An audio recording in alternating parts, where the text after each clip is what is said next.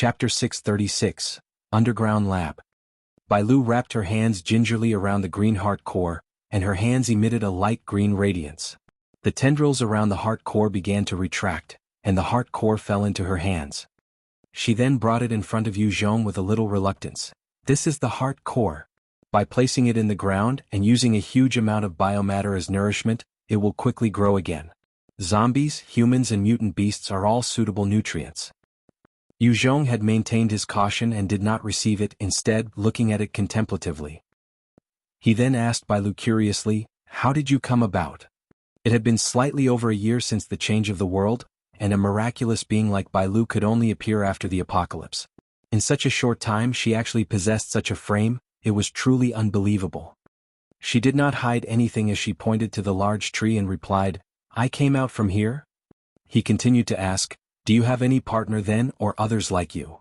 Bai Lu was a rare intelligent biological life form, and she could control a small army of Treants. If it wasn't for her naive heart and pure mind, unlike the crafty and wily humans, it would have been hard for Yu Zhong to subdue her. Bai Lu's eyes flashed with a little hesitation. "There should be. Although I haven't seen them, I can faintly sense their presence." When Yu Zhong heard this, his heart sank. The fact that even plants could produce such life forms was not good news for humanity. The countless evolved zombies were already a huge threat to the human race. Adding to the emergence of the intelligent Sea clan, as well as the intellectually advanced zombies, if the mutant plants were to give rise to another intelligent life forms, the Earth was definitely going to be more chaotic and treacherous. Furthermore, the system had already given the notification, the second stage would happen in 2 years' time. Although Yu Zhong did not know what it entailed, it was definitely not good news for the human race. He then continued asking, "How long can the Treants last?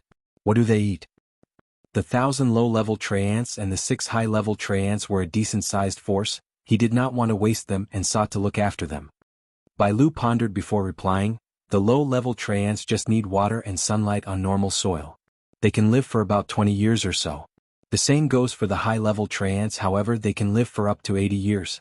The tree spirits like to consume flesh and blood, that way they can continue to evolve. If the high-level Treants want to evolve into the tree generals, they would need the help of the mother tree." Yu Zhong was elated. In such a short time, he had gained an additional force of over 1,000 powerful entities. "Leader, are these strange things under your control?" Bai Shaosheng had quickly led men to the army barracks, and looked at the Treants with a look of shock and bewilderment. The same went for those soldiers who had followed Bai Shaosheng. They could never have imagined for Yu Zhong to actually subdue so many strange and powerful-looking beings. Yu Zhong replied, before ordering, "Go search the camp properly." "Yes, leader." "Brothers, come with me." Bai Shaosheng saluted Yu Zhong before leading the soldiers towards the camp. To the soldiers, military equipment was always a source of excitement. An IFV. The Type 92 version. Tanks? Oh my goodness. The 96 and 99. This is a freaking 99. Are my eyes playing tricks on me? Is that a KXZ-10? I've only ever seen one online. Awesome. Very soon, cheers could be heard from within the camp. As the army barracks were filled with various powerful equipment, to Yu Zhong's forces, it was incredibly valuable. After all, there weren't many places of cover out here in the Central Plains. 8 Thunder Fighters could easily kill off a force of 10,000 soldiers solely because they lacked anti-air defense as well as cover. If they could add in 20 tanks to the force, they could easily flatten an enemy with 3,000 riders. While possessing enough military equipment did not mean invincibility, without them, it was definitely much tougher and a higher price would have to be paid. The transportation of the military equipment out from the camp soon began, with the Treants acting as manual labor. Especially the larger Treants, it was easy for them to lift up a tank each without spending much energy. Yu Zhong watched the flow of work and felt satisfied. He had enough manpower, and this regiment's worth of equipment would definitely be put to good use. Bai Shaosheng came up to Yu Zhong in excitement. "Leader, we discovered an entrance to an underground area." "Oh, take me there." Yu Zhong followed Bai Shaosheng and his men as they came to an underground lab beneath a building. There was a huge electronic door with an electronic lock that required a passcode, thumbprint, and an iris scan. It was incredibly advanced and secure. Bai Shaosheng ordered a skinny and gangly evolver. "Ah, 2, you're up." Atu chuckled and raised his hand to press the door as a bright light flashed, and the electronic door immediately opened up. There were many different abilities, and Atu's happened to be the manipulation of electromagnetic force, allowing him to control such doors. The moment the door was opened, a huge tunnel was revealed. Wait a moment. Split up. Yu Zhong barked, stopping by Xiao Sheng, who was about to rush in. He then threw a wooden bench in. Dang. Immediately, countless panels slide open in the tunnel, revealing automatic machine guns that began to fire wildly. A dense rain of bullets buffeted the area, leaving behind countless marks on the walls. After firing for about 10 seconds, the guns immediately retracted back into their panels, leaving behind smoke and empty bullet shells. Bai Shaoxing looked at the wall, his back full of cold sweat. That was close. Lucky for you, leader, otherwise I would most likely be dead. Those bastards truly set in some irritating mechanisms. If Bai Shaoxing had just rushed in by now, he would have been turned into a sieve. While the Type 3 mutant beast hide might be able to block the bullets, the moment his head was hit by one, he would also die. In that narrow tunnel, there was no space to hide. Even if he was fast, it would be useless. Another soldier asked, "What do we do, leader? Do we try and waste their bullets?" There was definitely a limit to the ammunition. Once they are spent, the automatic rifles would become useless. Yu Zhong ordered, "No need. White Bones, go destroy the mechanism." White Bones' eyes flashed and it charged right through the tunnel. The automatic rifles appeared once more, trained on White Bones as they began firing. White Bones continued to charge ahead, not fearing the bullets in the slightest, destroying every single gun. "Let's go." After the gunshots came to a stop, Yu Zhong walked through the tunnel. The rest of the soldiers also followed him. Along the way they saw the various traps and automatic rifles in various states of damage. Every single mechanism had been easily destroyed by White Bones. Although it was dark in the tunnel, it was not entirely claustrophobic. A line of lights hung overhead, lighting up the tunnel. Bai Shaoxing and his men might be evolvers, but not all of them had the ability to see in the dark. Only Tenpei Osaka and Yu Zhong had the ability. Yu Zhong continued forwards, until he came to a huge underground city that spread out wide and far in front of him. There were bars, shops, supermarkets and lodgings. "Halt! Who are you people?" Four soldiers suddenly rushed up, their guns pointed at Yu Zhong. Yu Zhong glanced at them and spoke warmly, "I'm Yu Zhong. I do not have any malicious intent. May I ask, what is this place?" The four soldiers were incredibly cautious and barked loudly, "Put down your weapons. Hug your heads and get down, otherwise we're going to fire." After all, Yu Zhong and his men all had assault rifles with the system equipment covering them. They looked incredibly valiant and powerful, and thus, it was natural for the four men to be wary. Yu Zhong frowned and he looked out, only to see a number of sallow and emaciated survivors looking numbly over here. Some of them even had strange glints of greed in their eyes. He then turned back to the soldiers and barked coldly, "Take them down." Four evolvers shot out from behind Yu Zhong like specters and immediately grabbed hold of them. With a twist, they were forced to kneel in front of him. One of them had a savage look as he roared, "You dare touch us? Are you sick of living? Tie them up." Yu Zhong pointed towards the 20 survivors in tattered clothes. Chapter 637, Underground City. The evolvers behind Yu Zhong immediately charged forth towards the survivors. The survivors were all taken aback and quickly dispersed, intending to flee. However, these were all weak and emaciated people, and could not possibly outrun the strong and vigorous experts. They were easily captured and were soon brought in front of Yu Zhong. Yu Zhong eyed the anxious survivors and took out a piece of dried biscuit, saying, "I would like to know what this place is. Whoever can tell me this piece of biscuit is his." Food was the strongest currency in this apocalypse, even more effective than gold from before the change. The 20 survivors looked at the dried biscuit, their eyes flashing with greed. However, they seemed to be hesitant, as though unwilling to say anything. One of the survivors finally could not take it anymore and shouted, "I'll speak. I'll speak.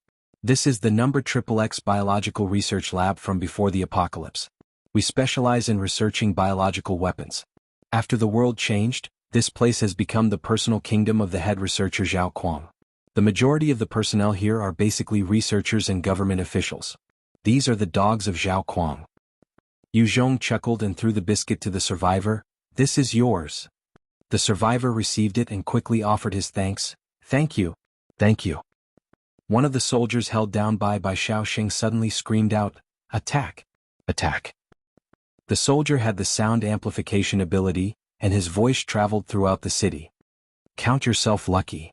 Xiaoxing was furious and glanced at Yu Zhong, only to see him shake his head. He then sent a punch behind the head of the soldiers, causing them to faint. Hearing the alarms, a large number of soldiers began to hurry over, their weapons ready. Xiaoxing also quickly deployed his subordinates to get in position, taking cover as they eyed the opposite side. All of a sudden, a display lit up on one of the buildings as an old man who was in clean white clothes, looking about 50 and slightly less than desirable looks appeared. How do you do? I'm the lord of this underground city, Zhao Kuang. I'm pleased to meet you. Welcome to my kingdom. I hope to speak to your leader. Yu Zhong walked out from his cover and spoke without any arrogance nor subservience. How do you do? I'm Yu Zhong. Zhao Kuang eyed him and sighed, his face full of sincerity. Yu Zhong, is it? You truly are a hero of your generation, to be able to lead men past the monstrosities above. Due to the presence of the man-eating things up there, our people had never been able to leave here. Since you're here today, it must mean that we have the chance to leave. This favor, we will never forget it. Zhao Kuang then invited, I would like to invite you to my castle to have a chat, is that all right? I will give you a proper welcome. Yu Zhong pondered and his eyes glinted, sure. Zhao Kuang had an amiable smile, Ma Jing. Bring Yu Zhong and his men to my castle. A burly soldier with coarse facial hair came up to Yu Zhong and said, please come with me. The rest of the soldiers also lowered their weapons, not showing any aggression anymore. Lead the way. Yu Zhong immediately followed Ma Jing without fear, walking towards a huge research center. Yu Zhong came to a stop in front of the entrance and he gave a command to Bai Xiaoxing, get some men to stand guard. They did not know what was lying in wait for them in the research center, and although Yu Zhong was strong, he was always guarded, and did not want to give Zhao Kuang an opportunity to strike at him. Bai Xiaoxing nodded slightly and brought 30 evolvers to stand guard at the entrance. Okay. Leader, take care. Ma Jing had no expression as he looked at Bai Xiaoxing and the rest. Instead, he continued to lead Yu Zhong into the building.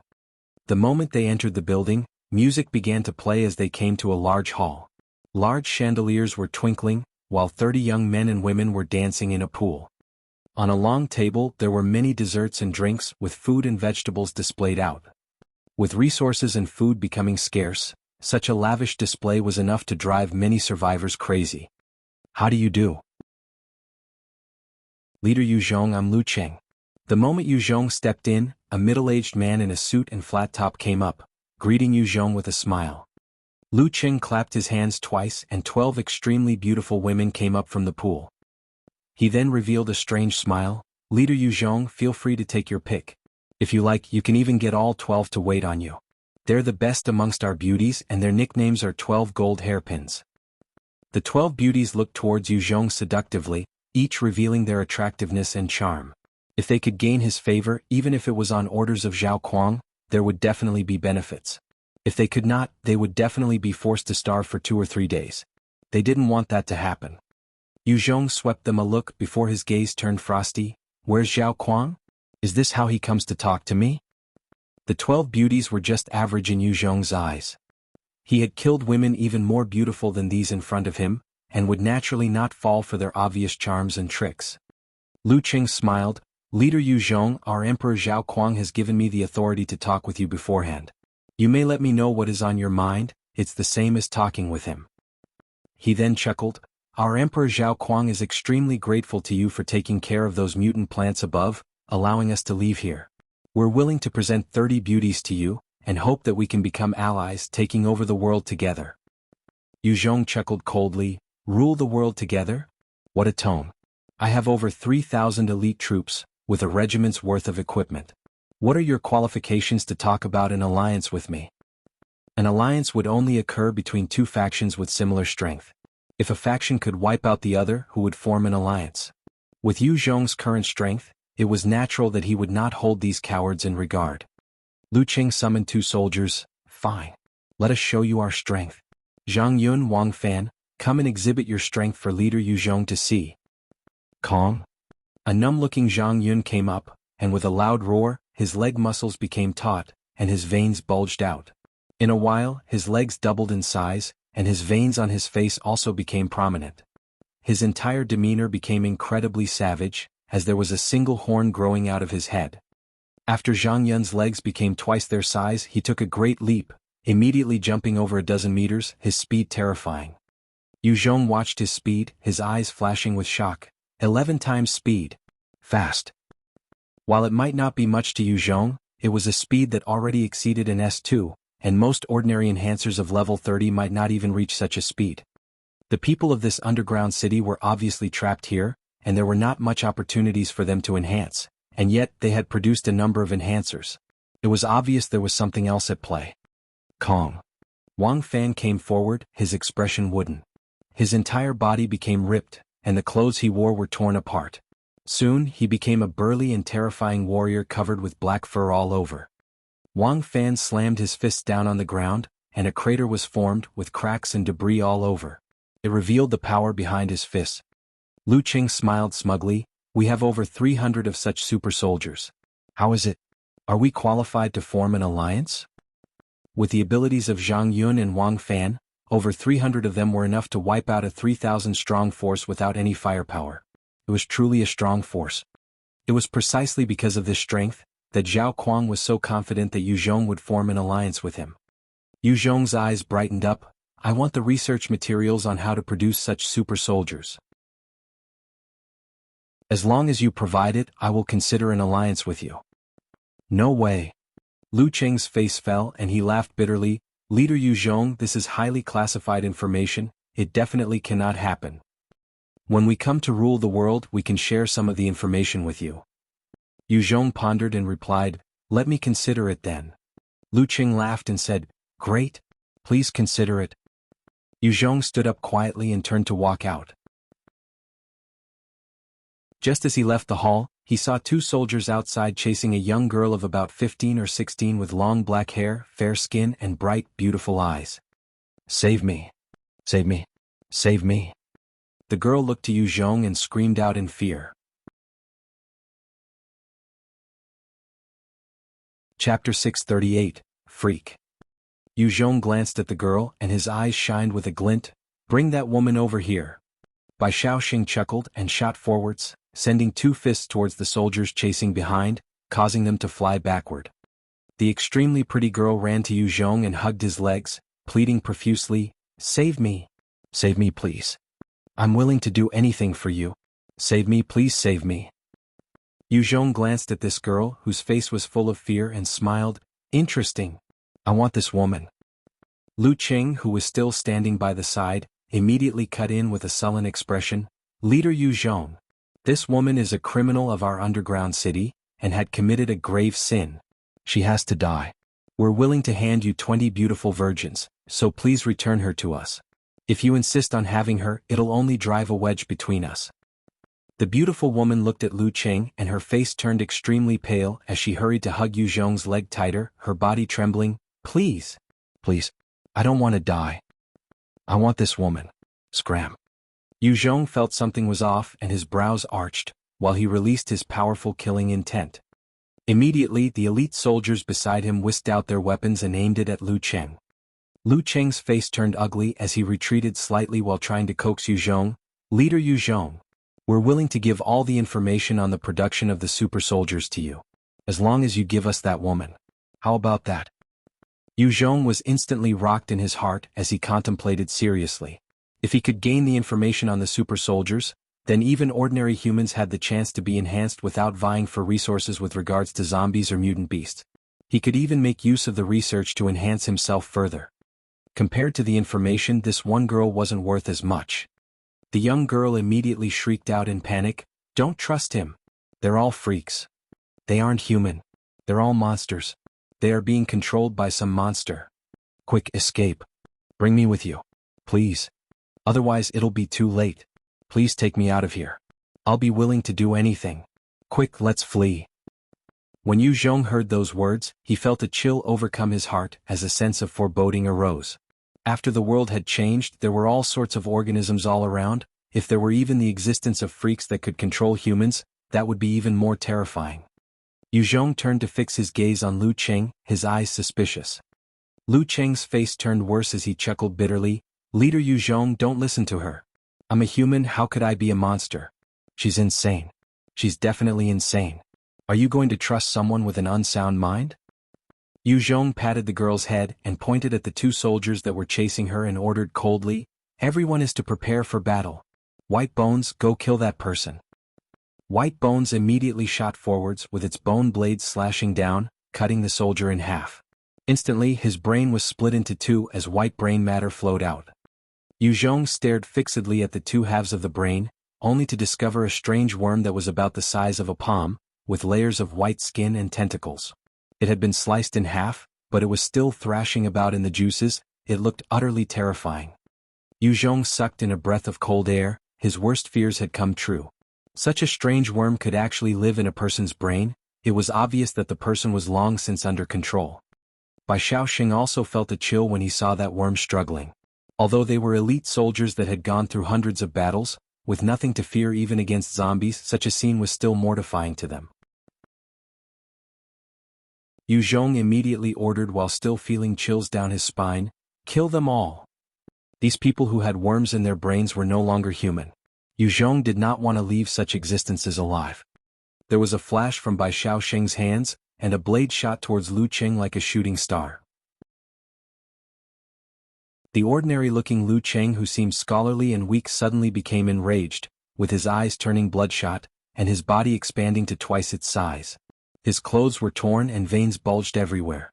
His skin became a bright red, and he emitted a terrifying violent aura. Facing that incoming blade, Lu Cheng just raised his massive right arm to block in front of him. The blade could not penetrate through the right arm, it just pierced the skin about 2 centimeters deep and it got stuck. However, even then there was not a drop of blood that was spilled. Bai Shaoxing's eyes were filled with shock, and he immediately activated his ability, pushing his speed to the limit, and transformed into a specter as he slashed out at Lu Cheng. Instantly there were 6 new wounds on Lu Cheng's body. Lu Cheng unleashed an inhuman roar towards the skies. With that loud howl, it seemed that every single male and female inside the large hall began to shine with a bright red glow, and their bodies all started to transform. Some grew feelers like cockroaches while others had front limbs like that of a praying mantis. There were some who had powerful hind legs like kangaroos, and others had feelers like ants. They all had the same characteristics though, which were the bright red eyes, and their bodies seemed to expand with powerful veins bulging out. They charged forwards, rushing towards Yu Zhong and his party. The girl screamed when she saw them, careful. Don't get caught by them. Otherwise they will implant you with a worm as well, and you'll become just like them. Yu Zhong pulled out his black-toothed blade, and with a single slash, 3 of the transformed people instantly became sliced corpses. From the heads of those killed by Yu Zhong, 3 fat and strange worms appeared, which quickly slithered towards Yu Zhong. Their speed was 7 times as fast as a person, and ordinary people would definitely not be able to escape from them. Yu Zhong saw them and his blade danced again, chopping them up. One soldier slashed at one of the transformed women, who suddenly opened her mouth wide, and a fat worm flew out, landing on the face of the soldier. The fat and white worm swiftly wriggled its body and squirmed through the soldier's nose. When the soldier saw this horrifying scene, he immediately screamed out in terror, "Ah! Save me! Save me!" One other soldier heard his cry and kicked the transformed woman he was entangled with. He rushed forward anxiously and asked, "Ah Ming, what's wrong?" The soldier Ah Ming suddenly stopped thrashing, his face turned into an evil mask, and with a sudden bloating of his arm, the Tang replica sword swung towards his concerned friend. Caught unprepared and with his guard down, the anxious soldier's head was lopped off cleanly by his old comrade. After Ah Ming slaughtered his friend, his eyes also turned red, and his body started to expand with his veins bulging. With an angry roar, he suddenly burst forth with a speed that was way beyond his original 8 times agility, slashing at his other comrades. The comrade hurried to defend himself while roaring in shock, "Ah Ming! Have you gone mad?" Dang! As the blades clashed with each other, the defending soldier was kicked violently by the mind-controlled Ah Ming, and he slammed into a wall. He spat out a large amount of blood, his internal organs exploding from the impact, and he died instantly. Ah Ming already possessed 15 times strength of a normal person. After the transformation he could unleash 27 times strength. This was a level that could only be reached by a high-level strength-based evolver with powerful equipment.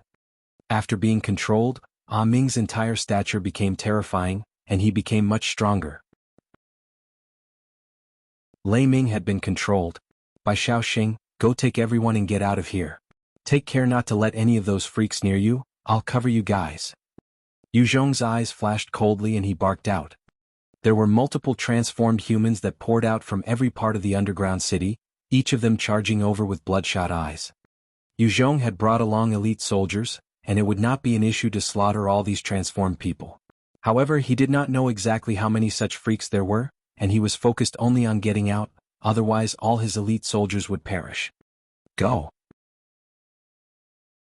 Bai Shaoxing did not bother with any unnecessary pleasantries, and threw Lu Qing aside as he led the rest of the evolvers to kill their way out. One of them had the ability to manipulate winds, and his pupils narrowed as a terrifying hurricane appeared, blowing the transformed humans out of Bai Shaoxing's path.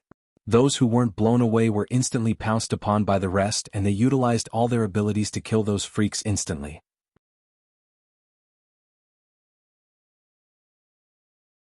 Chapter 639, Terrifying Parasites. Those normal humans who were infected by the parasites were not exceptionally strong, and could not compare to the elites under Yu Zhong. However, amongst them Lei Ming and Lu Qing were powerful to begin with.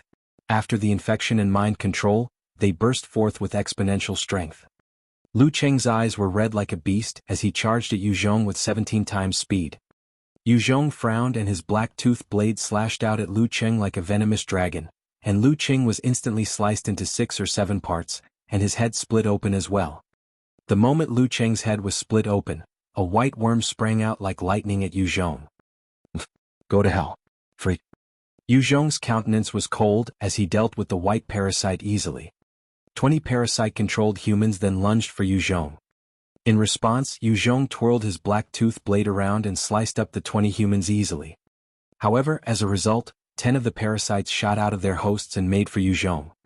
Fortunately, Yu Zhong's reaction and speed was at a high enough level to deal with them and turn them into sliced-up parts within a breath as well.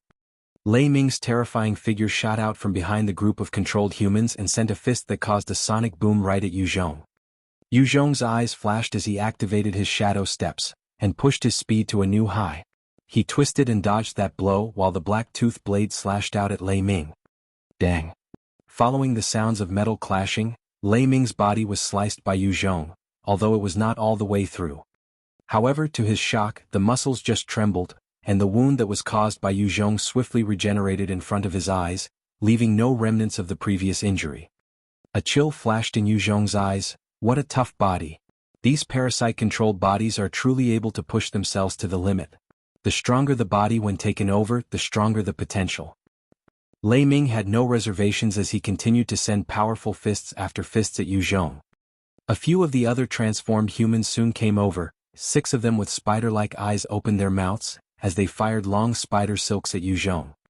3 others who had their legs transformed into powerful kangaroo thighs arched their bodies, and burst out towards Yu Zhong with a 19 times speed. 2 others sprouted tiger claws and pounced at Yu Zhong. The rest all launched their own attacks with their own innate abilities. You can all burn. Facing such a large-scale assault, Yu Zhong's eyes flashed violently, and he waved his right hand as the terrifying devil flame tornado raged and swept towards the incoming opponents. The transformed humans began to scream and wail the moment they came in contact with the devil flame, and it lasted all the way until they were burnt to ashes.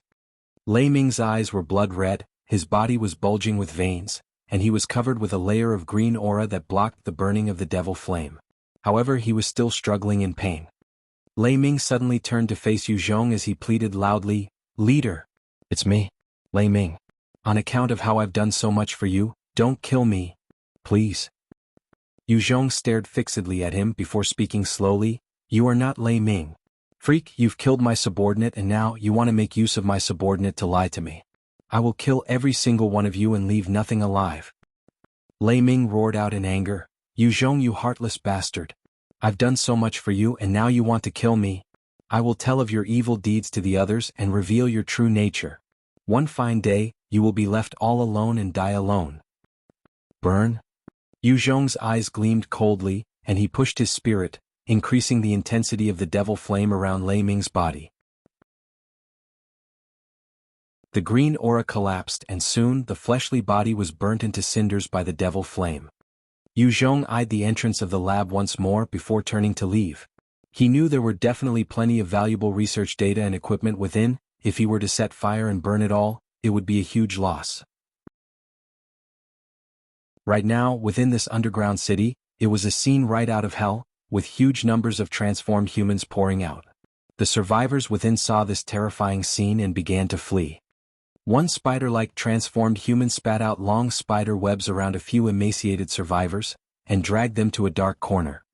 Another with tiger claws immediately grabbed onto an ordinary survivor, and with all its strength, it ripped his head from his body. Help. No. As for the rest of the survivors, they were either killed on the spot or dragged off by the rest of the transformed humans. Over 100 transformed humans were converging on Yu Zhong's soldiers from all directions. Yu Zhong had brought elite soldiers with him, and they were currently firing at the transformed humans. With each headshot, the white worms would shoot out and be fired upon. However, while they might be strong and possess capabilities beyond normal humans, their numbers were still at a disadvantage, and they were being slowly surrounded by the transformed humans. Many of the white worms that were shot out from the heads of the transformed humans quickly fled towards the dark alleys, before burrowing into the captured survivors, and launching another wave of attacks through their new hosts. There were constant streams of transformed humans from all corners. Bai Shaoxing was like a hurricane, the dark magic blade in his hands slashing out with multiple blade beams, killing many of the transformed humans, together with the parasitic worms in them. However, since there was a constant stream of them, he could not pause to take a breath, and his stamina depleted quickly. Many of the other elite soldiers were also forced to utilize their skills constantly and were harassed by those transformed humans. Their stamina and spirit were also dwindling like crazy.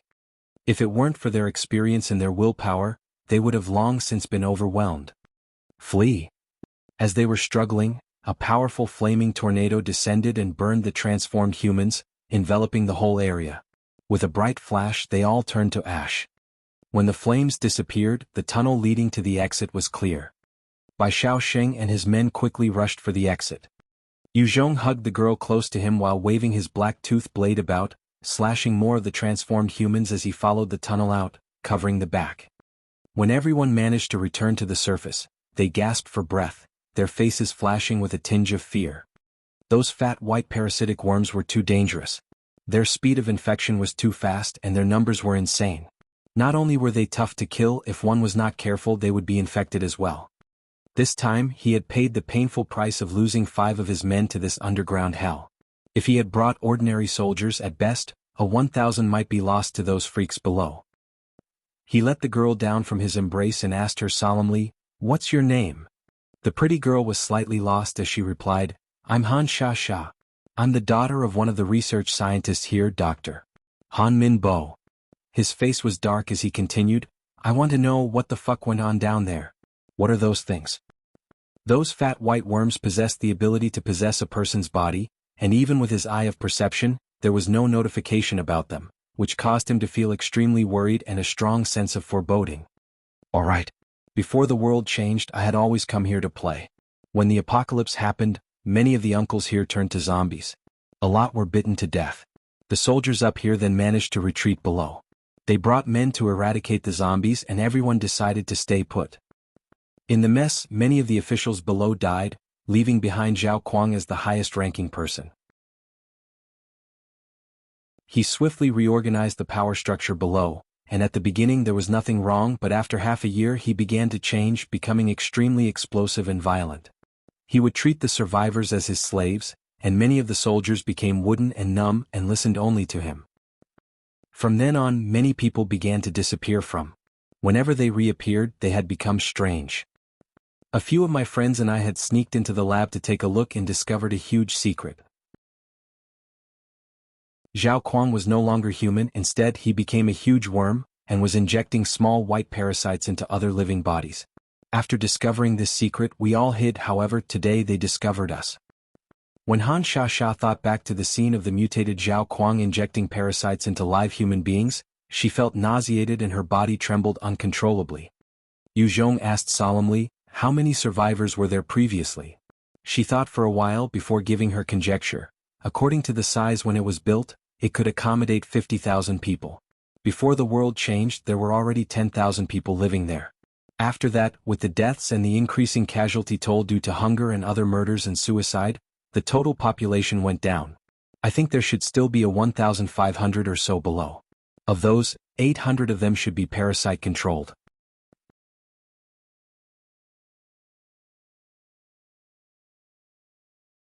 Chapter 640, Raiding the Underground City? When Yu Zhong heard that, his heart sank. Over 800 people controlled by parasites. Every single one of those freaks possessed a dangerous strength, and it was hard to deal with them. To eradicate them entirely, it was truly going to be an uphill task.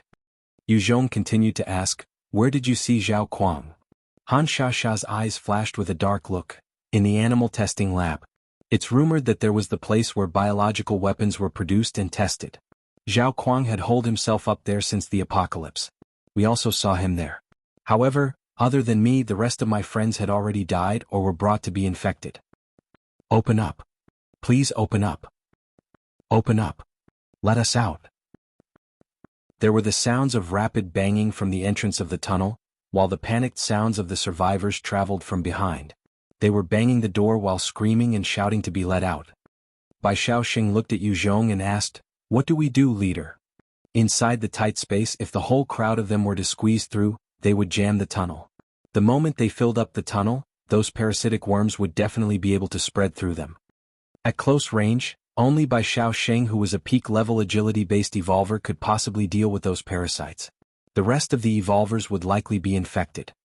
Yu Zhong pondered a while before ordering, "Other than Bai Shaoxing, Tenpi Osaka, Chengmu and Qianhe, the rest are to evacuate. Zhang Xing, Niujin, Wang Li, Zhuhe, the four of you will watch over this girl. If she goes through any strange changes, immediately kill her. Take note of your safety. If any of your comrades are infected, immediately kill them. The moment they are controlled, they're no longer our comrades." Han Shasha could not help but squeal, "Why are you guarding me? I'm not infected. I'm really sure I'm not infected." Yu Zhong stared at Han Shasha and barked, "Shut up. If you're okay after tests and checks, I will call it off. The main problem with these parasites is that they can live in the human brain. If I'm not wrong, they can control all thoughts and access the memories of its hosts. Whether or not you're infected remains to be seen." Han Shasha's body trembled slightly when she was stared at by Yu Zhong and did not dare say anything. Yu Zhong ordered, "All of you keep guard here. Don't let anyone out." Bai Shaoxing nodded and replied, "Yes." Yu Zhong came to Bai Lu and said, "Get your low-level treants and come with me." Bai Lu nodded and a spirit wave spread out. Soon after, many treants quickly gathered. In the underground basement, the treants were all squeezed inside. Yu Zhong then barked solemnly, "Open the door." The moment the door opened, a huge number of survivors swarmed out, intending to rush out. "Save me. Let me out. Quick, scram." The survivors fought to get out, some stepping over one another, trying their best to flee. Yu Zhong watched them and ordered coldly, "Kill them all. Destroy their heads." Bai Lu nodded and sent out a spirit wave, and the low-level treants immediately pounced on the survivors. The survivors that managed to get out were instantly decapitated by two low-level treants, and a swipe of their sharp claws, the brain was slashed open, revealing white brain juice. The fat and white parasitic worms swimming within the brain immediately leaped for the low-level treant. The treant opened its mouth and shot out some tendrils. The tendrils wrapped around the fat worm and sucked it into its mouth, as it bit down and swallowed it.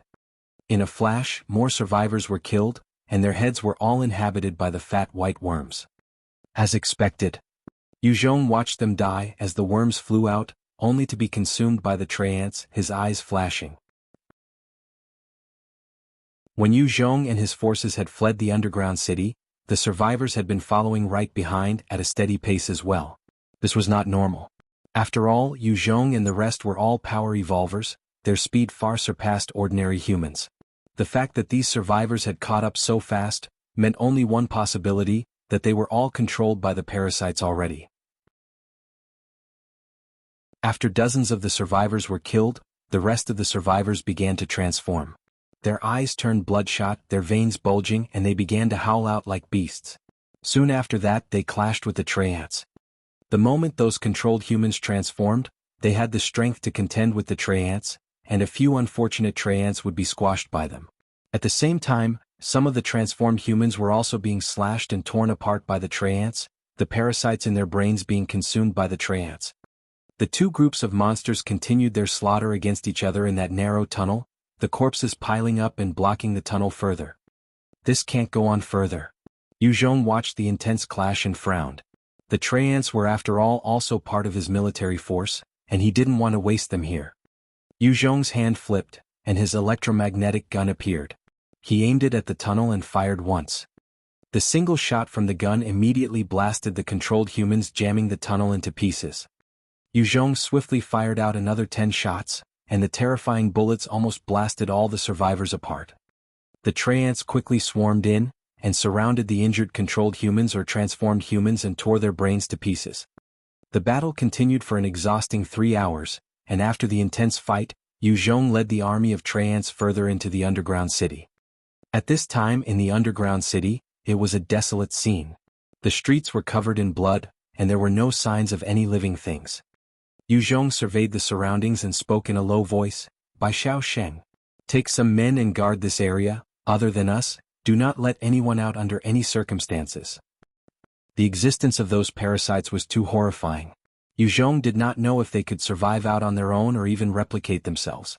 If they did, all it would take is for one controlled human to flee from this place, and the species could propagate above ground, enslaving other humans. The parasites were only discoverable through proper tools. Other than that, the only way was to tear apart the person's head to confirm if there were any parasites inside. If such a problematic existence was to escape into the mass of humanity, it would be truly cripple the human race. Bai Shaoxing nodded seriously, "Yes." Yu Zhong then gave an order to Bai Lu, "Eradicate all other life forms other than us.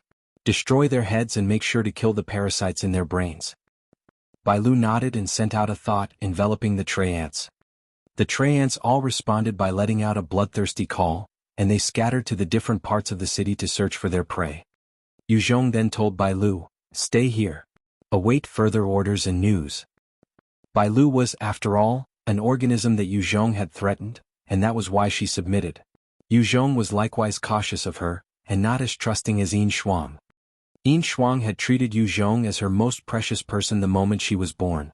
As long as he gave an order, she would go all out to complete his wishes. Bai Lu nodded and went over to Bai Shaosheng's side. Yu Zhong then flashed and disappeared from his position, running towards the biological research lab within the center of the city.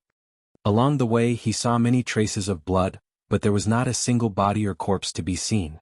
There were no signs of any humans, and it was eerily quiet and desolate all around. Initially, when he had just arrived here, he had seen some numb survivors lying on the ground. However, there was not a single one to be seen. Furthermore, the entire underground city was plunged in darkness. When compared to earlier, there was decent lighting. Without light, the entire underground city felt like a dead one. In the dark, only the Treants, zombies could rely on their other senses to navigate. For humans, it was basically impossible to see beyond 3 m. If it had been any other evolver, they might have been so fearful and fled already. After all, not many strong evolvers were equipped to fight in the dark. However, to Yu Zhong, the dark was his friend, and in the dark, his senses were heightened. He came to the research lab and kicked the door down violently, smashing it to many pieces. The moment the door was kicked open, 6 pairs of red eyes shone in the dark, their bodies suddenly pouncing forward for Yu Zhong. They had cockroach feelers on their heads and had smelly saliva dripping from their mouths. Yu Zhong pulled out his crocodile tooth saw blade and slashed out towards the 6 transformed humans, tearing their bodies into pieces. The moment their brains were ripped open, the 6 worms revealed themselves and were killed instantly.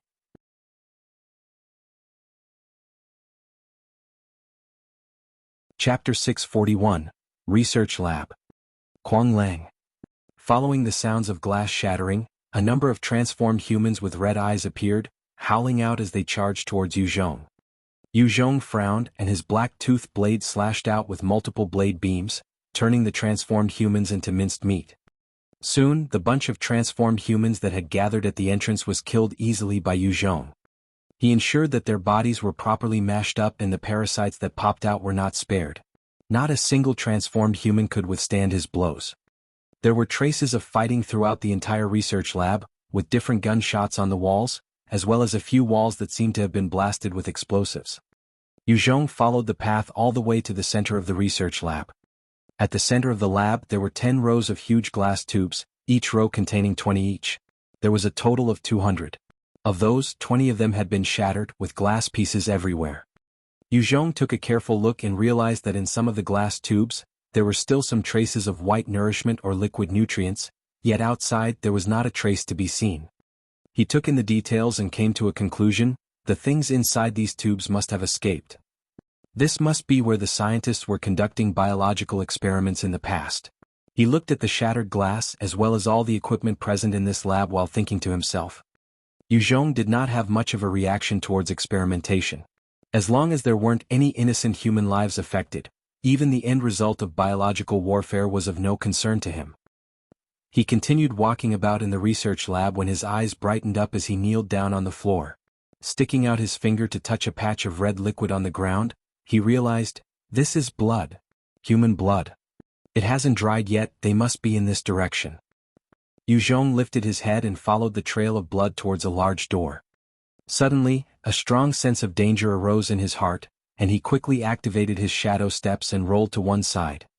A powerful mantis limb came slashing down with a speed breaking the sound barrier towards Yu Zhong's left shoulder. The blow managed to strike a corner of his shoulder, leaving a faint scar on the powerful Type 4 mutant sea snake hide that he was wearing. Yu Zhong quickly got to his feet and looked towards the direction of the attacker, only to see 2 huge praying mantis of about 2 m each, standing behind the large glass. If they had facial expressions, one might guess they were looking savagely at Yu Zhong. Their attacks had come at a terrifying speed, which even Yu Zhong could not fully dodge with his overpowered agility. If it had been any other person's, even if they were evolvers and had gone through multiple enhancements, they would likely have been sliced in two. At this moment there was a bright flash of light, and Zhao Kuang's image appeared on a large screen. He looked at Yu Zhong and laughed. What a surprise! Yu Zhong, you actually made it here. However, this is the furthest that you'll reach. My 2 babies will tear you apart and you'll become a part of me. Zhao Kuang's eyes lit up. Yu Zhong, it truly is a pity. I had truly wanted to cooperate with you. As long as you agree to be controlled by my children, and become a part of my children, I can easily make you a king of the world. You'll be standing atop the rest of the life forms. Amongst my children, only you possess that potential. After you become king, you can get anything you want. Even if you wanted 10,000 beauties to kneel and prostrate in front of you, and raise their asses at you, it wouldn't be a problem. How about it? Do you want to consider? Yu Zhong's eyes flashed coldly as he retorted, fuck off. Freak. I will tear you apart and set you ablaze. If he truly allowed Zhao Kuang to implant him with the parasites, he was sure he would be controlled entirely. Even if he became the king of the world, it would be as a puppet. After that, Yu Zhong pulled out his crocodile tooth saw blade and pounced on one of the blood-red mantis. The bloodshot eyes of the giant blood-red mantis flashed, as it slashed towards Yu Zhong with its own claws, which could even damage the Type 4 mutant sea snake hide. As long as it could slash Yu Zhong consecutively, it was likely that within 3 moves, it could pierce through entirely.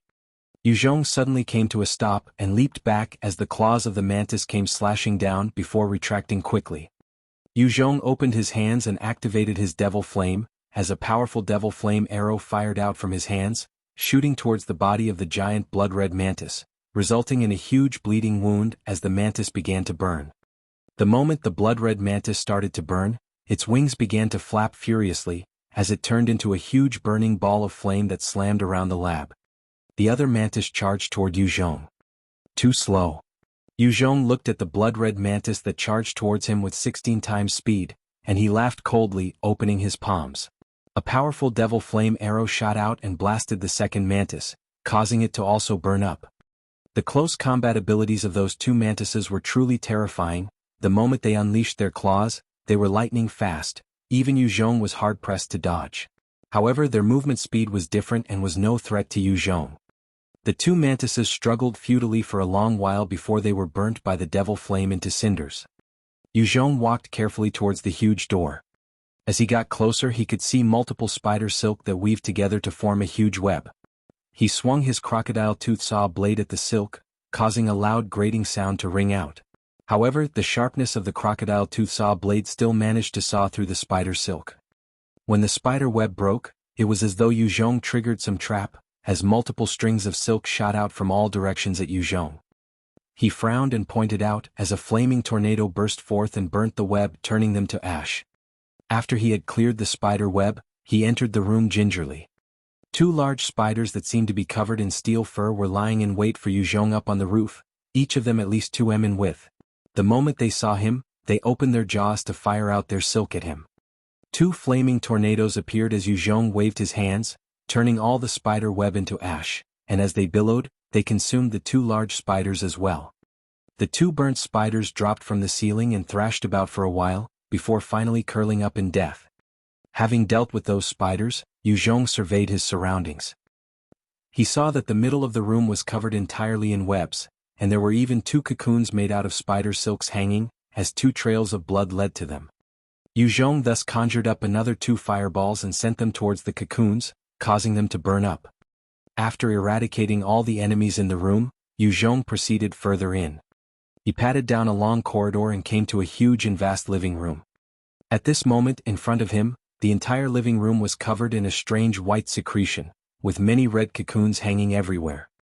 Zhao Kuang had turned into a strange half-man, half-worm being, his lower part being a 20 m long parasite, as fat and white as a worm could possibly be. The worm part was currently submerged in some white liquid, as a number of tubes were connected from the worm part to the numerous red cocoons hanging everywhere. All around Zhao Kuang, there was blood, the blood of humans, as well as the inner organs and limbs that were splattered all around. 8 parasite-controlled humans of about 2 meters each continued to mash up the bloody contents around Zhao Kuang and scoop them up on plates for Zhao Kuang to feast on. Zhao Kuang lifted his head, his face full of blood as he laughed and tried to attract Yu Zhong. "You've come. Yu Zhong. You truly are incredible. You have my admirations. Become my child. As long as you do so, I can grant you unlimited strength and allow you to become the perfect organism. You've seen for yourself, those who become my children can immediately gain powers. Furthermore, I have the ability to push your evolution all the way to become the king of humans. This is my answer." Yu Zhong laughed coldly and pulled out his electromagnetic gun to fire once at Zhao Kuang. A bright burst of energy shot violently towards Zhao Kuang. Zhao Kuang's face fell as he let out a sharp scream. Immediately, the 8 parasite-controlled humans grew out body parts that merged together to become a huge turtle shell, protecting him. When the powerful electromagnetic beam slammed into the human turtle shell, it pierced through 6 of the layers before losing its power. As Zhao Kuang screamed, a bright red thing traveled from his lower worm body into one of the blood-red cocoons. The cocoon was about 3 m large and it split open, as a huge ape which had bright red eyes, and bone spikes growing out of its arms and legs, stepped out. It was about 2 m tall, with claws of at least 60 centimeters. The huge ape immediately opened its eyes as a dangerous glint flashed past. As its legs tensed, it disappeared from its spot, and immediately appeared in front of Yu Zhong, viciously clawing at his head. Fast. That monster's speed is fast. Its agility is even higher than the current lightning. Yu Zhong was shocked and raised the crocodile tooth saw blade to deflect that attack. With a loud dang, a dangerous strength traveled from the claw up through the blade, causing Yu Zhong's entire right arm to tremble and become numb.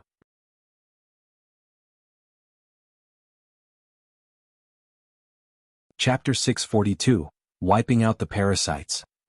Zhao Kuang's mouth remained open as it screamed out continuously, while a huge amount of blood-red liquid was secreted out of its body, entering the different cocoons hanging around. They began to tremble as though something was about to break out. This can't go on. Yu Zhong's eyes flashed coldly as he waved his hands to conjure a devil flame tornado, sending it towards the cocoons. There were over 100 cocoons amongst the white liquid. If they were to fully emerge, they would become a terrifying parasite army. Yu Zhong's devil flame landed on those cocoons and flames began to rage on, causing the cocoons to sizzle and crackle. As the devil flame burnt, the cocoons began to split open, revealing strange biological life forms. Some of them had humans inside but with 2 heads. There was one had a tiger head and jaguar claws, while another had a human with a huge turtle shell on his back. The life forms contained within those cocoons were truly strange, It was evident that they had been forced to mutate based on the research conducted before the apocalypse. Yu Zhong exerted all his strength to spread the devil flames throughout the entire room. The huge ape was covered in a blood-red radiance, blocking the burning of the devil flames. Even Zhao Kuang, as the queen worm, had a layer of red preventing itself from being burned. The huge ape then sent powerful fists at Yu Zhong, constantly whistling through the air. Yu Zhong had to use his crocodile tooth saw blade to parry the attacks, and with every block, his hands turned number from the impact. The blows from the huge ape forced Yu Zhong to focus hard, thus the devil flames disappeared from the room, leaving only behind a huge number of burnt cocoons and the heavily injured Zhao Kuang. Zhao Kuang stared hatefully at Yu Zhong, its fat bottom suddenly splitting open, and a huge number of white parasites crawled out, pouncing towards Yu Zhong. At the same time, one of the cocoons suddenly broke open, as a large claw covered in green scales tore through, as though a terrifying monster was about to be born. I must end the battle soon. Yu Zhong felt the change in the surroundings and his eyes turned resolute, activating his gravity manipulation. A powerful gravitational force enveloped the huge ape, causing its body to sink. However, to the large ape, the 2 times gravitational force couldn't affect it much. It roared out savagely and sent another fist towards Yu Zhong. This time, the fist managed to connect with Yu Zhong's head, and in the next instant, Yu Zhong crumbled apart, turning into many pieces. Break! Yu Zhong's real body appeared beside the ape, slashing down with the huge blade made out of the claws of the Type 4 flaming bird, accompanied with his dark do chi that was enhanced twice, cutting the waist of the huge ape. The sharp blade slashed into the right waist of the huge ape as easily as slicing into tofu, cutting it in two as a huge amount of blood splattered on the ground. Yu Zhong waved his hands, sending devil flame towards the cocoon that was about to break open. The claw that had reached out started to struggle before the entity inside screamed out, and the entire thing was burnt to cinders. The mass of white parasites was quickly burnt up as their corpses shriveled before splitting violently. Yu Zhong then pulled out his electromagnetic gun and fired again at Zhao Kuang. A huge flash of light blasted towards the body of Zhao Kuang, piercing 2 of the parasite-controlled humans who had turned into meat shields. The shot exploded violently on Zhao Kuang, resulting in a large hole. Zhao Kuang's face contorted as he spat out with a large amount of saliva. Ah! Yu Zhong! You dare to hurt me! I want you to die an ugly death. I want you to be ripped apart. I will control you and kill all those you love. You are all going to die here. What the fuck are you making so much noise for? Yu Zhong laughed coldly before firing multiple times. The shots landed on Zhao Kuang's body, resulting in more blood and white matter to splatter everywhere, as more parasites crawled out from within. One final shot hit Zhao Kuang squarely on his head, blasting it apart.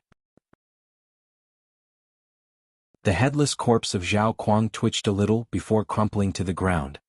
Yu Zhong saw the vanquished foe in front of him and finally heaved a sigh of relief. He had finally eradicated this strange monster. If it had escaped to the surface, it would be a nightmare for the human race. There would be fear and uncertainty whenever anyone came across others, afraid of the possibility of the other party being a parasite. The moment it reached that point, distrust would cause the entire human race to crumble, as everyone would be paranoid and no one would want to work or live with anyone. Having killed Zhao Kuang, Yu Zhong turned his gaze to the huge ape. He sent the long sharp blade slashing down at the ape's neck, decapitating it.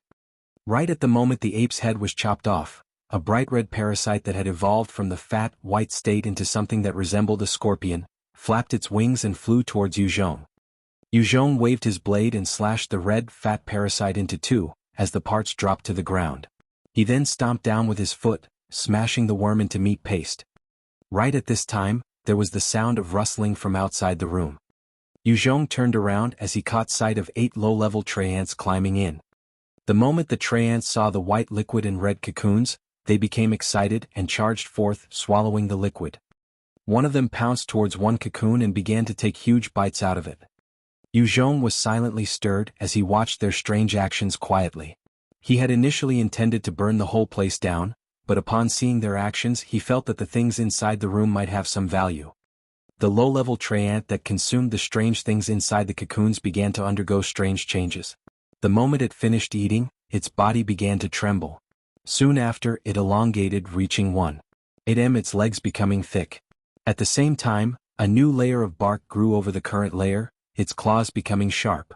Its eyes were still lifeless as it stood there quietly. After 10 minutes, the low-level Treant regained its spirit, and it shook its body powerfully as sharp tendrils shot out from it. Level 60 Strange Beast, Type 2 Treant. Possesses powerful combat ability. Although it does not possess any innate ability, their strength is terrifying, on par with some weaker Type 3 mutant beasts. Yu Zhong used his eye of perception to look at the Treant and immediately got its new information. Those red cocoons should be beneficial to the evolution of mutant biological life forms. Yu Zhong watched the low-level Treant finish its evolution and thought silently. The other low-level Treants also quickly pounced on the other red cocoons and began to consume them. The Type 2 Treant stepped aside and swallowed a huge amount of white slime, before grabbing a few cocoons and gobbled them up. The Type 2 Treant repeated its actions a few times, as the layers of bark continued to shed, as the layers that grew over became even more vibrant and slowly covered its whole body. Level 65 Strange Beast, Type 3 Treant. When the Treant had its entire body covered by the new vibrant layer of bark, Yu Zhong watched as the Type 2 Treant evolved into a Type 3 one in front of his eyes. He felt the power and quickly pulled out his walkie-talkie to order, "Bai Lu, summon all the Treants back to you." If he allowed the Treants to continue evolving the moment they evolved to their Type 4 stage, it would be troublesome. Yu Zhong did not know if Bai Lu could control that tier of strength. Most of the Treants had already evolved, every one of them reaching their Type 2, and they had powerful combat strength. Right as they wanted to quickly continue swallowing the rest of the cocoons, their bodies shuddered slightly as they began to make their way back.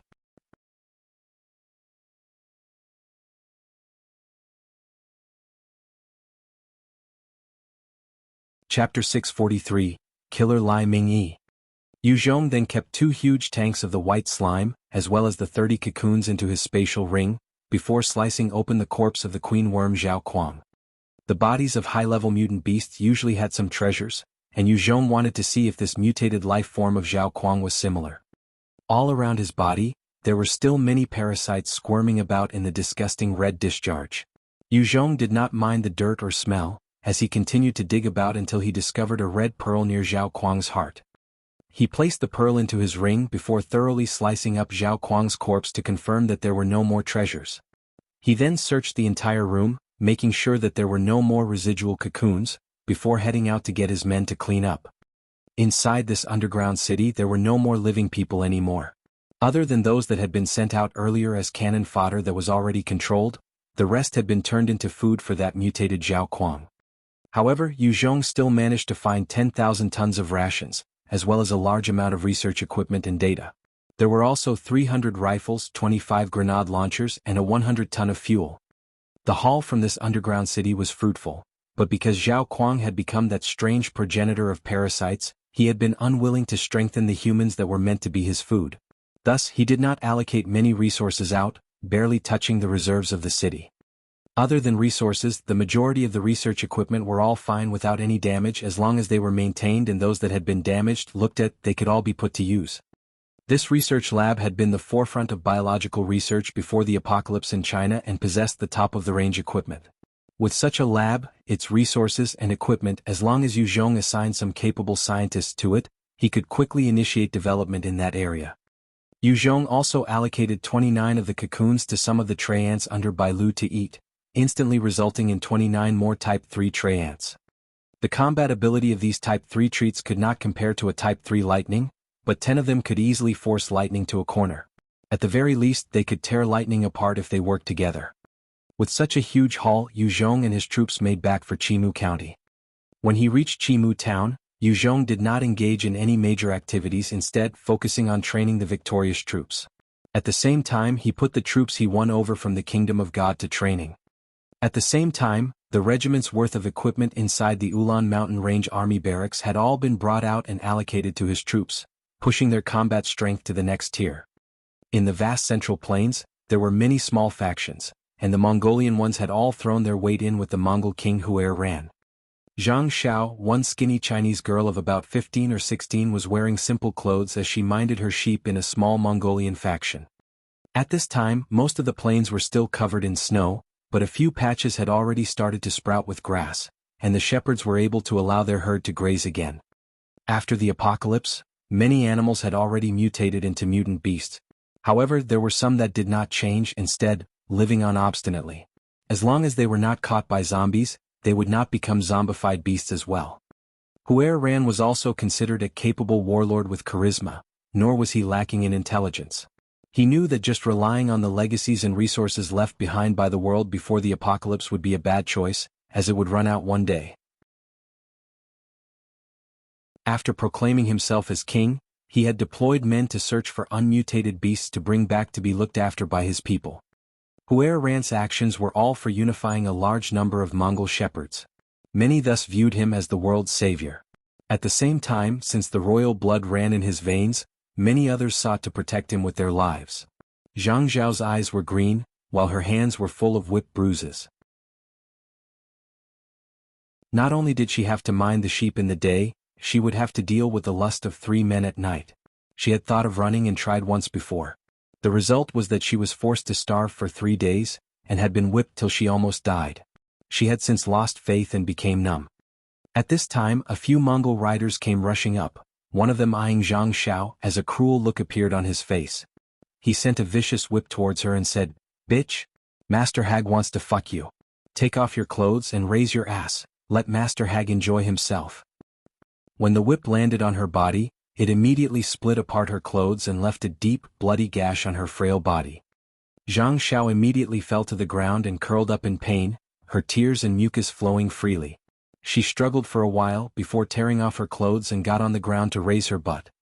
One of the Mongol riders roared with laughter as he pointed, "Bitch! Look at that. That's a Han slut. They're the most shameless, like dogs having no shame at all." Another got down from his horse and strode towards her. "Come." Everybody at the same time.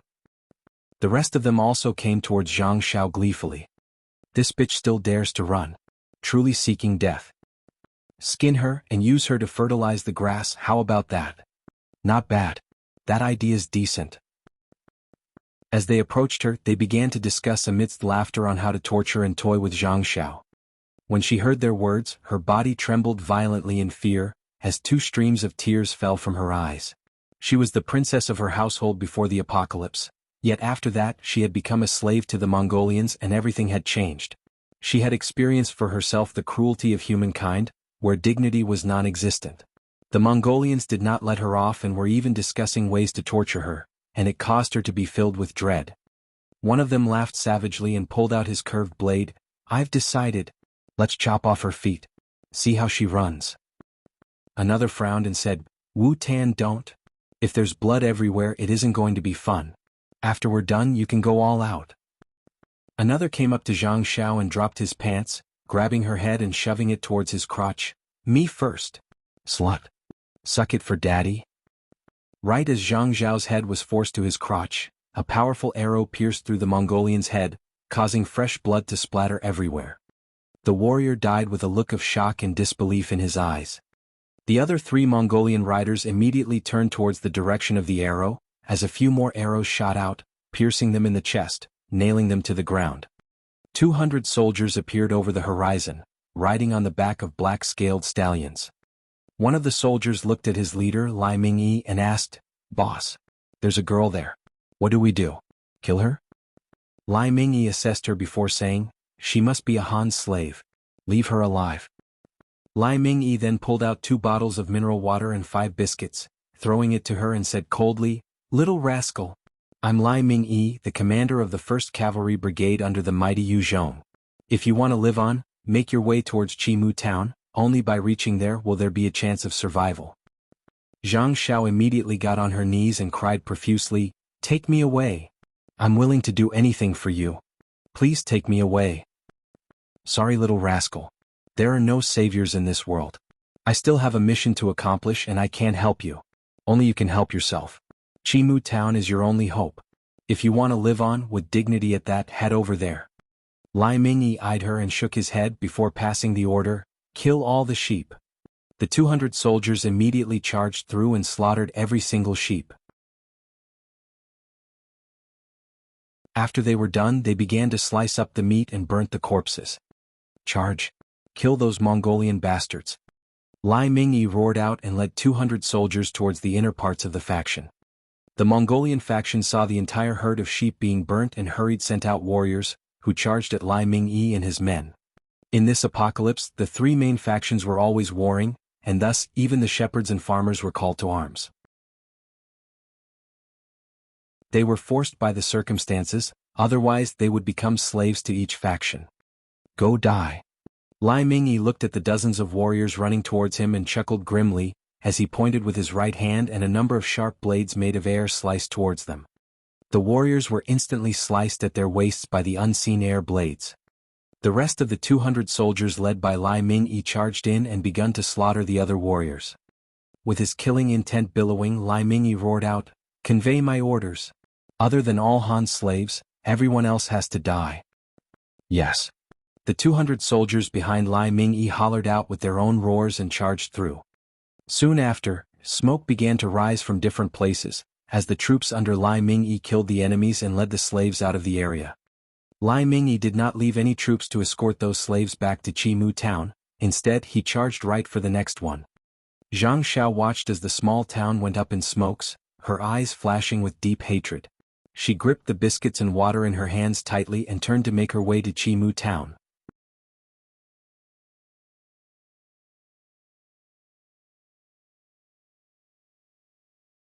Chapter 644, Mongol-Manchu Alliance. Out here in the vast central plains beside a lush lake, there was a grand and awe-inspiring golden tent. Within the tent, there were a dozen men in traditional Mongolian attire standing respectfully in 2 rows. On the central seat of the emperor, a young man of about 27 or 28 sat there. His stature was commanding with an eagle-like gaze and a hooked nose. He had handsome looks and he was the publicly recognized Mongolian king Huer Ran. Boerzi was currently venting his grievances with bloodshot eyes. "My king. Our Grey Wolf riders were wiped out by those crazy Han dogs. Our flocks have also been burnt. Over 1,800 of our fellow Mongolians have died at the hands of those sick bastards. We seek your help in eradicating those damnable Han dogs."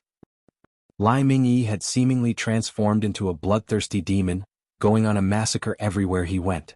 For each faction he struck, he would release the Han slaves, and slaughter all the Mongolians, Turks and Manchurians. The 200 soldiers that Lai Ming-yi led were all evolvers, and many of them wanted vengeance against either the Mongol Empire, the Turkic Empire or Manchurian Empire. They were all similar in their viciousness and never left anyone alive. It was as though a disaster had struck the central plains, and the various subordinates of the 3 factions bore the brunt of their fury. Lai Ming-yi's forces had truly attracted the irk of all 3 factions. Huer Ran glared at Boerzi sternly. The Mongolian Empire had been a work of his nationalistic propaganda. When he wanted to expand it further, he realized that it was hard to change this way thinking. He had realized that integration was vital in conquering the whole China, otherwise when their forces try to win over other factions, they would definitely face opposition. However, in the course of the development, the Mongolian Empire was already something beyond the control of Huer Ran. Every single Mongolian member had a number of slaves from the other races. Even his own subordinates had over hundreds and thousands of Han slaves. If he were to command them to release their slaves, his position as the Mongol king would definitely topple. Using a nationalistic and racist approach, it was easy to gather people of like minds. However, changing it would truly be tough. This was because most of the passionate ones were crazy people. The moment their leader had no way of meeting their needs, they would do all they can to change the leader. When Huer Ran heard about the deeds of Lai Ming-yi, he was filled with rage as well as fear. This was the revenge and backlash that he knew would happen. It was the same method that his forces had been using on the ordinary people of the Central Plains, but he had known that the Hans would not resort to such methods. It was obvious that the leader Yu Zhong and the previous Han leaders he had met were vastly different. He was a vicious and powerful wolf, just like them, and his tyrannical actions were no different from past dictators. In fact, he was even more terrifying. Amu Shidai's eyes flashed with a savage glint. "King, the Blood Eagle Riders are willing to be the vanguard. This time, we can definitely eradicate Yu Zhong's forces." Amu Shidai's son had been at one of the factions playing with women, when the place was struck by Lai Ming-yi's forces, and he had been decapitated. This caused Amu Shidai to be filled with hatred towards Yu Zhong. Huer Ran spoke solemnly, "Then have any of you discovered a way to deal with those 8 assault helicopters in Yu Zhong's hands?" Hearing those words, all the generals immediately shut up. Yu Zhong had 8 Thunder fighters, and those were rare resources that were not readily available in this apocalyptic world. It was practically impossible for anyone to withstand those mighty weapons. It was because of those thunder fighters and other advanced weaponry that the kingdom of God could expand so fast in this world. Each time they just had to deploy 12 thunder fighters together with 200 elite soldiers and could easily demolish a 10,000-strong faction. Even if there was a 20,000-strong troop without any aerial defense, the forces of Central Plains were defenseless against those thunder fighters. In modern warfare, powerful equipment did not mean invincibility. However, without them, it was definitely a huge disadvantage. Saddam's million-strong army being defeated by the American forces was proof of that. Yu Zhong's 8 thunder fighters were like huge rocks pressurizing the 3 large factions, making it hard for them to breathe. Although Huer Ran and the rest had opened up numerous army barracks, there weren't much aerial defenses to be found. Many of them were just 14.5 mm high-caliber bullets. They also possessed about 20 surface-to-air missiles. However, Huer Ran did not have even one personnel who knew how to operate them. After all, in the battles out here in the Central Plains, almost no faction used any aerial forces. This wasn't a huge problem in the past, but now they truly felt their helplessness. Before coming across Yu Zhong, as long as the Mongolian troops appeared with their tanks and cannons, any resistance from the smaller factions would quickly crumble. There was no use for those anti-air defenses. Even if they came across a rare evolver that could soar in the skies, the powerful guns of the Mongolian troops could fire at them until they were full of holes. They had no knowledge on dealing with aerial forces at the moment. The leader of the Demon Wolf Riders, Tua Shu, piped, "Night battle. We can launch a night raid on them. In the dark, there's a limit to how much the Thunder Fighters can be utilized." That's right. Their combat strength would definitely be impaired in the night. Truly Tua Shu. The sound of cheers and excitement resounded from the huge tent. In the night, many advanced equipment would lose their advantage as the users weren't well equipped to fight in the night. Night raids were also usually a tactic weaker forces employed against stronger ones. However, most of them still didn't possess much confidence in obtaining victory against Yu Zhong. This was because they had received news on Yu Zhong obtaining the regiment's worth of equipment in Ulan Mountain Range. Out of the 40,000 warriors of Huer Ran, only 20,000 were equipped with firearms. The rest mostly wielded melee weapons. Even then, the firearms consisted mostly of old weapons, handguns, as well as some other antiques. While it was easy for them to deal with most of the factions, it was a different story for Yu Zhong. One soldier came reporting in, "My king, the envoy from the Manchurian Empire has come to seek an audience." Huer Ran's eyes brightened up. "Let him in." A young man strode in, wearing a suit and looked smart as he kneeled on one knee, bowing deeply.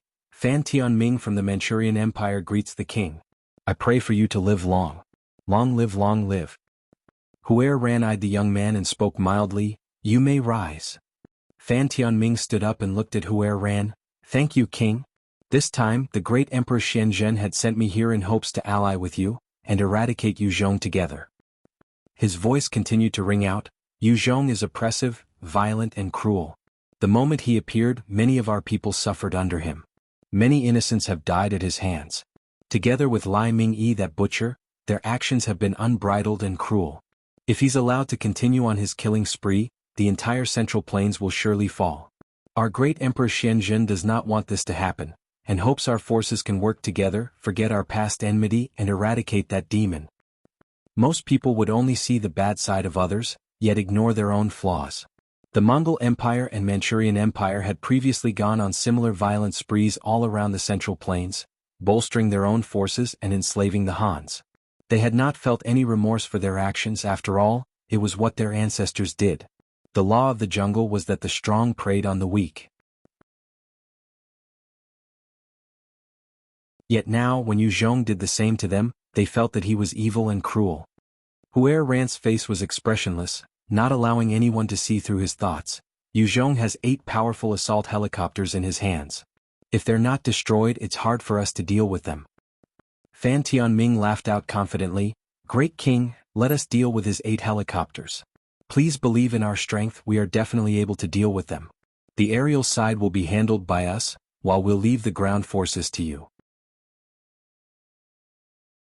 It's only possible for the invincible warriors of the Mongolian Empire to possibly wipe out Yuzhong, that beast. Huer Ran replied dryly, "Oh. I want to know how you will deal with those helicopters. Without certainty of victory, I will not send my troops out." Fan Tianming seemed to hesitate for a while before gritting his teeth and pulling out a tablet and opening it up.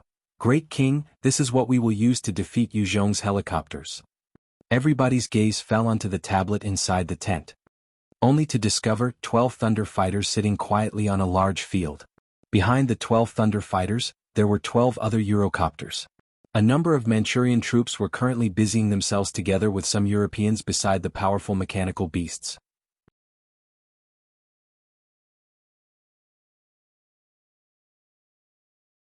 Chapter 645. Pressure of the Army. 24 Assault Helicopters. Seeing the video, all the Mongolian generals sucked in a breath of cold air. A single assault helicopter was a powerful killing machine already. If a single faction could control just one, it could easily dominate its peers. Few factions could actually withstand the assault from a single assault helicopter. The Manchurian Empire had a few as well, but they treated them as treasures, and would definitely not possess 24 of them. After all, before the apocalypse, Mongolia was a country as well, and based on their public records, they did not have more than 100 of them. In the apocalyptic world where resources were scarce, it was shocking to see the Manchurian Empire in possession of 24 of them. Huer Ran turned to fix his glare on Fan Tianming, with a changed expression and unconcealed shock. "How did you get these?" Fan Tianming laughed lightly in response. "Great King, this is a national secret. It's not convenient to say. However, you can be rest assured that after we have jointly eradicated Yuzhong, my country is willing to give you 4 of them." Huer Ran ignored his standing and immediately walked down, pointing to one of the Thunder Fighters. "All right. However, I want 4 of those." He had understood the might and threat of the Thunder Fighters from the mouths of Amu Shidai and Boerzi, and hoped to possess such an advanced equipment as well. Fan Tianming took a look and immediately had an apologetic expression. "Great King, I'm sorry if it's that, we can only give you 1. The Thunder Fighters were made possible after the apocalypse, and had 3 times the might of ordinary assault helicopters. Under the same circumstances, a single Thunder Fighter could even take out 3 Eurocopters. Of course, for Eurocopters were enough to destroy a single Thunder Fighter." Huer Ran had a resolute gaze as his tone became solemn. "2. After eradicating Yuzhong, I want 2 of those. This time, I will even head out myself and gather all of my forces to wipe Yuzhong out." A look of delight flashed in Fan Tianming's eyes. "Great. That settles it then." After the Manchurian Empire had been defeated a few times, their elites had been reduced by a lot. Although they had decided to join the Kingdom of God, the forces that were deployed to the Central Plains weren't many, and could only provide the aerial support. The only faction that had the largest land troops would be Huer Ran. As long as he was willing to provide elite soldiers, then the alliance between the both of them could well be enough to steamroll over every other faction. Huer Ran's eyes flashed with a cruel look. "Good. But before then we must first wipe out the Turks, otherwise if we were to allow someone else to be the fisherman, it would be a joke." Fan Tianming nodded in agreement. "That's true, then let us both first join hands to take out the Turks." Thus, the Mongolian Empire and Manchurian Empire ceased all fighting and joined hands to form a huge force. As the 2 armies began to move out, they made their way towards the grounds of the Turk Empire. One servant rushed into the golden tent of the Turk Empire, his face pale. My liege. It's bad. The Mongols and Manchurians have come attacking." Wuer Tuachua was currently naked, pressing himself against 2 beauties, furiously having pounding them. 20 other women of different body shapes and sizes with stunning looks were all naked as well, touching themselves and moaning enticingly. The entire tent was filled with an atmosphere of lust and sex. After the Gold Wolf Riders had been defeated numerous times, their strength had been reduced by 60%, and even Wuer Tuatuo's most loyal aide Abutadama had died pitifully in the Ulan mountain range. It had a devastating effect on Wuer Tuatua, and since then he hadn't been himself. Every day, he had just indulged in his carnal desires in his tent, and led a life of wine and pleasure. "You fool! You dare to disrupt my pleasure. Go to hell." It was right when Wuer Tuatua was feeling at a climax, and he was interrupted by such news. With a wave of his hands, a sharp disc soared out and sliced through the head of the servant. The servant slumped to the ground, dead, with a look of shock and unwillingness in his eyes. After killing that servant, he pulled out a small medicinal pill from a bottle and swallowed it, before shooting some agent into himself, as a look of ecstasy overcame him. He became even more drunk in his pleasure and bit down violent on a beauty's shoulders, tearing a huge chunk of meat from her. As she bled, the girl gritted her teeth through the pain, while tears flowed down her cheeks, but she didn't dare to scream out. "My liege!" The other pillar of the Turk Empire, Donger Molei, came striding in, and saw Wuer Tua Tua surrounded by those women as well as the soldier who had lost his life, and shouted out, "My liege! The Mongolians and the Manchurians are attacking us right now, and the Empire needs you. How could you be playing with women now? They can be put aside for later, as long as you lead us in defeating the Mongols and Manchurians. Their women are there for you to play as well. My liege! It's a critical situation for us, please get it together."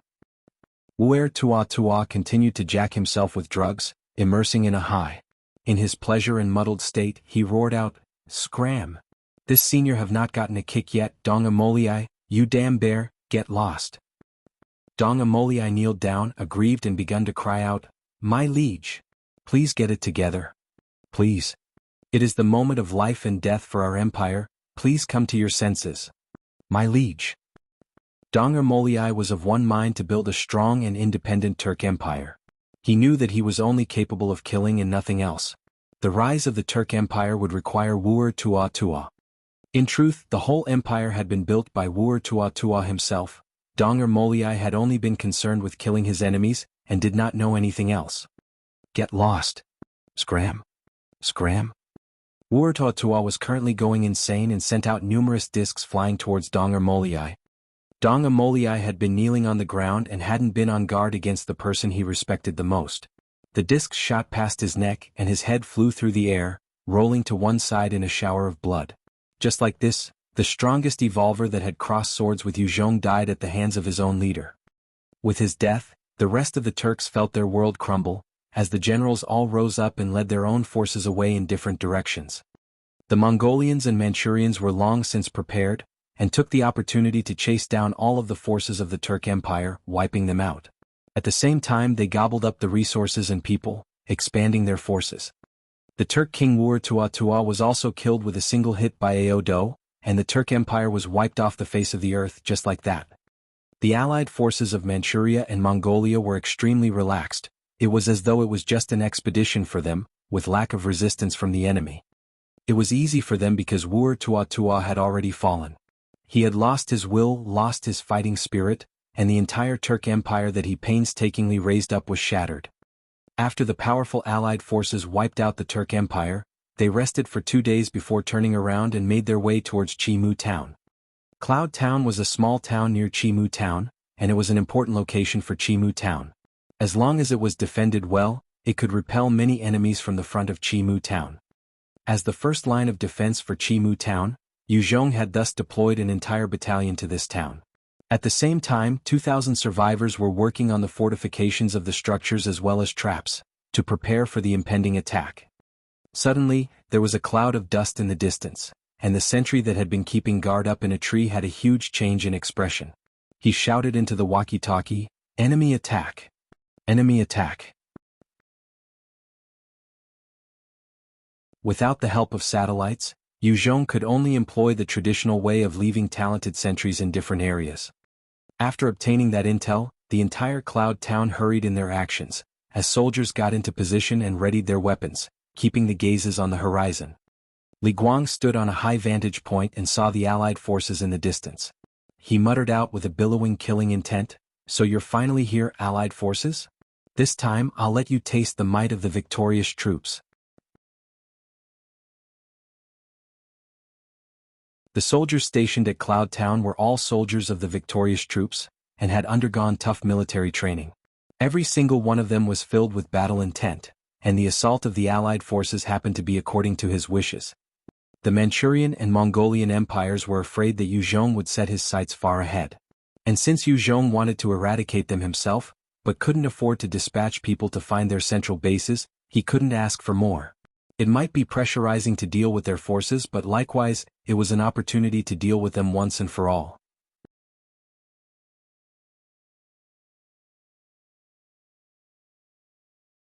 Chapter 646, The Slave Army Attacks.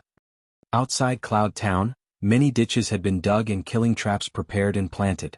There were high vantage points on either side of the town, which could be used to launch assaults from. Hua Ran eyed the battlefield from afar and gave a solemn order, "Send the slaves to go fill up the ditches." The Mongolian general Agudo in charge of the slaves looked at the 3,000 of them, noting their deadpan expressions and hollered, "You bunch of pigs, listen up. Go fill up the ditches. As long as you do so, your families will receive benefits. Ordinary slaves will become high-class slaves, while high-class slaves will be upgraded to ordinary citizens. This is the only chance for your families and yourselves to gain freedom and dignity. Charge for this, senior."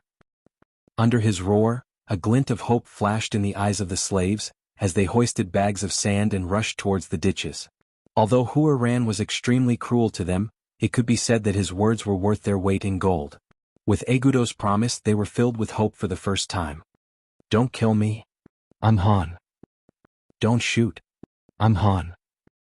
Please don't shoot, I'm Korean Chinese. Don't shoot, I'm a Miao. Don't kill me, we are all fellow comrades."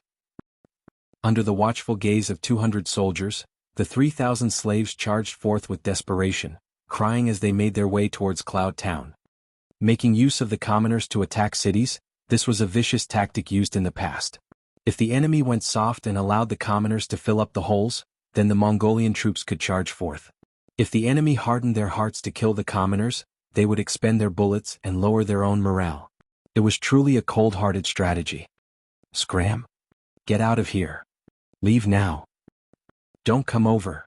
There are traps here. Don't come any closer." Seeing the 3,000 slaves approaching, the soldiers in Cloud Town began to shout frantically.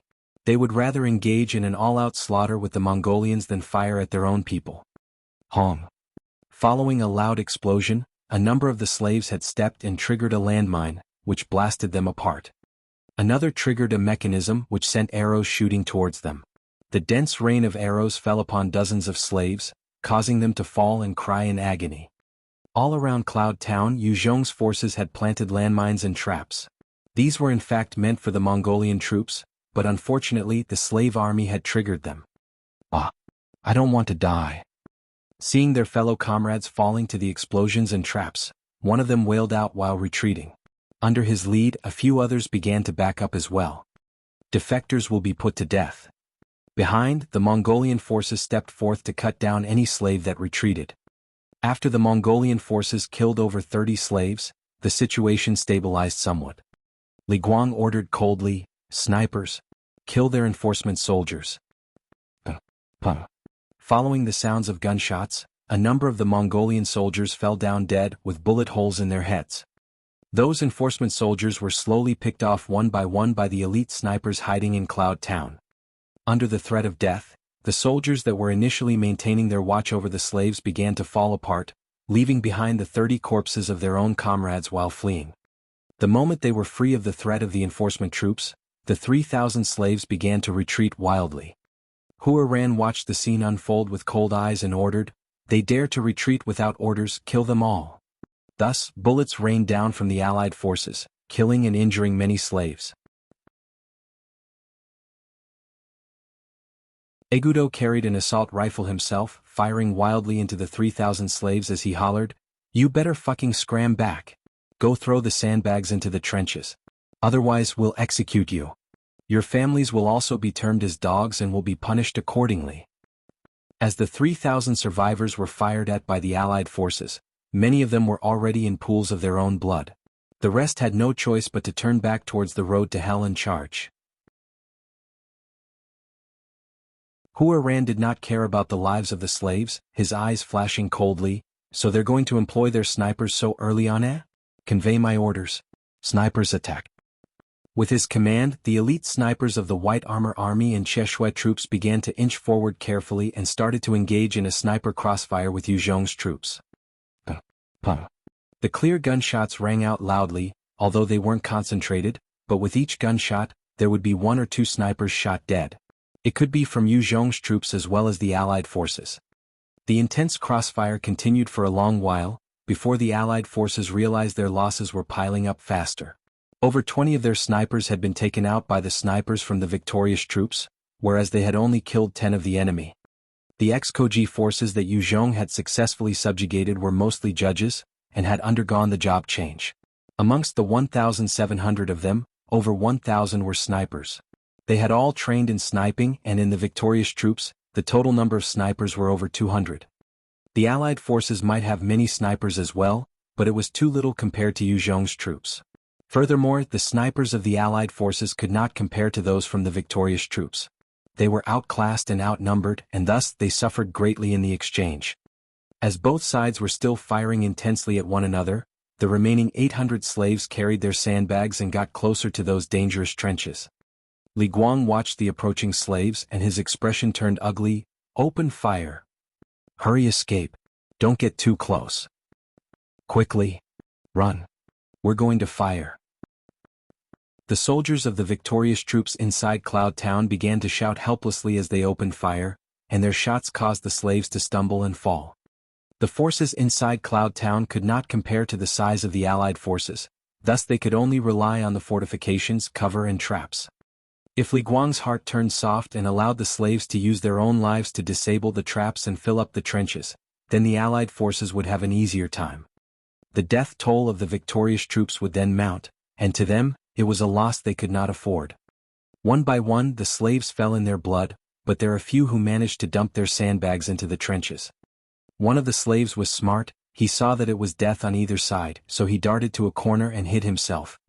When the rest of the slaves saw that, they also begun to seek cover. They weren't willing to give their lives for the Allied forces, but for the sake of living on, they could only become cannon fodder, filling up the trenches and disabling the traps. Let the snipers come down. Hua Ran's face turned solemn as he spoke.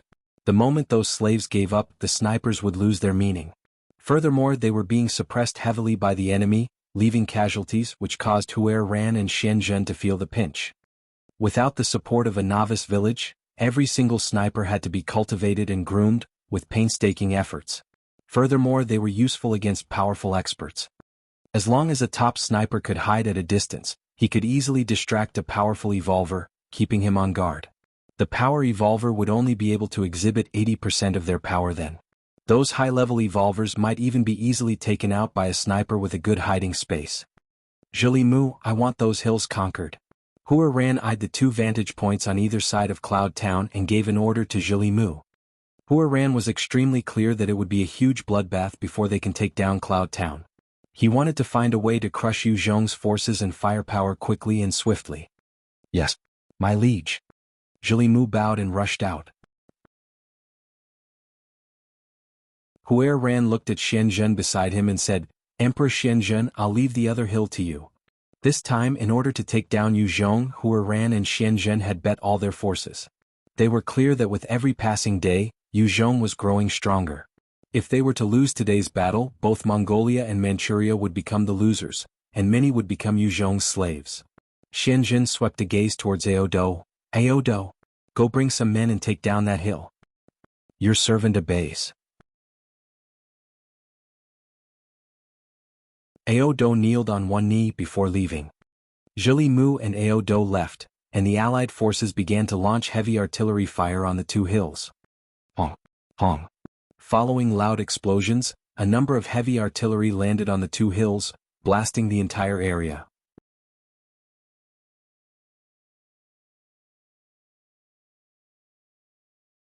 Chapter 647. Fight on the Hill. The Mongolian Empire and Manchu Empire amassed an astounding amount of weaponry before the apocalypse. Armed with heavy artillery, they began to lay heavy fire on the 2 hills. The battlegrounds were filled with earth-shattering explosions amidst flying debris. After 2 rounds of bombardment, the Allied forces deployed 2 companies of their respective soldiers and charged towards the hills. Under the constant heavy artillery fire, the hills were almost completely obliterated. They naturally assumed that the enemies would not be able to hold their defense position any longer. Charge! Just when the 2 companies were approaching the hills, soldiers from the victorious troops emerged from the tunnels, armed with rifles and started firing downwards at them with mad abandon. With this sudden assault, many soldiers of the Alliance were caught unawares and killed. Get down! Get down! The Mongol general that led the troops in shouted. Bang! A loud gunshot rang out, and the general fell down dead with a bullet in his head. Snipers started wriggling out from the tunnels and began searching for strategic targets and aimed for headshots. The 4 companies of the alliance took cover and dispersed while the ever-victorious troops continued with their relentless firing. News of the failed attack soon reached Huaran. Tunnels? Tunnels indeed. Yu Zhong is a terrifying character, he said as his expression darkened. Tunnels had proven to be highly effective against cannons. During the Korean War, the Volunteer Army of North Korea made use of tunnels to defend themselves against the United States Army's ferocious bombings. Huaran knew deep down in his heart that this would be his toughest battle since he started his military career, after hearing that both the hilltops were covered with tunnels. General, the firepower of the enemy is too strong, our squads cannot hold on for long. Please send for reinforcements. General, the enemy is too fierce.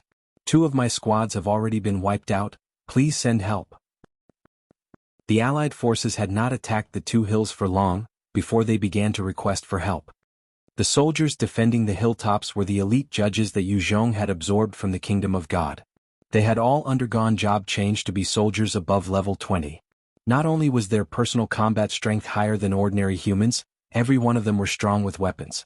If any of them were placed in a special force before the apocalypse, they would be definitely the best of the best. While the Allied forces also consist of powerful elites, against the stronger elites of Yu Zhong, they were suppressed until they could not even stick their heads out. Zhili Mu looked at the hilltop coldly and ordered, "Retreat." The 2 companies quickly retreated from the hilltop like floodwater. Yu Wening looked at the Allied forces withdrawing and his eyes flashed brightly, ordering, "Retreat to the tunnels." The soldiers then scurried back into the tunnels. Honk, honk, honk. Just after they entered the tunnels, the powerful artillery fire bombarded the hill again, intent on obliterating everything. Under that powerful fire, a few tunnels collapsed, killing 3 of the elite soldiers. After a volley of heavy fire, Zhili Mu then deployed another 2 battalions of infantry soldiers towards the hills, for a second wave of attack. He knew that the soldiers situated on the hilltop weren't many, hence he made the vicious decision to send 2 battalions to flush out the entire place. The 2 battalions numbered almost 800, once they stormed in, the entire hill seemed to be crawling with ants. Seeking artillery fire. Seeking artillery fire. Coordinates XXXXX. Yu Wening laid prone at the entrance of a tunnel and observed the Mongolian troops, barking into a walkie-talkie. Honk, honk. From afar, the artillery forces of the victorious troops began launching their heavy fire, as round after round bombarded the area and blasted everything on the surface. The terrifying artillery fire caused many of the Mongolian soldiers to be blasted apart. There was even a single 155mm round that landed, causing half a platoon of soldiers to be obliterated. Under that relentless assault, the 2 battalions of soldiers suffered greatly, many dead and many more injured. Their morale plunged as they quickly sought to retreat from the hill. Damn beasts. Having sent 2 battalions of over 800 Mongolian soldiers, but losing over half of them to the artillery, with barely 300 of them making it back, Zhili Mu was beyond infuriated. These Mongol soldiers were the elite of the elites, and possessed strong fighting wills among the Mongolian forces. Each battle they emerged victorious from added to their achievements and they were treasured greatly. Losing 500 of them at one go was a huge blow to the Mongol Empire. It wasn't easy training up a new batch of soldiers, then forging them through battles to reach the same level as these veterans. Helpless, Zhili Mu had to hesitate and rethink his strategy. In the end, he sent out 2 platoons to launch a careful attack on the hilltop. After the apocalypse, many factories were abandoned, and the amount of ammunition from each faction was limited. Each round was precious. Zhili Mu was helpless and could only make use of as little soldiers as he could to attack the hill. He was betting that the victorious troops would not spam their artillery rounds so haphazardly. It was as Zhili Mu expected. The 2 companies did not meet any artillery. However, the moment they charged up the hill, they were faced with the judge led by Yu Wening as both sides engaged in a merciless gunfight. One by one, the Mongolian squads would try to storm up the hill, but they were quickly forced to retreat. Most of them were the elites of the Mongolian Empire, but compared to Yu Wening and the ex-Koji forces, they were still far off. Furthermore, Yu Wening and his troops possessed the advantage of high ground, thus, it was practically suicide for the Mongolian troops. Hua Ran's face was extremely dark as he stood in the camp. The assault had been going on for the entire morning without any progress, and the death toll of the Allied forces had already reached 1,000 people. It was enough to turn his expression ugly. This Yu Zhong actually managed to make use of these two hills to give us so much trouble. He truly is a terrifying person. We can't let him expand his power any longer, otherwise we'll all die. His line of thinking was correct. After all, Yu Zhong had gained the evolving temple and was constantly churning out elite soldiers. As long as he had enough time, he could even make use of the forces from Guangxi and Hunan to come to the central plains in the Sky Fortress. It was precisely due to this that Yu Zhong was quietly training his troops, and only sent Lai Mingyi out on his rampage, destroying the minor camps of the Mongolian and Manchurian Empire. He needed time to expand. However, Hua Ran and Xianzhen were not just simple warlords, and were even willing to let go of their past enmity to join hands and deal with Yu Zhong. Hua Ran looked at the two hills and shouted viciously, "Convey my orders. I want Zhili Mu to take down that hill by today. He has over 10,000 of my brave warriors and he can't even take down a simple hill? What the fuck is this? If he doesn't accomplish this, he can scram out of my sight." When Zhili Mu heard it, his eyes turned bloodshot, and quickly summoned over 100 enhancers of the Cheshire troops, as well as other enhancers of over level 20. "Our Mongolian Empire is the strongest country in the world. For the sake of our country, charge.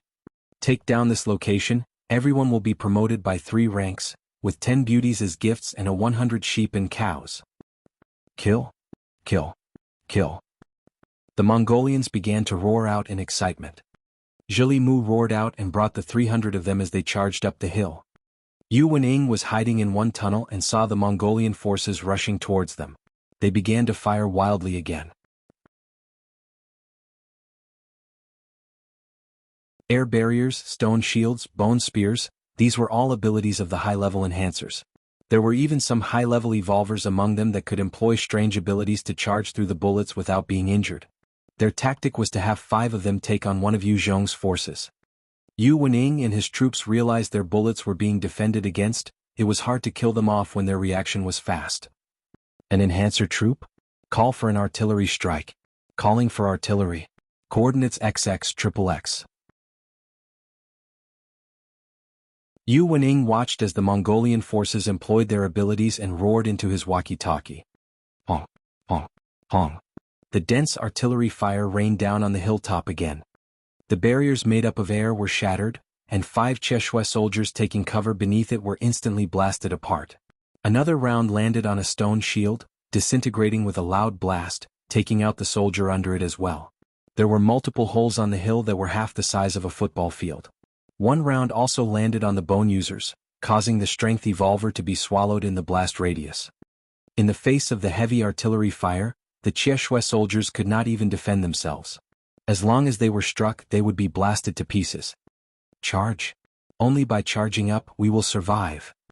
Amidst the artillery fire, Zhili Mu roared out as he swung his silver cleaver madly, making his way up the hill.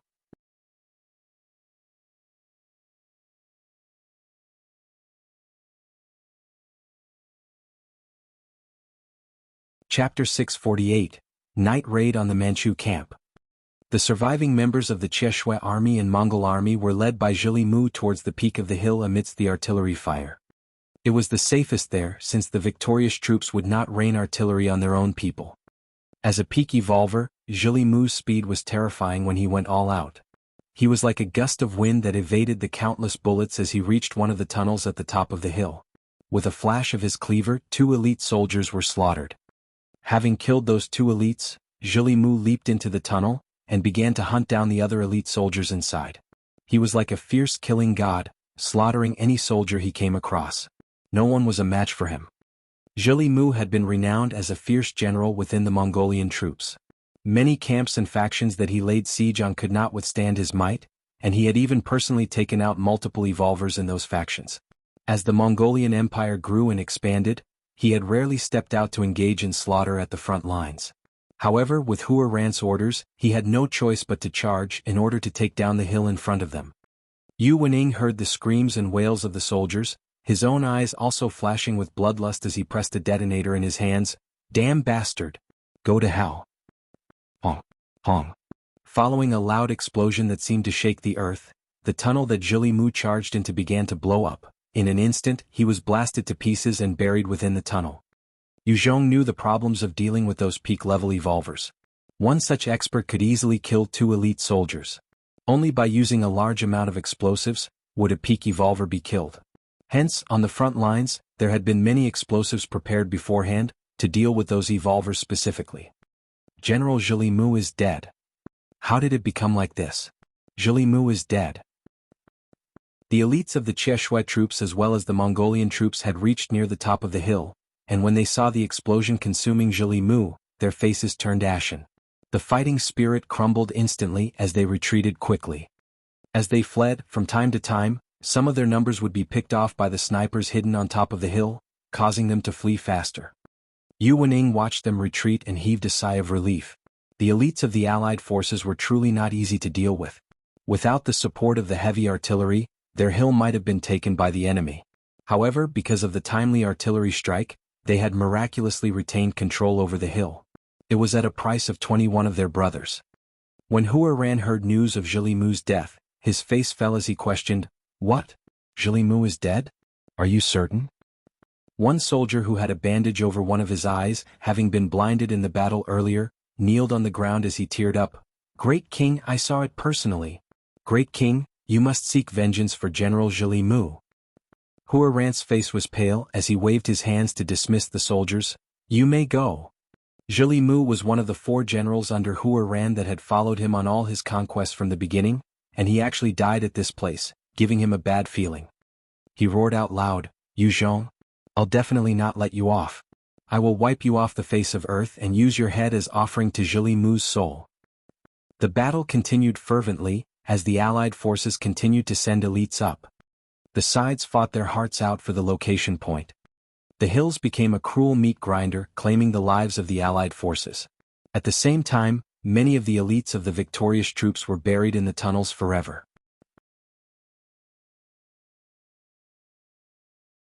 The intense battle continued for an entire day, with over 1,000 more deaths from the Allied forces. As for the victorious troops, they lost about 60 men with 40 heavily injured.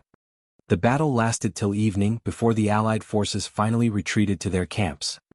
Inside the camp, Hua Ran frowned and asked anxiously, "Does anyone have any suggestions?" The 2 hills had already cost them 1,000 soldiers, and Hua Ran was starting to become more wary of Yu Zhong.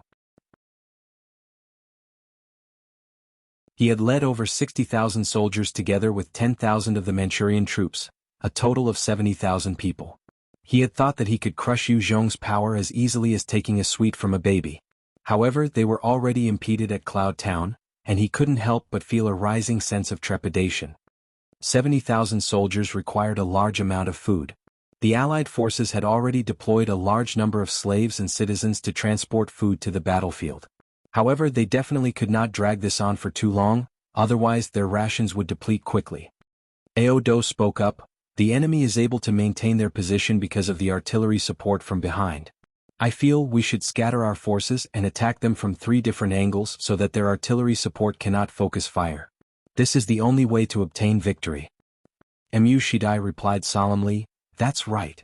I agree with Aodo. Today we have been too focused on getting the hills, and had not managed to send any men up on the hills. That is why we can't win them."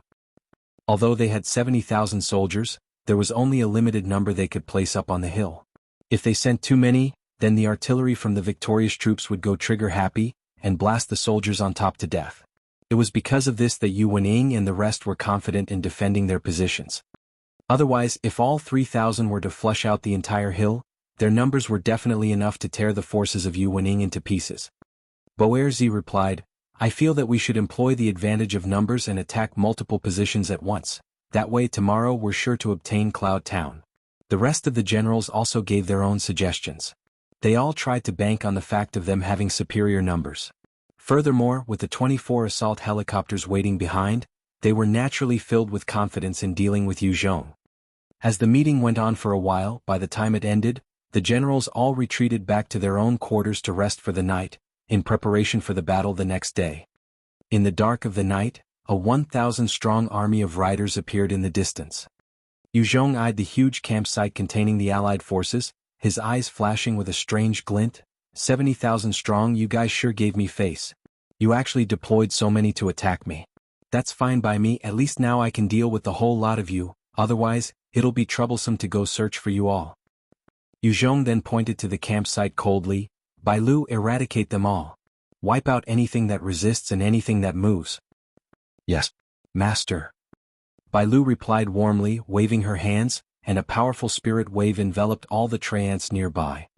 There were 1,000 Treants, 10 Type 3 Treants, 6 high-level Treants, and they began to charge towards the campsite. Borrowing the cover of the night, the army of Treants got close to the campsite.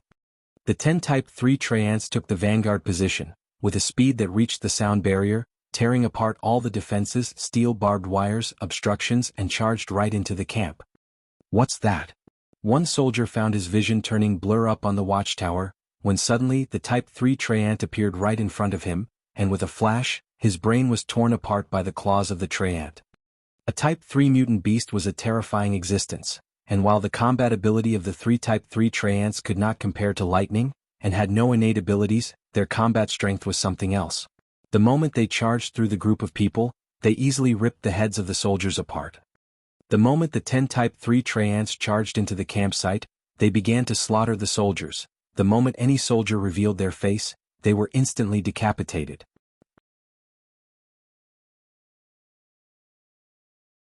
The 6 high-level Treants were like tanks that steamrolled through the camp, their hands smashing through the defenses easily, and every fist of theirs could pummel any resistance into a pulp. A large number of the low-level Treants charged through the holes in the camp made by the high-level Treants, and poured into the camp like a flood. Kill? Yu Zhong rode on one black-scaled stallion, hugging Yin Shuang close to him, leading 1,000 elites right into the camp. Faced with the sudden night raid, the entire camp was plunged into chaos, and the soldiers could not locate their commanders, nor the other way round, and whenever a soldier popped out from a tent, they would have their neck twisted. There were over 10,000 soldiers in the Manchu camp, but the true elites only numbered about 3,000. The rest were just reinforcements. Most of these fresh soldiers had never been forged through the flames of battle, and their equipment was lacking. Many of them even used melee weapons. When faced with such a sudden attack, they were plunged into chaos, and they began to scream around like headless chickens, before being torn apart by the Treants or slaughtered by the soldiers under Yu Zhong.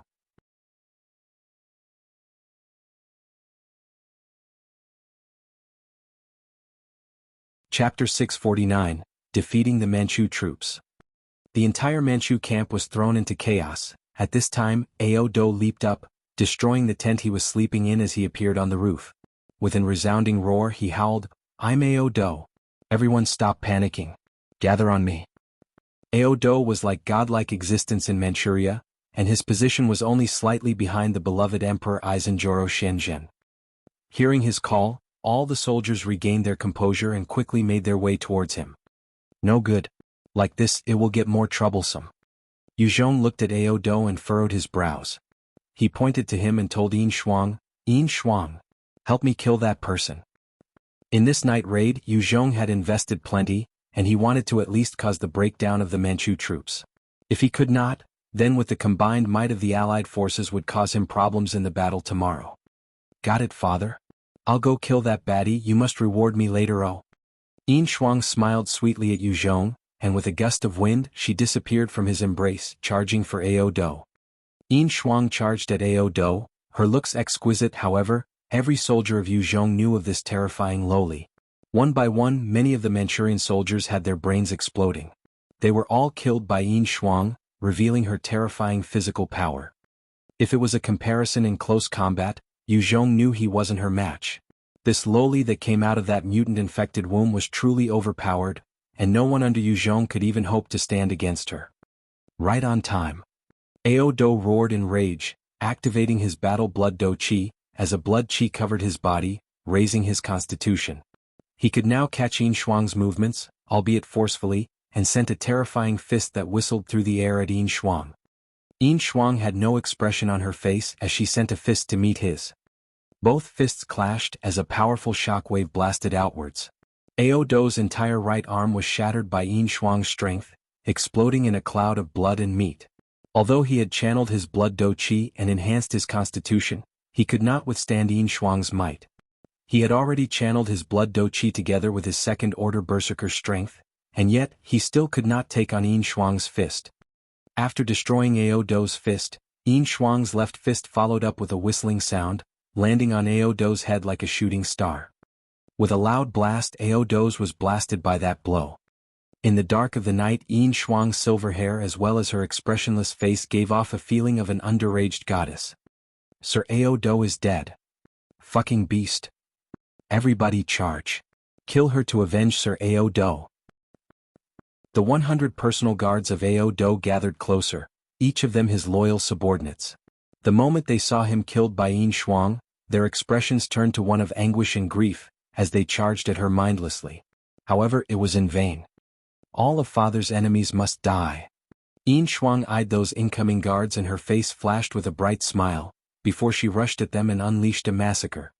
Before they could react in time, their heads were blasted apart one by the spectre-like Yin Shuang. The rest of the soldiers began to shout, Ao Do is dead, everyone flee. Sir Ao Do is dead. Ao Do is dead. No.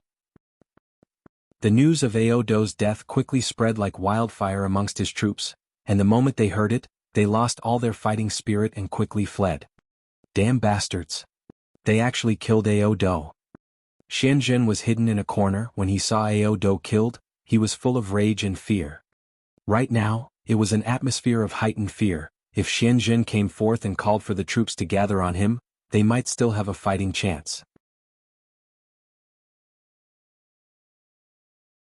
However, he was extremely clear: if he stood forth now, Yu Zhong would gather all his elites to turn him into minced paste. Xianzhen had only about 30 Che troops as his guards right now, and although they were all elite evolvers, he didn't have much confidence they could stand up to Yu Zhong's troops. One of them turned to ask Xianzhen, "My liege, what do we do now?" Xianzhen gritted his teeth and responded sullenly, "Retreat. Towards Huer Ran, we might stand a chance to rise again." After making up his mind, he led the personal guards of his, as well as the hundreds of scattered soldiers towards the Mongolian campsite. Yu Zhong led his troops all around the campsite, executing any Manchurian soldier they saw. They suddenly saw about 40 Westerners heading towards a corner. His eyes flashed coldly as they chased after them. Ah, those are Thunder Fighters. They actually obtained such treasures. Yu Zhong quickly caught up to them and saw the 12 Thunder Fighters and 12 Eurocopters sitting quietly on a field, as well as the Western elite soldiers rushing for those 24 metal behemoths. Great! Great! These are all mine. Yu Zhong's eyes flashed with excitement and he quickly leaped down from his black-scaled stallion and activated his shadow steps, turning into a shadow that flitted towards the 24 assault helicopters. While rushing there, he fired his 05 submachine gun at the Western soldiers and they fell one by one. However, 8 of them managed to get into 4 Thunder Fighters, and they swiftly started up the Thunder Fighters. As long as they got it up into sky, they could shake Yu Zhong off. With a flash of his body, Yu Zhong appeared beside the 4 Thunder Fighters and activated his Art of Fear, as a powerful spirit attack enveloped the Thunder Fighters, sending the Western soldiers into nightmares. Under the terrifying hallucinations, they all suffered heart attacks from the terror of their own nightmares, and slumped dead on the controls.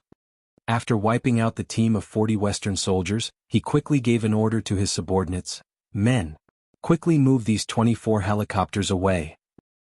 A number of his subordinates arrived and transported the 24 assault helicopters away, together with large amount of ammunition. Having struck at the heart of the Manchu campsite, Yu Zhong quickly led the troops to survey the Mongolian campsite. By now, the Mongolian campsite was already on full alert, and many of the soldiers had returned to their sentry points, eyeing Yu Zhong's troops hungrily. Yu Zhong eyed them for a moment before giving the order, "Retreat." By now, the Mongolian campsite had already made their preparations. If Yu Zhong insisted on charging at them, there was only the option of storming the front. Even if Yu Zhong possessed the advantage of the night, to take down a 60,000-strong army, his forces would have to pay a hefty price. Yu Zhong did not want his subordinates to die for nothing. Under Yu Zhong's order, the Traiant army as well as the elite soldiers began to retreat, leaving behind a huge patch of flames in place of the Manchu camp. Xianzhen came up to Huer Ran and pleaded, "Great Khan, please help me with my revenge." Huer Ran watched the burning Manchu camp, his face turning ugly. He had never expected Yu Zhong to preemptively launch a night raid, crushing the Manchu forces. They were a force of over 10,000 with Ao Do as their general, and yet they had been defeated at Yu Zhong's hands. He was now full of caution against Yu Zhong. Hua Ran's face suddenly fell as he thought of something. What about the helicopters in your camp? Shenzhen's face turned ugly as well. Not too sure. I think they must have landed in Yu Zhong's hands. Hua Ran's face fell as he cursed. Fucking idiot. You actually allowed them to get those precious helicopters. Do you have a pig brain? Yu Zhong already had possession of 8 Thunder Fighters and he was terrifying enough. Now that he got his hands on another 12, in addition, another 12 Eurocopters, Hua Ran did not dare think how any faction could stand up to Yu Zhong. When Shenzhen heard Hua Ran's curse, his face turned ugly, but he could not refute, and he did not dare anger Hua Ran any further. If he decided to call off the cooperation and kill Shenzhen, there was nothing he could do. Mu Shidai came in front of Hua Ran and asked seriously, Great Khan, what do we do now? All the Mongolian generals turned to look at Hua Ran. They were all clear that it was a dire situation now. With 32 assault helicopters, Yu Zhong had become an existence they could not deal with. Even if they charged forth with all their strength, at most they could bring down a few, but the rest would destroy their tanks, artillery as well as devastate their infantry. Hua Ran eyed Cloud Town in the distance as well as Chimu Town behind it. Although he still had his 60,000 strong force, he knew that it was an impossible task to defeat Yu Zhong now. Being a warlord, since he was clear on the impossibility, he decided to call off the attack resolutely. Retreat. All forces are to retreat immediately. Duochi Muge. Take 3,000 riders to cover us. Make sure to cover our retreat.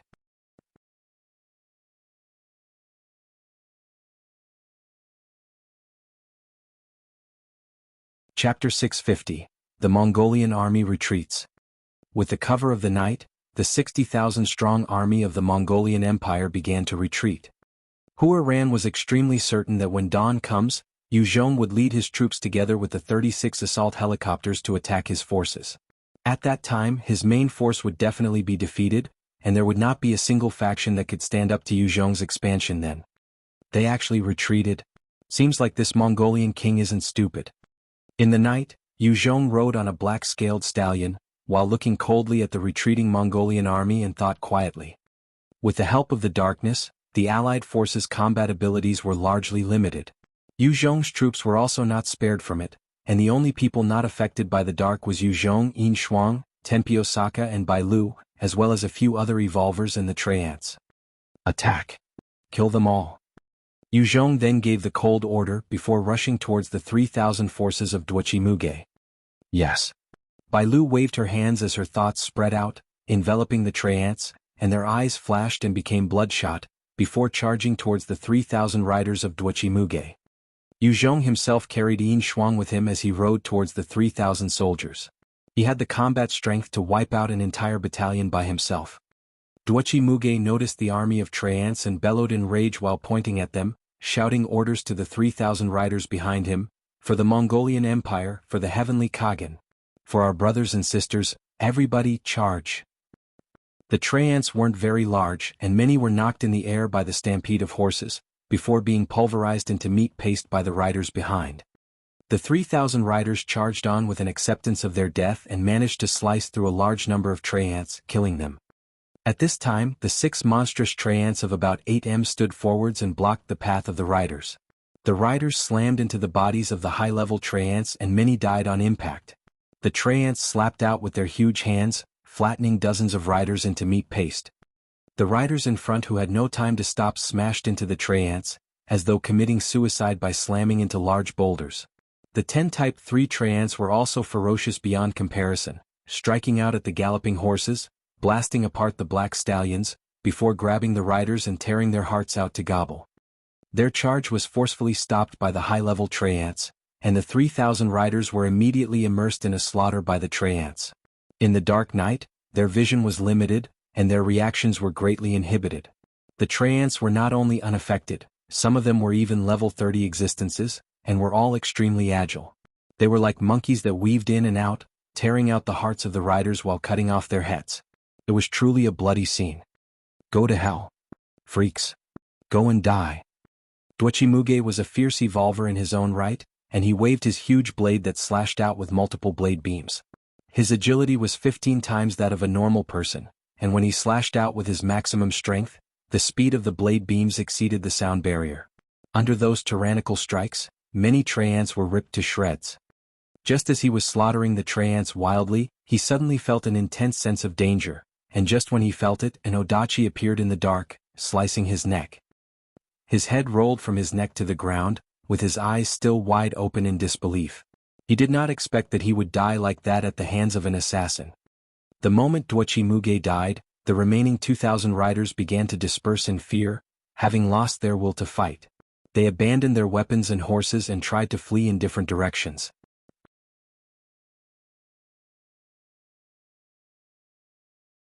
Leave 300 Treants behind to finish up here.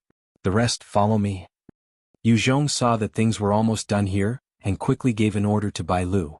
She nodded and waved, sending out her brainwaves, and 500 low-level Treants continued to chase after the scattered Mongolian riders, while the rest joined the 6 tank-like high-level Treants as they followed Yu Zhong towards Hua Ran's main force. The melee weapon-wielding Mongolian troops were at a disadvantage in modern warfare. Most of them were just local muscles that knew shepherding prior to the apocalypse. With a little training they could become decent riders, but if they died, Hua Ran didn't feel particularly bad. Yu Zhong wanted to destroy Hua Ran's weapons and rations. The remaining 57,000 troops were retreating, but due to the darkness of the night, their speed was impeded. This was because they had plenty of rations, artillery ammunition, weapons and other resources. Other than that, there were about 30,000 slaves other than the army, and they were utilized to move the resources as well as other tools and equipment for maintenance and menial tasks. If needed, they could also be deployed as cannon fodder, using their lives to set up traps and trenches. The 80,000 over people formed a long line of a few miles as they traveled. 8,000 strong troops were supervising the traveling. Hua Ran had specially deployed them to prevent Yu Zhong from launching any sneak attacks. Kill? Yu Zhong led the Treant army and quickly caught up with Hua Ran's troops. He observed the long procession carefully and immediately called for an attack on the tail end. The end portion of the procession was made up of mostly slaves, with only a few hundred Mongolian soldiers were supervising them cruelly. The moment those slaves made any strange moves, the Mongolian soldiers would execute them without a second word. The Type 3 Treants were the fastest as they quickly charged through the end part of the procession, grabbing the heads of the Mongolian soldiers and ripping them off. Enemy attack! Enemy attack! Soon, panicked screams and shouts erupted. Seeing the soldiers being killed, the slaves of other races took the opportunity to explode out, either charging and killing the distracted Mongolian soldiers, or making use of the night to flee. The Mongolians were rough with the slaves and no one was willing to be their slaves. Although it was dangerous out in the plains, at least there was a chance of freedom. Yu Zhong watched as the end portion of the procession descended into chaos, and got the Treants to withdraw. Only a small Odachi could be seen flashing out from time to time, killing the Mongolian soldiers instantly. When those soldiers died, the weapons in their hands were immediately grabbed by the slaves, and they would use these weapons to wreak havoc and rain vengeance upon the other soldiers in their fury and madness. The Mongolian soldiers were being slaughtered with every passing second, and there were more slaves joining in on the massacre. It was like a chain reaction, causing more of the procession to become chaotic. 4 of the supervising troops that were escorting on the sides quickly charged backward like the wind. Wipe them out. Yu Zhong pointed to one of the 1,000-strong army, as he rode his black-scaled stallion right at them. All the Treants followed suit and charged for the escort riders. Yin Shuang was still the fastest. The moment she leaped from Yu Zhong's arms, she turned into a gust of wind that blew right into the midst of the riders. She swung out with her pale fists, and numerous riders had their heads exploded from the impact. Following up was the 10 Type 3 Treants, that could tear apart the black-scaled stallions with a single claw strike, and they dug out the hearts from the riders in cruel fashion. The 6 high-level Treants also charged through like tanks, every swipe of their hands flattening dozens of riders into meat paste. In a single second, the leader of the 1,000 riders had his heart ripped out by one Type 3 Treant after it blasted the black-scaled stallion he was riding on. After losing their leader, The rest of the riders soon fell into confusion and panic amidst the attacks from the Type 3 Traiants and 6 high-level Traiants.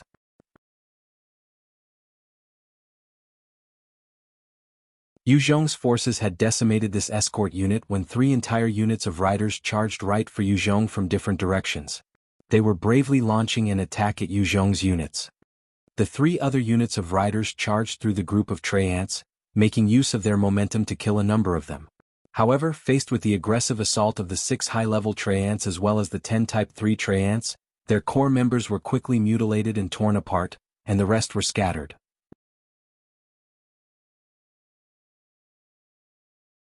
The 6 high-level Traiants were basically invincible in close combat, and the bravest of warriors could charge all they wanted, but it was committing suicide. Only cannons and heavy artillery could possibly deal damage to them. Other methods might include incendiary bombs, anti-tank missiles, tank cannons and other guided missiles. Other than those heavy weapons, normal weapons could not even hurt them the slightest bit. They were a terrifying force in Yu Zhong's hands, and for the sake of crushing the Mongolian forces, Yu Zhong had deployed almost all of them. The moment they appeared on the battlefield, their might was apparent for all to see. Having defeated the 4,000 riders, Yu Zhong led the Traiants on a massacre against the remaining fleeing members, not allowing them to regroup or reorganize. One general rushed hastily beside Hua Ran and kneeled down, his voice urgent, "Great Khan! Great Khan! Yu Zhong, that mad dog, has chased up, and he's commanding a troop of terrifying monsters as they slaughter our backend. The slaves behind have also revolted. How should I proceed? Please advise, Great Khan."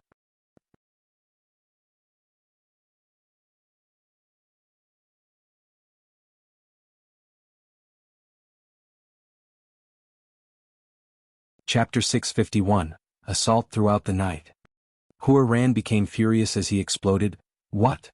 He chased up. Where is Duoqi Muge? What the hell is he doing?" As he raged, one general came up and kneeled in front of him, "Great Khan! Gu Tua, Fei Nanda Duo Busi, Dong Dong Aramo have all gone to attack Yu Zhong and his strange army. They have all sacrificed themselves and their subordinates are being slaughtered by that demon Yu Zhong now. Please instruct us, Great Khan." Hua Ran's face fell as his voice became a whisper, "What? Gu Tua and the rest are all evolvers and each of them has 1,000 subordinates, how could they have already died? How is this possible? Gu Tua and the rest were all evolvers, together with their 4,000 subordinates, they could even kill a peak evolver. Such a terrifying army was actually wiped out in such a short time, this caused Hua Ran to be in disbelief. In fact, all Yu Zhong did was focus on defeating Duoqi Muge, Gu Tua as well as the other generals. He didn't exactly wipe them out yet. Chasing after all 7,000 riders would take up too much time with the limited Traiants on hand. Of course, melee combat was the swiftest and most intense, that was how Yu Zhong could easily take them on. If he was up against a modern army, then it would be a case where he might even lose hundreds on his own side. Another general came up to Hua Ran and said, "Great Khan! The chaos is catching up and spreading towards our main force, please give us instructions." The rebelling slaves were not suppressed in time, and the chaos and violence were mounting. Over 10,000 of them had been freed, and they were all wreaking havoc and venting their fury, killing hundreds of Mongol soldiers. Those experts who tried to rush in to quell the chaos were quickly taken out by a small odachi flashing out in the darkness. Tempi Osaka was already an assassin when she was working for Takamajihara. When she came under Yu Zhong, she also took the Oming version 1 evolving liquid, gaining the agility solidification to its second-order stage. Now, chaos was the best environment for her, as she took to it like fish to water, and dispatched multiple soldiers that tried to provide reinforcements with ease. Each time Tempi Osaka made a move, even the strongest evolver of the Takamajihara had to be wary. Not to mention the Mongolian soldiers who were far beneath her level of strength. She could easily take out an enhancer or commander without noise and without a hint of her trace, causing even more pandemonium. The chaos from the rebelling slaves thus got worse and it became even harder to defend against Tempi Osaka. Hua Ran lived up to his name as a warlord of the Central Plains. He quickly made a decision. "This time I messed up. Mu Shidai, go lead the Blood Eagle riders to suppress the chaos. You're free to disregard their lives. Boerzi, you take the Grey Wolf riders to handle the back. Focus your troops on camping and escorting, don't engage if you don't have to. You will defend till daytime and then scatter. Report back to the Huangjing clan when you're out." Both the Blood Eagle Riders and Grey Wolf Riders were veteran warriors with decent equipment, their numbers reaching 10,000. As long as they focused on defending, even Yu Zhong would find it hard to deal with them. By leaving these 20,000 elite warriors being, Hua Ran could be considered to have prepared himself mentally to suffer a huge loss. Yes. My liege. Boerzi Amushidai responded respectfully, and immediately left to carry out his orders. Kill. Kill them all. Kill those rebels. Amushidai led his 10,000 Blood Eagle Riders towards the back and clashed with the rebelling slaves. They were all slaves of different ethnicity and races and were all emaciated. They simply didn't have enough energy. They were able to cause so much mayhem purely because they had the numbers.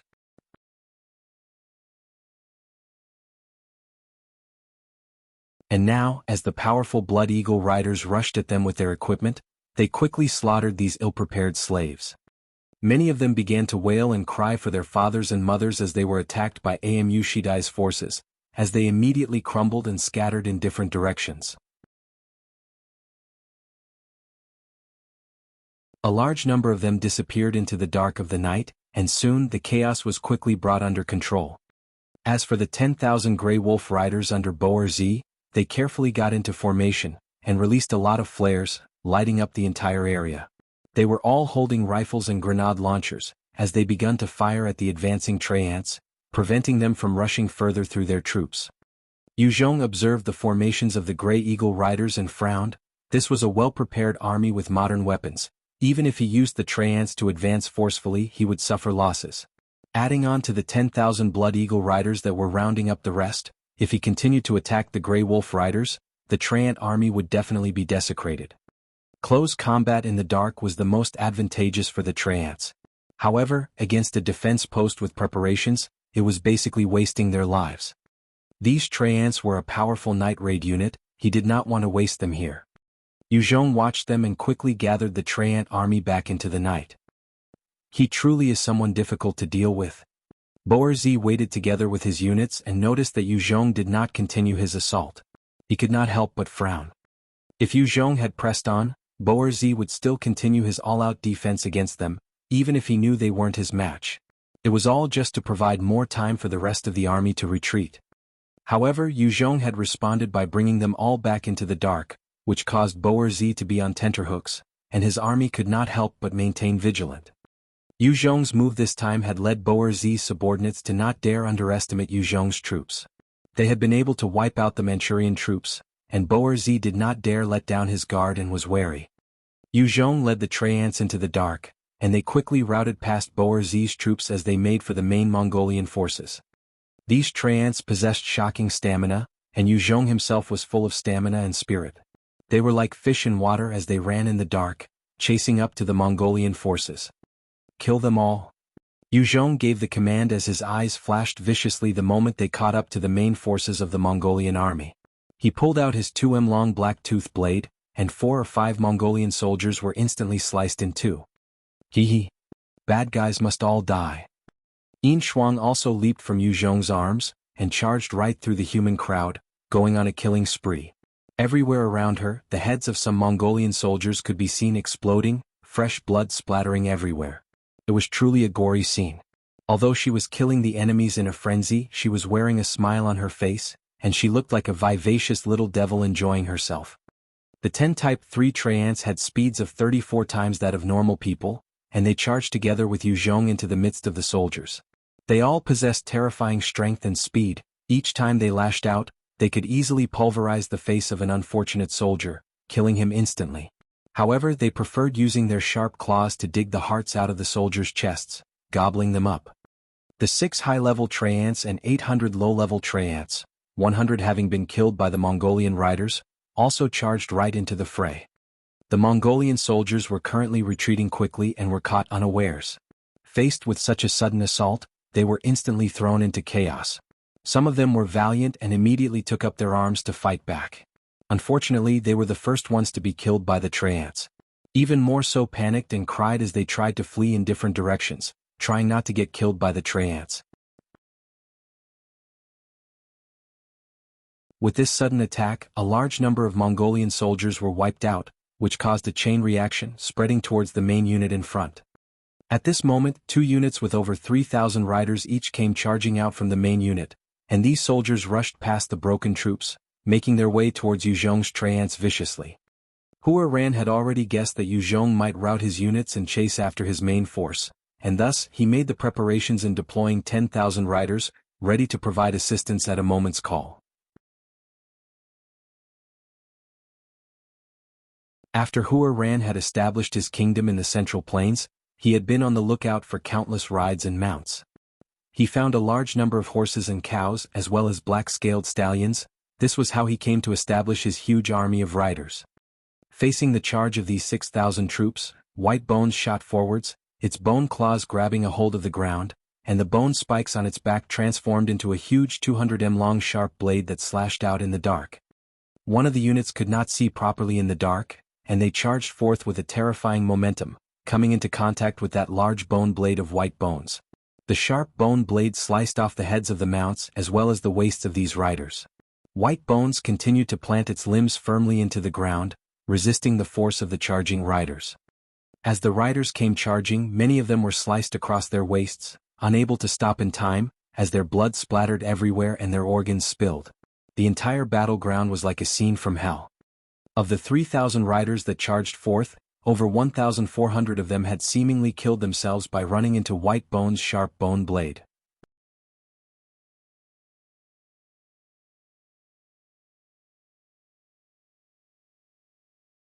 Chapter 652, Clash. Seeing their comrades being sliced in two without any noise, the silent yet creepy scene caused many of the riders to be filled with horror. In the dark of the night, all the riders could see was pitch black, since White Bones had already evolved and its entire body was black. The riders could only see their friends charging, and suddenly their bodies separated and fresh blood sprayed everywhere. It was enough for them to feel chills down their spines. Even the leader of the 3,000 riders, a powerful evolver, had been sliced in two in the middle of his charge. Witnessing this horrifying and mysterious scene, the remaining 1,000 riders felt apprehensive and were immediately pounced on by the treants, which had no concept of fear of death. The entire unit soon collapsed, with many of them turning to run in different directions. After defeating these 3,000 riders, Yu Zhong then led the remaining treant army into the dark once more, chasing after the scattered soldiers like hungry wolves.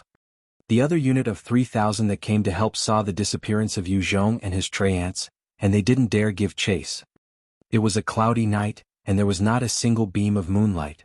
If they didn't have any torches or man-made lights, there was no way to see beyond 5 meters. Only the treant army led by Yu Zhong was able to function normally in the night, while the other troops couldn't. Even Yu Zhong's own elite forces had difficulty seeing in the night, regardless of their evolver status. Hence, Yu Zhong did not mobilize them.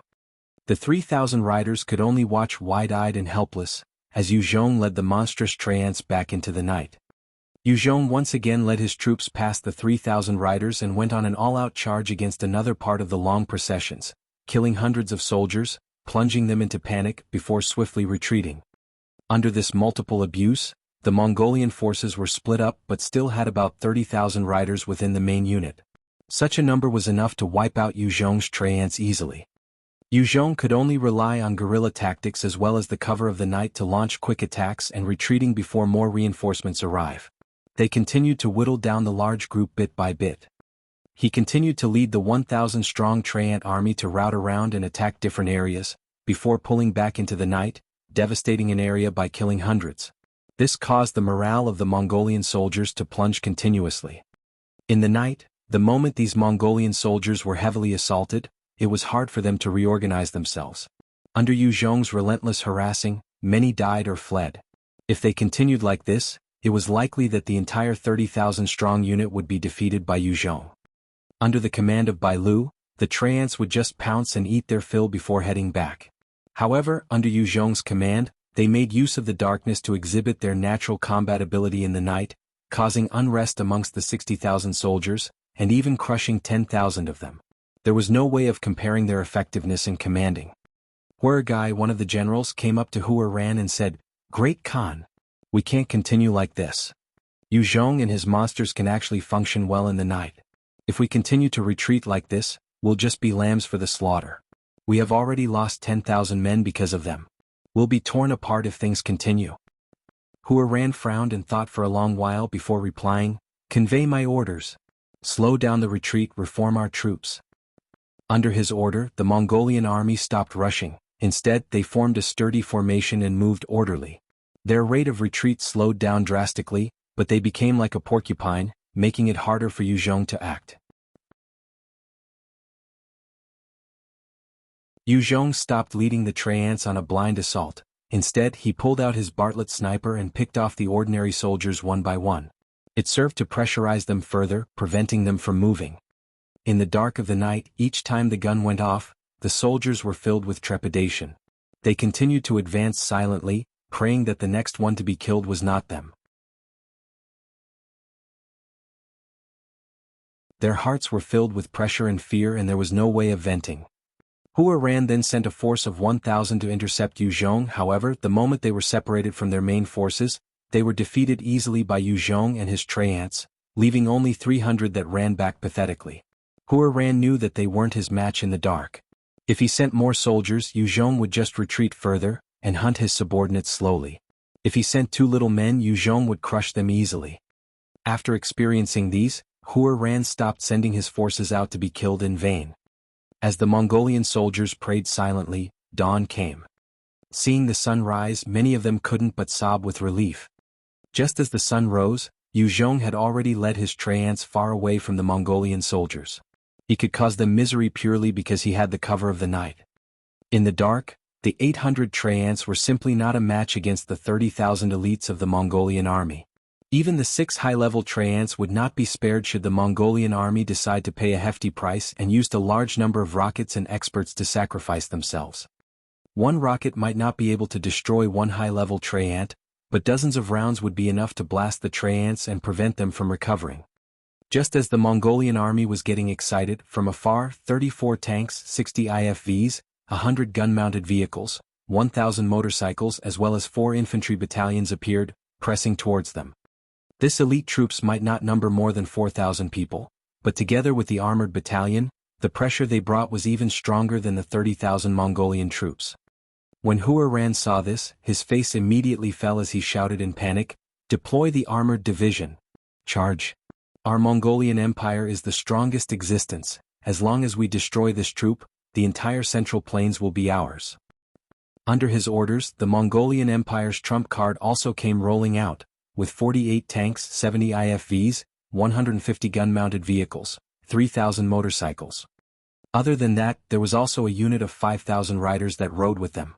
The moment those armored vehicles tore through the enemy lines, these riders would take the opportunity to rush in. Hua Gai looked at the incoming troops and his expression turned dark. Thus he stepped up to announce, "Everyone, don't be afraid. This time we definitely can defeat Yu Zhong's troops. Our armored division is so much stronger than theirs. As long as we defeat their troops, our army has the advantage of the terrain. Relying on this advantage, we definitely have the power to rule over the Central Plains." Another general, Mu Tuer, hollered, "That's right. The Hans defend, we Mongols attack. Yu Zhong, that fool, he only can fight for a short battle. He's definitely on a suicide mission. This battle, we can definitely destroy his army and teach him a lesson." "That's definitely the case. This battle, we will definitely win." Hearing Hua Gai and Mu Tuer's words, the rest of the Mongolian soldiers finally had smiles on their faces. At this time, the roar of motors sounded out in the skies, as 30 assault helicopters flew over the Mongolian army. Seeing the 30 helicopters fly overhead, the faces of all the Mongolian soldiers fell, and their expressions turned ugly. The moment those 30 assault helicopters flew over, they released rockets and anti-tank missiles down on the Mongolian armored division. Honk, honk, honk. A number of tanks that the Mongolian army had relied on to crush their enemies were instantly turned into flaming balls under the rain of rockets. Yu Zhong's tanks also began to fire their own cannons at the Mongolian armored division, blasting numerous IFVs and armored vehicles into pieces. The Mongolian armored division thus began to focus fire towards the skies, firing at the assault helicopters, their bullets and projectiles forming a dense net. However, the 30 assault helicopters were basically like demons raining destruction from the skies. Their focus fire was enough to destroy the tanks one by one, and they could ignore the IFVs. After all, they were constructed of thick and durable materials, and it wasn't a problem braving the caliber of bullets that were fired from those gun-mounted vehicles.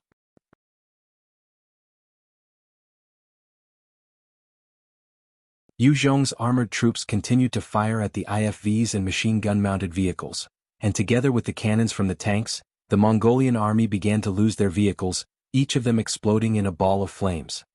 The bullets that the Mongolian IFVs only managed to leave minor scratches on the tanks of Yu Zhong, with no way to tear through their armor. There was almost no damage to the other armored vehicles behind.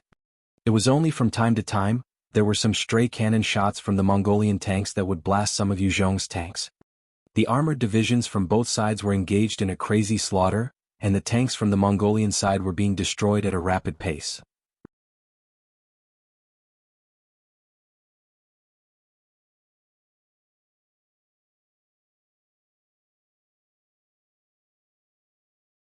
Chapter 653, Defeating the Mongolian Army.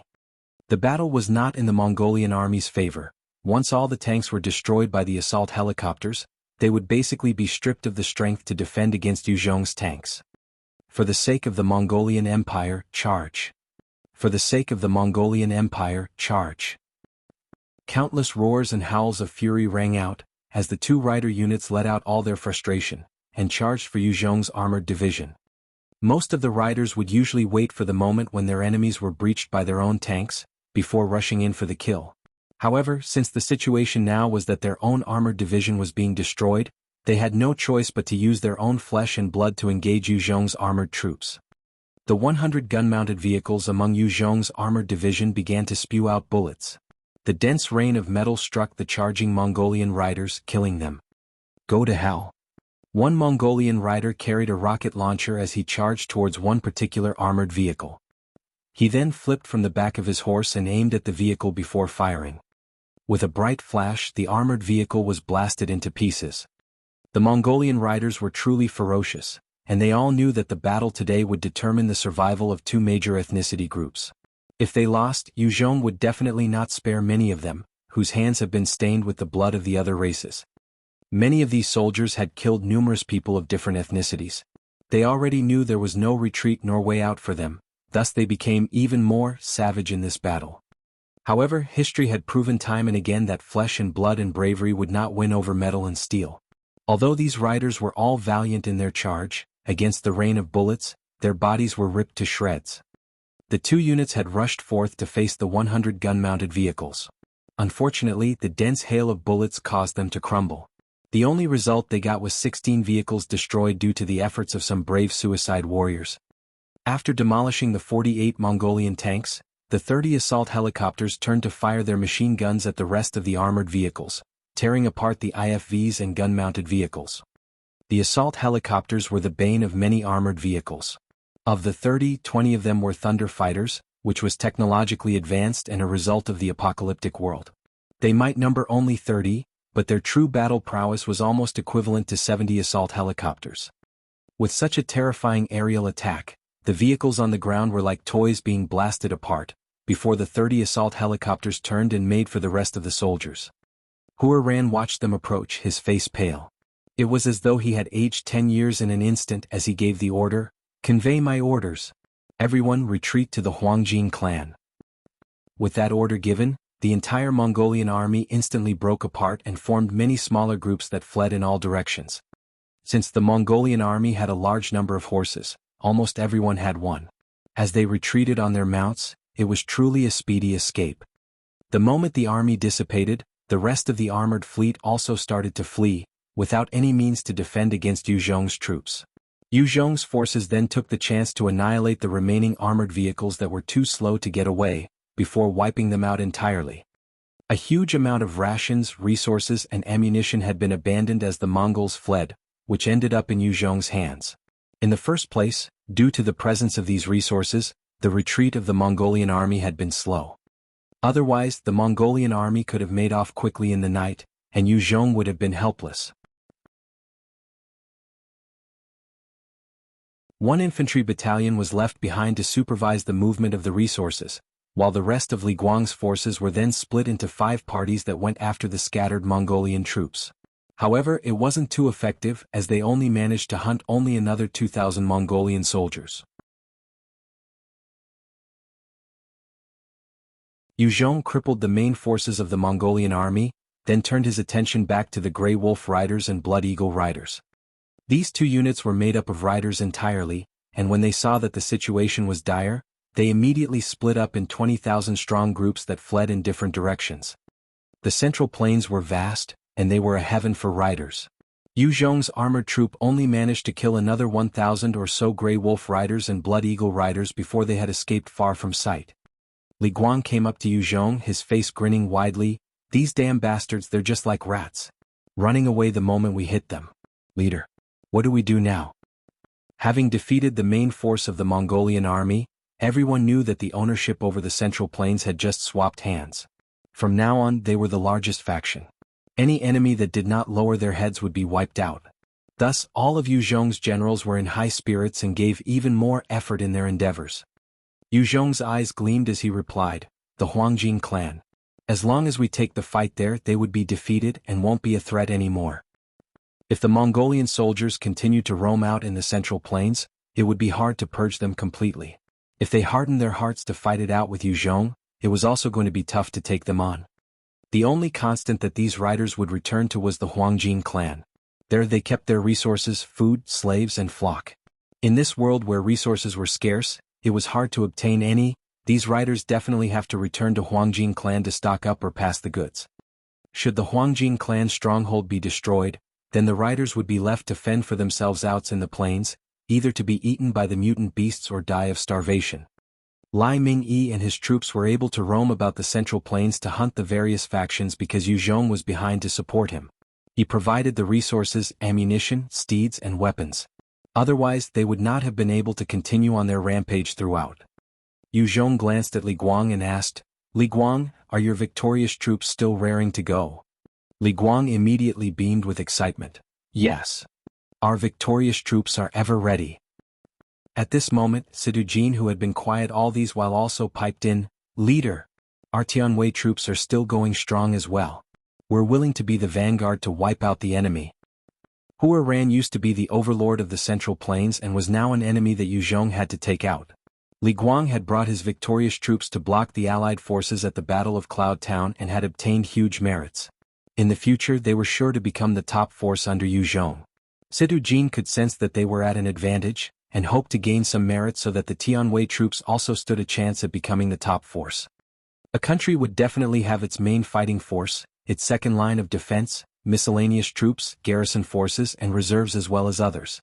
The main fighting force is definitely the one that was taken care of the most, with all sorts of advanced weapons and equipment going to them first. The rest had less priority and were utilized less on the battlefield, thus lesser chances to gain more merits and earning more resources. A unit without much morale would usually be a second-rate troop. Sidu Jin hoped to bring his own forces and become the main force of Yuzhong's Central Plains army. Yuzhong glanced at Sidu Jin. He knew that Sidu Jin disliked infighting, and although he listened to orders, he had his own beliefs. He was planning for Sidu Jin and his Tianwei troops to become the secondary troop, in charge of cleanups and clearing zombies. Like this, it wouldn't go against his resolution and principles. Yuzhong thus eyed him and asked gravely, "Can the Tianwei troops do it? This battle is of utmost importance, and every soldier has to obey my command unconditionally.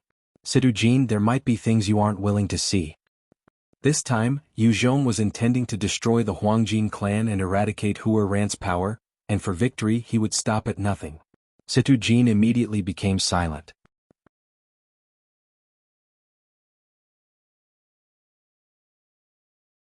Yuzhong did not spare him a second look, instead turning to Li Guang, "Victorious troops, come with me. We shall eradicate the Huangjing clan." Li Guang's eyes blazed with passion as he responded, "Yes, leader. Our victorious troops are willing to be your sword and kill all those who oppose you." After which, Li Guang quickly followed behind Yuzhong. Sidu Jin watched them leave and sighed heavily. He had guessed that from today on, their Tianwei troops were likely going to be the second or third force at best. Yuzhong did not rest, instead, immediately leading the Traiant army, 1,000 elite soldiers as well as Li Guang's forces, and charged right for the Huangjing clan stronghold. Along the way the path was smooth and they didn't meet much resistance. Only a few scattered riders appeared and were quickly taken care of by the victorious troops. Not much time had passed since Hua Ran brought 1,000 of his subordinates back to the Huangjing clan stronghold, when Yu Zhong had already caught up and was killing his way in. Yu Zhong then summoned the envoy that had helped to serve the Manchurian Empire previously, Lien de Zhong, as he gave an order coldly, "Lien de Zhong, you shall go and notify Hua Ran on my behalf. Get him to surrender unconditionally. I will leave him alive. Otherwise I will attack immediately and destroy his clan, eliminating all from his family. I'm giving him an hour to consider. This is my order." Lien de Zhong's body trembled as he kneeled. "Your slave obeys."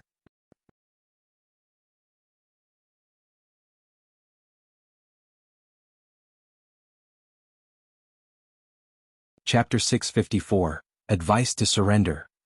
Lien de Zhong was a coward with no backbone. He had served the Manchurian Empire and developed a slave mentality. The style of the Manchurian Empire had been to revert to the ancient ways, where customs and slaves were normal. Many had to refer to themselves as slaves and humble servants in front of Shenzhen, otherwise, it was hard to gain his trust or favor. It was normal under a dictatorship in this apocalyptic times, that the leader's requests are met. Yu Zhong himself would enslave his enemies, and even in his faction, there is some sort of slavery present. Shenzhen liked the style of ancient China, and his entire Manchurian Empire was more of a backward society. Lien de Zhong, this coward, thus headed out on Yu Zhong's orders, carrying a little white flag as he approached the Mongolian camp fearfully. The Mongol soldiers looked at him, bewildered. They knew that this man was the only crucial link to their survival. One general stepped forth suddenly and grabbed Lien de Zhong's shirt, barking ferociously, "Halt! What are you up to?" Lien de Zhong was scared out of his wits and he began to stammer, "This lowly one is called Lien de Zhong. I'm here on the orders of the Han Alliance's leader Yu Zhong to advise Great Khan Hua Ran to surrender." The general frowned and waved his hands for his soldiers to stand down.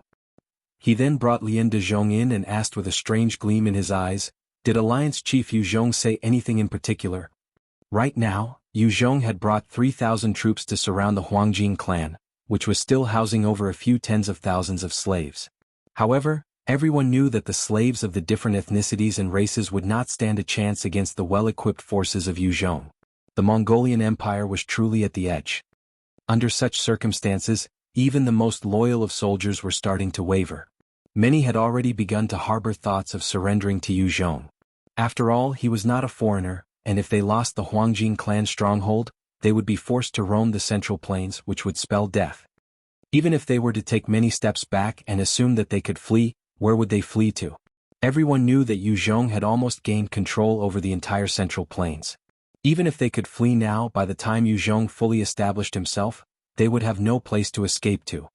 Lien de Zhong swallowed his saliva before continuing, "Our alliance chief had only given a broad direction, which is for Hua Ran to surrender unconditionally. As long as you guys surrender unconditionally, Yu Zhong would naturally not make things difficult. You must have heard him before, humans won't be segregated under him. As long as they're willing to work hard, he will accept anybody. In our Tianwei troops, there are Hans, Mongols, even the Korean Chinese, Quarry and Uyghurs are accepted. They're all living in harmony. If you guys surrender, you can definitely be part of us.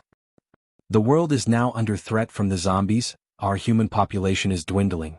Leader Yu Zhong is broad-minded and has always been working towards unifying the country. He wants to accept everybody and he treasures talents. It won't be too late to surrender to him now. With his skills and wisdom, he'll definitely unify the country. If you guys work for him now, in the future, as long as you contribute enough, you will be part of the team of founding fathers. By then, riches and fame would come to you naturally, and your future generations will only stand to gain from your wise decisions." Lien de Zhong might be someone with no backbone and liked to kiss ass, but he was truly capable with his words and knew how to adjust to the situation. At the same time, he was crafty, and these all combined together to make him a formidable envoy.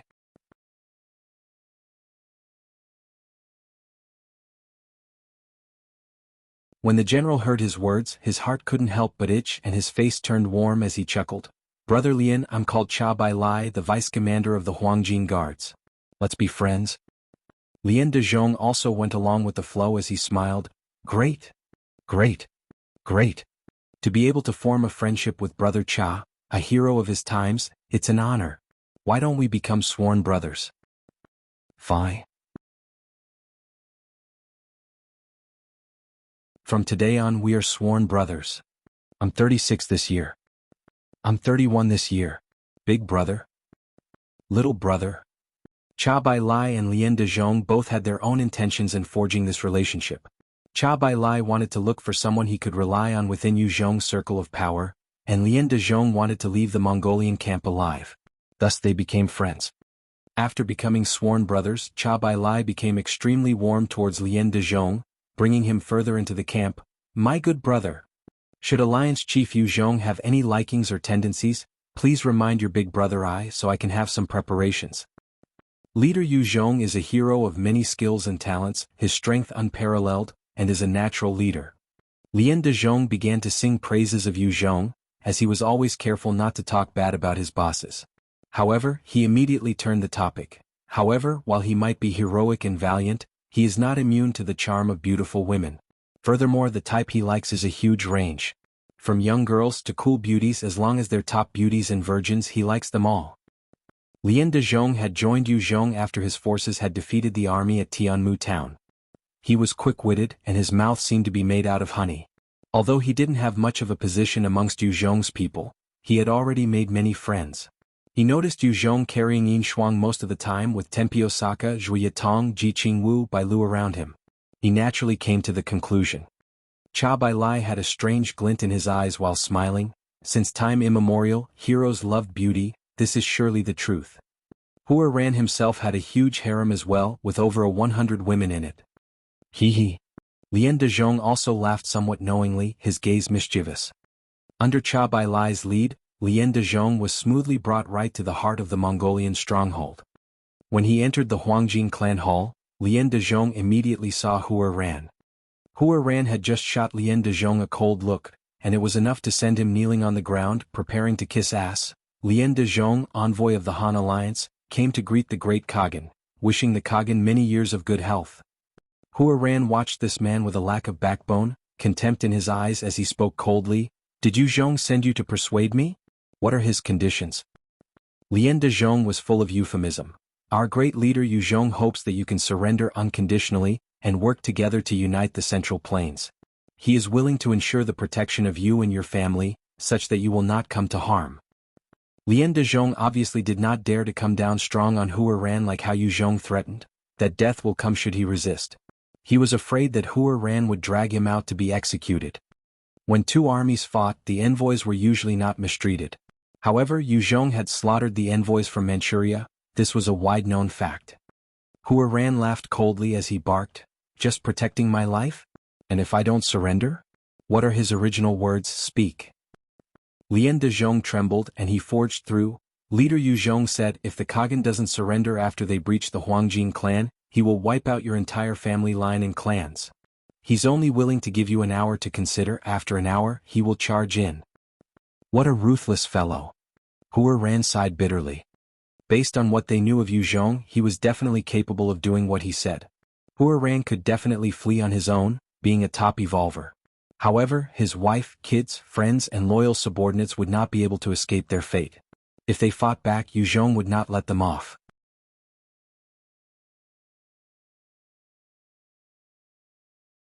If they were too strong in their resistance, all the Mongols of the Huangjing clan stronghold might have to suffer from Yu Zhong's wrath. Yu Zhong's troops did not adhere to the 3 rules and 8 notices. Instead, they were a force that focused on victory. Otherwise, he wouldn't have sent Lai Mingyi out to wreak havoc. I'll go speak to Yu Zhong. Hua Ran came down from his seat and spoke to his 2 generals. If I'm not back within 5 hours and there's no news, you guys take your own subordinates and flee. Remember to burn all resources before you leave. Before I'm back, watch all the resources, don't let anyone touch them. Yes, Great Khan. The 2 generals responded loudly. Lien Dezhong watched in wonder. He truly is the Mongol king, so decisive and charismatic. To Yu Zhong, the people and resources of the Huangjing clan stronghold were important. Should they be destroyed and the soldiers escape, then it would be a huge blow to Yu Zhong on 2 fronts. He would have to spend a large amount of time and effort to protect the slaves and ensure the flow of resources. This was harder than taking his troops to defeat the Mongolian army. After making his preparations, Hua Ran followed Lien de Zhong out of the stronghold, and into Yu Zhong's camp.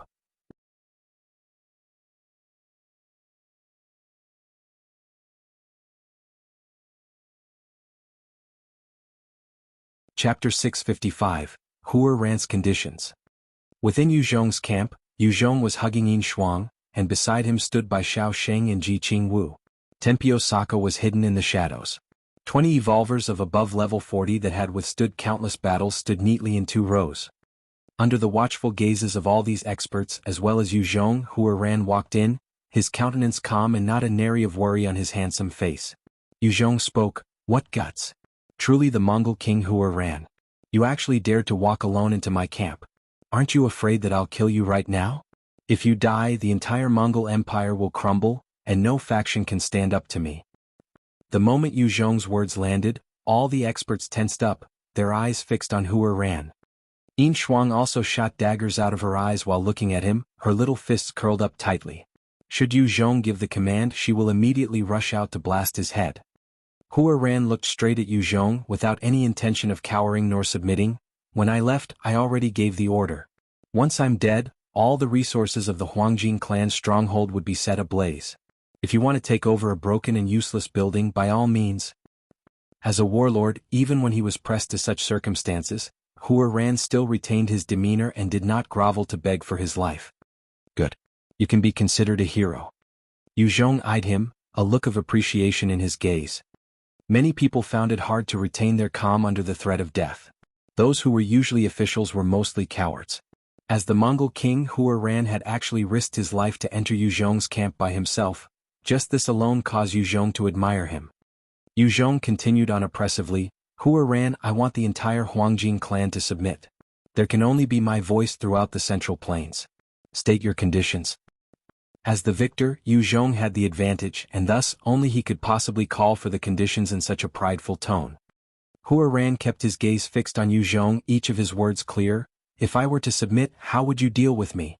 Give me a glass of poison wine, or let me rot as a commoner?" Hua Ran was not just a peak-level evolver, but also the tyrant of the Central Plains once. Whenever a new power managed to conquer their enemies, they would not let such existences continue to live, and thus they would choose to wipe them out. Yu Zhong stared back. "I will not kill you, instead I'll transfer your family and you to Vietnam, and you won't be allowed to return to the Central Plains ever again. As long as you stay there obediently, I will let you live your life out as a rich man. As long as you don't take arms against me, I won't kill you. If you dare to try and contest my power again, I will wipe out all of your family lines. How's that?" Hua Ran's presence in the Central Plains had been too resounding, and Yu Zhong wasn't willing to let this unstable element stay here. If he didn't kill him, he had to make sure he was far away, with no way to regroup with his old subordinates. Of course, the best method was still to kill him. Hua Ran became silent, and he knew it was the best way. He then replied, "If I want to remain here in the Central Plains, how would you deal with it?" Yu Zhong's eyes flashed coldly. "Then I will choose to kill you right now. Even if chaos erupts in the Huangjing clan stronghold, I will not let you leave here alive." A capable leader could expand his power and authority fast. Hua Ran was too outstanding. Yu Zhong could not allow him to continue his activities on the Central Plains. Otherwise, there will be countless troubles to come. Hua Ran's heart turned cold. He could tell that Yu Zhong was determined from his words. If he insisted on staying on, Yu Zhong would definitely not spare him.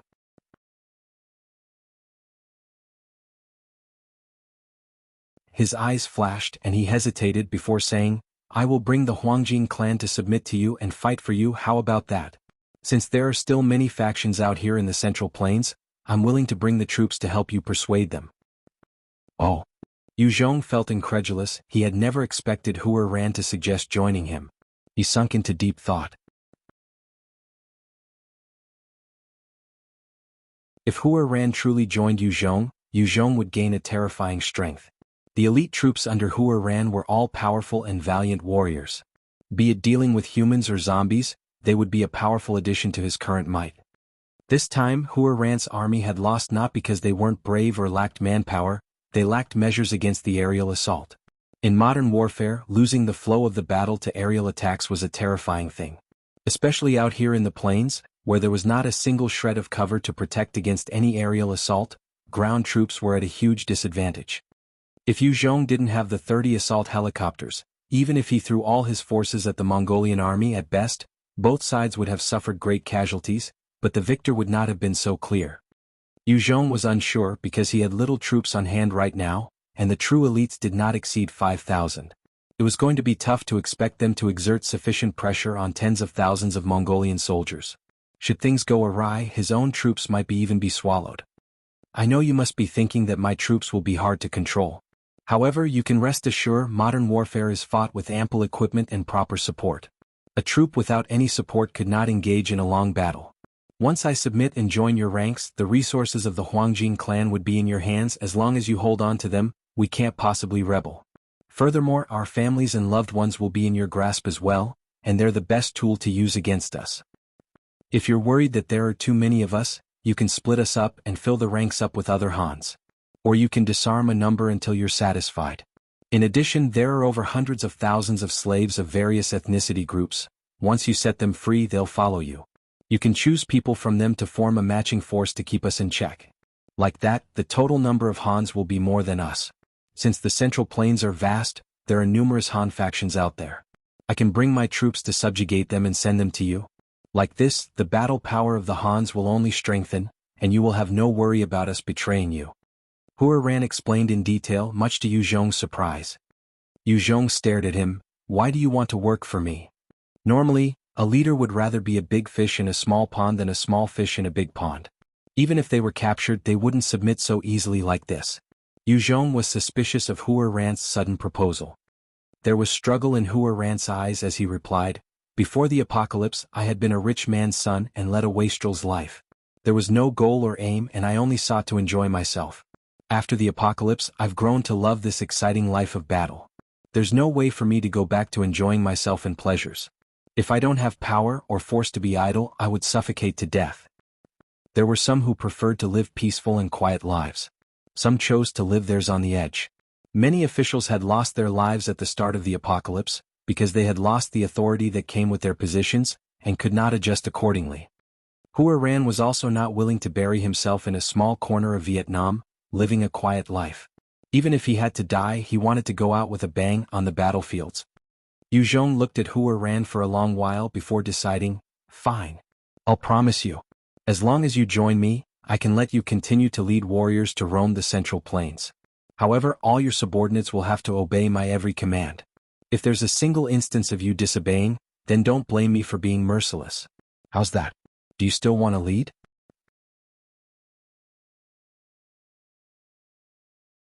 It was as Hua Ran pointed out, as long as Yu Zhong held the logistics, there was no way for Hua Ran to go.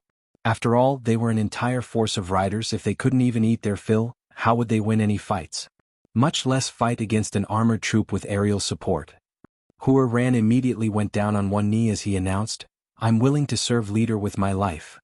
He was decisive. Having made the decision to serve Yu Zhong, he was willing to put down his position as the Mongol king and wholeheartedly serve as Yu Zhong's subordinate.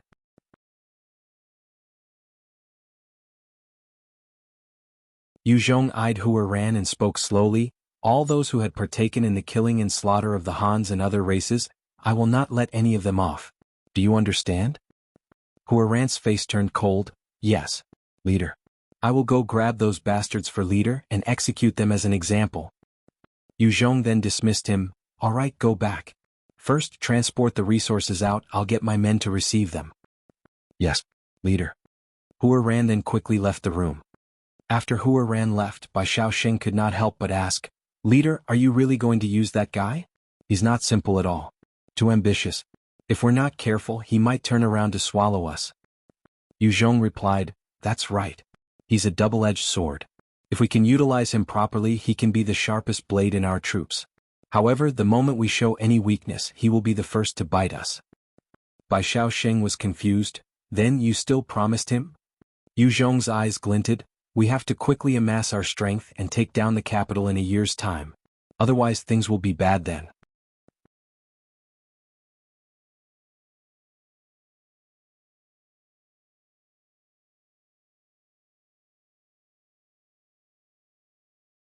Chapter 656, Elder Council. Since Hua Ran made the decision to join Yu Zhong, he did not throw any curveballs. Instead, he handed everything within the Huangjing clan stronghold to Yu Zhong obediently. Under his orders, most of the Mongolians put down their weapons. However, there were a few hot-blooded youths that could not accept surrendering without a fight. Some other elites took their own lives. However, many of them heaved a sigh of relief and put down their weapons. After all, what was most precious on earth was still one's own life. Yu Zhong might be vicious, but he never went against his word once he promised. Hua Ran also abided by Yu Zhong's wishes and helped to release the 100,000s of slaves. The sudden increase of slaves was a huge burden on Yu Zhong's shoulders. He had to process and release them and could not afford to use too much force. Otherwise, there might be potential dissatisfaction brewing amongst the survivors, therefore he had to put in more effort to get it down properly. Inside a tent, Boerzi looked at the intelligence officer kneeling in front of him in horror and disbelief. What? The Great Khan surrendered. Is what you said true? It's impossible. Definitely impossible. The Great Khan is a person above persons. How could he surrender to Yu Zhong, that despicable and vicious Han dog? Hua Ran had established the Mongol Empire by himself, and his position amongst his followers was equivalent to Yu Zhong amongst his men. Within the empire, while there might be some who were not of the same mind as Hua Ran, they were still loyal. Boerzi was someone who had been saved countless times by Hua Ran, and was considered one of his trusted aides. He was loyal, and when he heard the respected Hua Ran of his heart submitting to Yu Zhong, it was like a huge blow to him. At this time, the handsome man in question with a strict aura stepped into the tent and spoke slowly. Boerzi, it's true. I've truly submitted to Yu Zhong. Boerzi's eyes turned bloodshot, his teeth gritted as he kneeled. Great Khan. Why? We have so many good brothers. Under my lead, there are still 3,000 riders. As long as you give the order, we're willing to follow you throughout the Central Plains. Yu Zhong is a Han, and no matter how strong his is, the Central Plains don't belong to him. The Central Plains belong to us Mongols. Even if we can't take him on in a frontal battle, as long as we make use of our usual tactics, with the vast Central Plains, he can't do anything to else. Great Khan, why? Why did you submit? Why? Hua Ran chuckled bitterly and asked, Boerzi, how long will the rations in your hands last? Boerzi turned silent before replying slowly, we should be able to last another 2 days with the dry rations. If we scrimp a little, it should be enough to last 4 days. If we kill our horses, we can last even longer. Hua Ran replied, his tone full of bitterness, if we lose the Huangjing clan stronghold, we lose our lifeline. Out here in the Central Plains, if we don't provide food backup for our men, we will die from battles and starve to death. Our bullets will be lesser with each round we fire. Without a base, any storm could claim the lives of all our brothers. Our Mongolian brethren are all within the Huangjing clan stronghold. If we continue fighting, Yu Zhong would definitely not go easy on us, and all our people will become slaves, and he might even kill the families of the soldiers. Without Huangjing clan, we won't even have the necessary support to resist him. If we continue to fight, not only us, our families and loved ones will also follow us in death. For their future and sake, we can only choose to submit to him and fight for him. In the apocalypse, without a base to return to, it was extremely dangerous.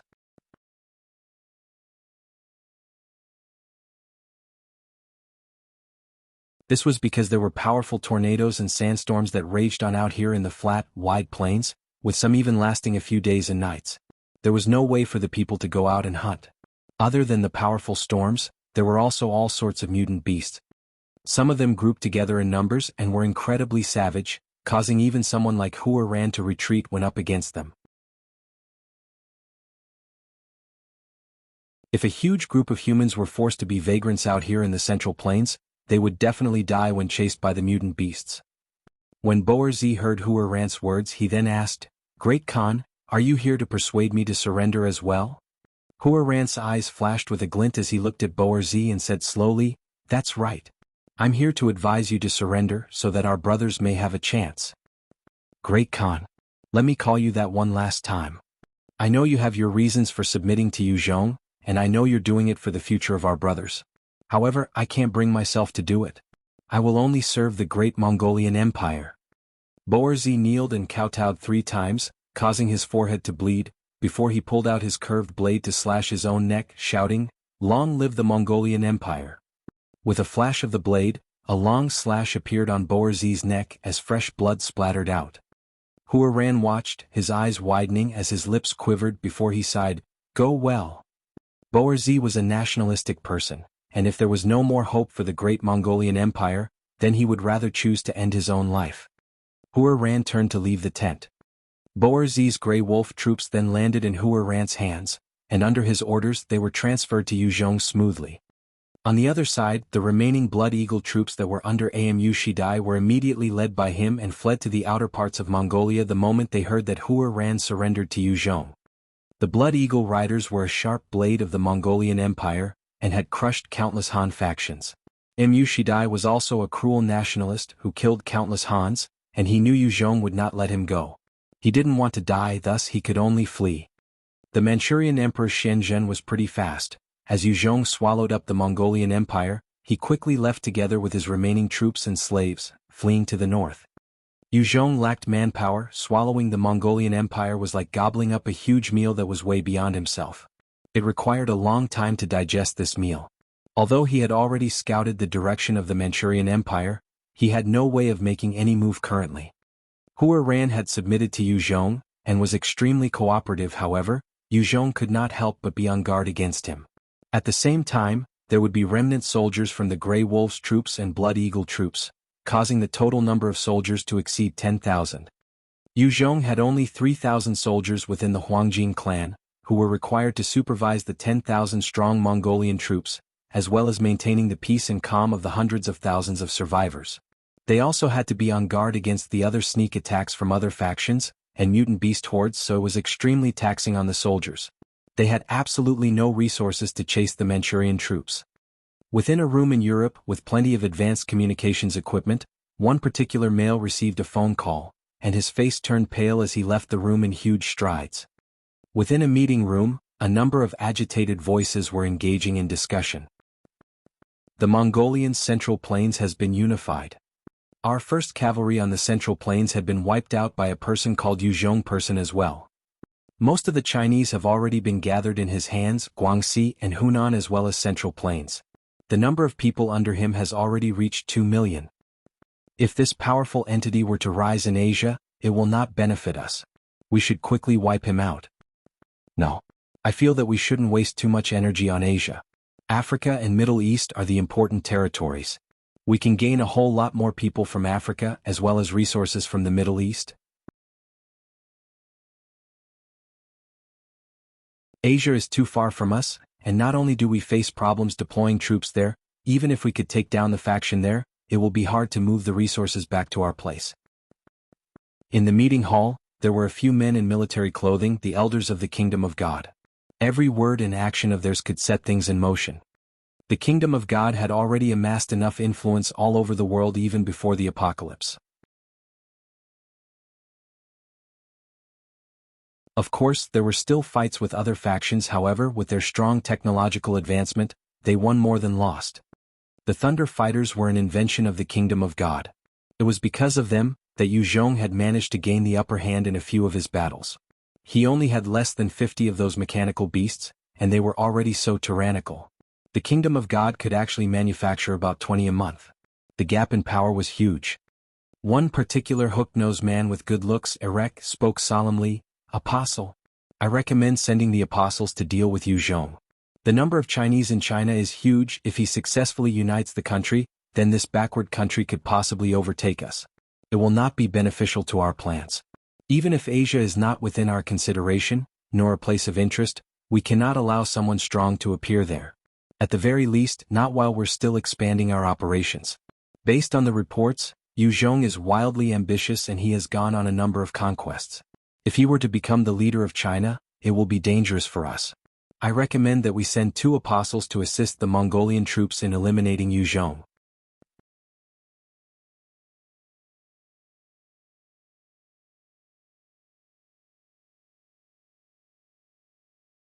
Chapter 657, Undercurrent. Another man frowned. "Apostle? Is there a need to send one?" The apostles were the strongest experts of the Kingdom of God, and were the peak evolvers of the Europe continent. Each of the 12 had terrifying abilities. They could suppress an entire region by themselves.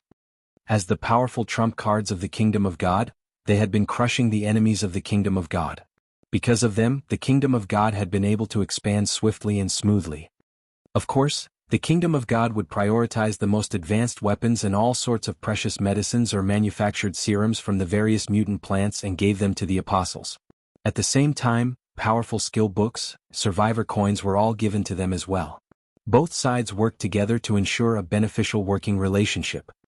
Erek spoke solemnly, "It's necessary. Based on the reports, this Yu Zhong has the strength of an apostle as well. In order to wipe him out completely, we will need at least 2 apostles as well as 8 divine envoys." One of the elders asked, "Our apostles are all in America, Africa, Middle East, Britain and India engaged in battle. The remaining 4 are on guard duty. If we had to deal with Yu Zhong, we would have to relocate those who are on the battlefield. Where do you propose taking them from?"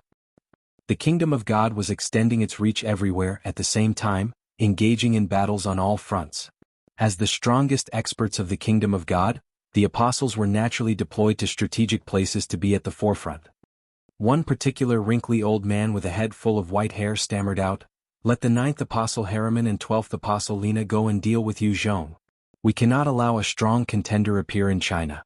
It will truly be bad for us." "Yes, great elder."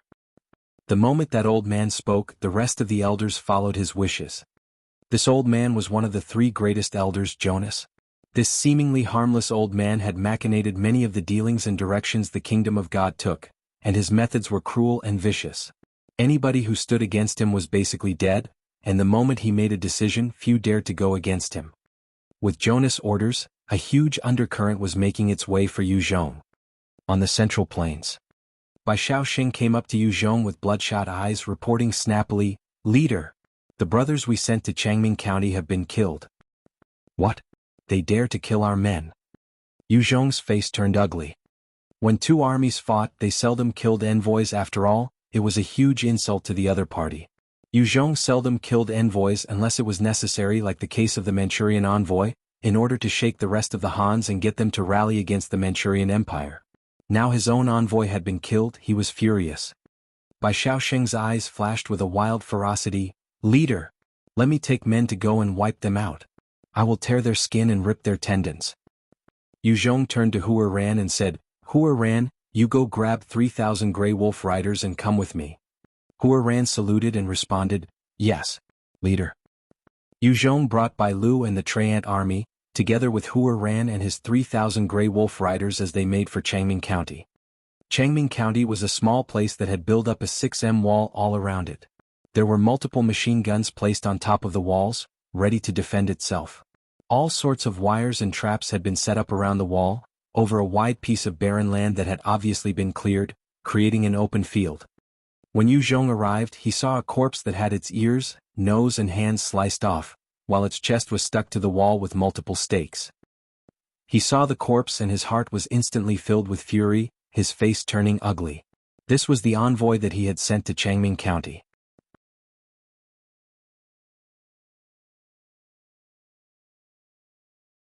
Hua Ran came to Yu Zhong and spoke lowly, "The leader of this place is called Huyin Xiong'er, and he is a peak-level Han expert. There are a total of 10,000 survivors within and 1,000 soldiers. They're his tiger leopard riders. Each of them are enhancers of at least level 10 and above, their strength is not weak."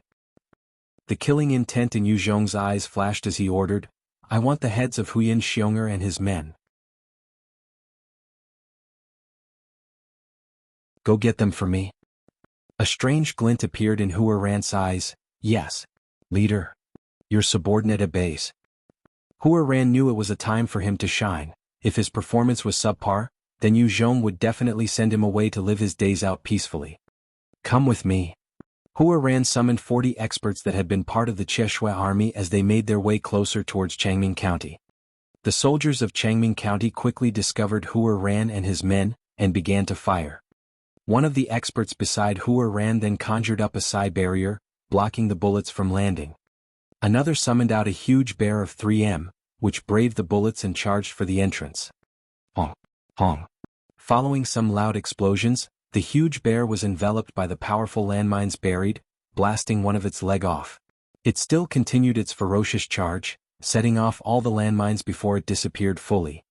Hua Ran came to the entrance and cast his abilities, his blood do chi covering his frame. With a loud roar, he kicked off the ground, immediately leaping up 6 m, his silver curved blade slashing out and killing 3 soldiers on top. Another 6 agility-based enhancers also leaped up beside Hua Ran, their own blades flashing out as they slaughtered the defending soldiers of Changming County. At this time, Huyan Xiong'er, who was a huge man with a broad back and thick frame, appeared together with some experts, his face full of disbelief as he asked, "Hua Ran, how come it's you? Weren't you fighting with Yu Zhong? I thought our aim was the same? How come you're here attacking?" Huyan Xiong'er had killed Yu Zhong's envoy thinking that Hua Ran was still fighting with him.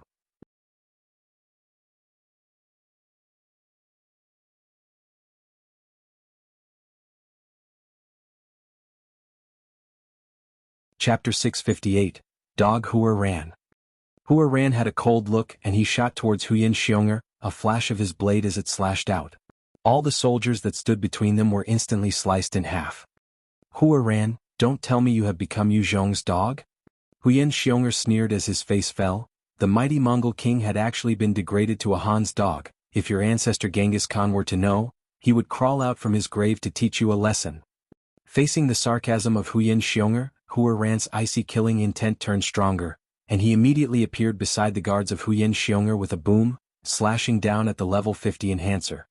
Shock was written all over the face of the level 50 enhancer as he brought his arms and a cleaver up to defend himself. Hua Ran's blood do chi intensified, and his body constitution was enhanced further. The silver curved blade came slashing down, and slashed through the cleaver before continuing through his body, slicing him into 2. Huyan Xiong'er could not help but exclaim in shock, "Zhang He!"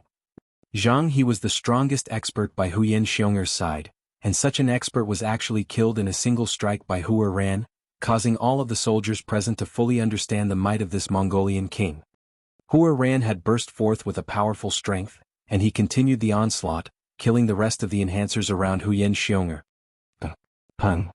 An enhancer with the firearms manipulation specialization skill began to fire at Hua Ran. His accuracy was incredible, and a number of bullets actually struck Hua Ran, only to bounce off due to the defense of his Type 3 mutant beast hide. Huyan Xiong'er's face turned pale as he shouted, "Kill him! All of you charge! He's alone. As long as we kill him, I'll allow you guys to enjoy yourselves with the women in the leopard garden. I will allow you guys to even choose 10 women each." When they heard it, the enhancers immediately became excited and charged towards Hua Ran. The women in the leopard garden were beautiful women that Huyan Xiong'er had collected from everywhere. It was not usually accessible, and only those who had contributed to Huyan Xiong'er's cause were allowed in once or twice. Hearing that he would open it to them, they became incredibly motivated. There were 40 enhancers by Huyan Xiong'er's side, and they were at least level 30 and above. Each of them possessed different skills, and were the core fighting strength of Huyan Xiong'er's force. There were 2 evolvers among them as well. Being surrounded by so many experts, even a high-level evolver might die. Facing the assault of these many experts, there were some even muttering their chants for their curses and magic spells. Hua Ran's eyes turned red and he immediately unleashed his lion's roar. He took a deep breath and roared out loud as a powerful shockwave blasted out with him in the center. In an instant, the numerous agility and strength-based enhancers were forced to their knees. The spirit-based enhancers crumpled, their eardrums shattered as blood flowed. Their brains had suffered a massive concussion and many began to convulse. Only some who had a body constitution 10 times stronger than ordinary people stood their ground, their complexions pale, with shock in their eyes. With a single roar, Hua Ran had incapacitated so many of his enemies. His own face also flushed as his gaze turned savage and he charged towards Huyan Xiong'er. Huyan Xiong'er watched in horror and regret as Hua Ran came closer, and tried to retreat as he shouted, "Hua Ran, don't kill me. I'm willing to join hands with you and fight Yu Zhong together." "That's right. The leopard garden, all the women, they're all yours, please spare my dog life." Huyan Xiong'er was also a strength-based evolver whose level had reached 56. The moment he saw the numerous experts he had painstakingly gathered falling at Hua Ran's hands, he had lost his fighting will instantly. Those who had remained standing had long since fled. No matter how beautiful the women that were promised, one had to be alive to enjoy such pleasures. These men weren't willing to sacrifice themselves. "No need. Give me your head."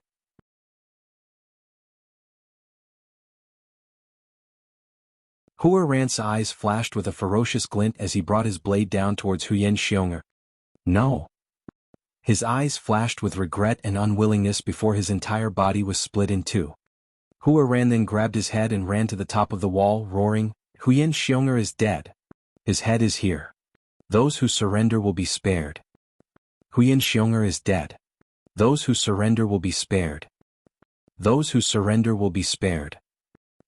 The sounds reverberated from the city wall, causing every militant to look up. The moment they saw the decapitated head of Huyen Xiong'er, many began to flee, with some instantly throwing their weapons down and surrendering. Huyen Xiong'er's governance wasn't the best within these city walls. With his death, there weren't many who were willing to continue fighting for him. Leader.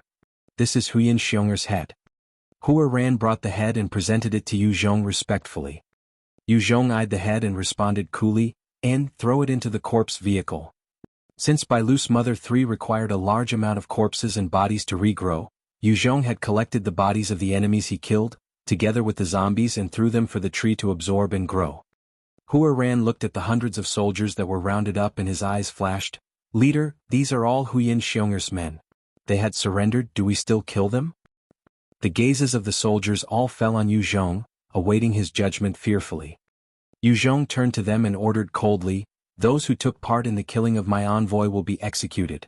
The rest will be sent to the scum battalion.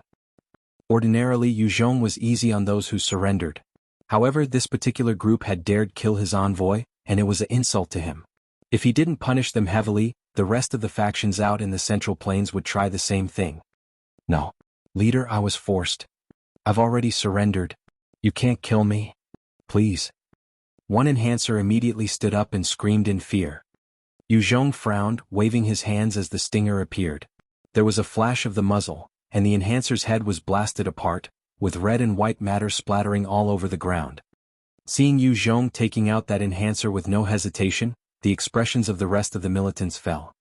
7 of them immediately activated their transformation skills, but just as they did so, they were instantly riddled with bullets all around. Yu Zhong eyed the rest of the militants coolly, his killing intent billowing out. Resistance will be met with death. Despair was written all over the faces of the rest of the militants, as they watched their comrades slaughtered helplessly. No one dared to move. Hua Ran saw Yu Zhong killing 8 of them in total and his brows furrowed slightly, but he did not do anything and stood obediently by one side. As the men who took part in the killing of Yu Zhong's envoy were dragged out and executed one by one, the gory scene struck fear in the rest of their hearts. There were over 10,000 survivors in this encampment. However, because of Huyen Xiong'er's tyrannical rule, most of them were emaciated and could not march for long. Yu Zhong had no choice but to deploy a battalion of soldiers to set up camp and defend here. The news of Huyen Xiong'er being slaughtered as well as Hua Ran selling himself to Yu Zhong soon spread throughout the Central Plains. The rest of the factions heard it and their hearts turned cold. They were living it up in their own bases, and weren't willing to surrender to Yu Zhong to be ordered around. However, many more began to take the initiative in surrendering. With a single order, most of the factions did not dare resist. Otherwise, he would instantly deploy troops to meet them head-on, killing any leader who resisted, and throwing the soldiers into the scum battalion as cannon fodder. The Mongol king Hua Ran, blood slaughterer Lai Ming-yi, victorious troops Li Guang, the 3 of them led their own forces heading to the various factions that did not want to submit, wiping out the command and taking over the survivors and resources. Under this new regime, those who weren't willing to submit had no choice but to flee further northeast.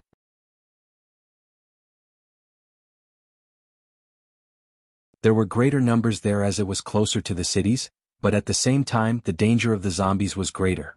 Yu Zhong's forces had no way of contending with those parts.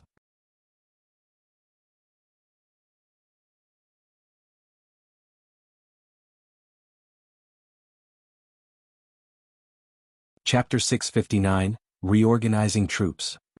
With the efforts of Hua Ran, Lai Ming-yi and Li Guang, many survivors were soon drafted into Yu Zhong's faction. Adding the various races from the Huangjing clan, the total number of survivors under him soon swelled to 600,000. Yu Zhong then arranged for a number of officials that had already gone through training at Guangxi and Hunan to come over and established a government. It marked the beginning of a proper development, and he did not rush the advance towards the city. instead choosing to re-establish stability and some semblance of society. After all, there were already over 20 million zombies out here in the Central Plains. The capital was sure to exceed that number. Furthermore, population was denser in the cities. It was going to be incredibly tough to charge in. The troops under Hua Ran, Lai Ming-yi and Li Guang did not exceed 30,000. If a force of such size were to engage 20 million zombies without guns and cannons, it was basically impossible. After conquering a number of small counties, Yu Zhong then deployed over some military architects to begin development into military factories. After obtaining the evolving temple, Yu Zhong had begun to understand the importance and might of it. The strongest benefit was the ability of churning out various talents now. Of course, most of them were at most equivalent to ordinary engineers from before the apocalypse, and did not possess high talents nor capabilities in the field. However, it wasn't a problem manufacturing ammunition and production lines. The reason behind the quick rise of the Kingdom of God was due to their natural talents. Other than Europe possessing the most advanced technological research institutes, they were the first to obtain a novice village. Many survivors joined the different factories and production lines, and Yu Zhong distributed amounts of food as wage, greatly boosting the survivability of the people in the Central Plains. Every day the strength of Yu Zhong's faction was slowly rising and expanding. With the stabilizing of the survivors, Yu Zhong thus called back the 3 troops to begin a reorganization of his troops. Slaughterer Lai Ming-yi had gained the role that he always wanted, a brigadier general in charge of over 3,000 riders. Li Guang became the regiment commander of the Central Plains 1st Regiment, with the victorious troops as the core troops. Situ Jin was thus drafted as the brigade commander of the Logistics Brigade, sending support whenever required. The 3rd Brigade was the Grey Wolf Riders under Hua Ran. They also only had 3,000 and were made up of the Grey Wolf Riders. The vice commander was Lien de Zhong, who was a coward and slightly despicable. However, his natural affinity with people made him an important person to talk to the various Mongolian leaders. In addition to his past merits, Yu Zhong had thus conferred upon him that role. After the reorganization, the number of soldiers under Hua Ran was reduced to 3,000, and these men were all using cleavers and other melee weapons. Only 500 of them had some 81 rifles, Type 56 as well as ancient firearms. The ammunition was also limited to about 5,000 of them. There were no other heavy firearms. Under such circumstances, if they were to revolt, there would only be death. When Hua Ran took over the reorganized troops and weapons, he chuckled bitterly and was speechless. He knew clearly that Yu Zhong was using him at the same time guarding himself. He dared not say anything because he knew that should he make any strange movements, Yu Zhong would immediately clamp down on him and his troops. Once all that was down, the over 10,000 elite Mongolian riders were separated. Yu Zhong wasn't willing to send them to the factories to work, and after consideration he decided to set up a reinforcement troops handled by Xiao Sheng.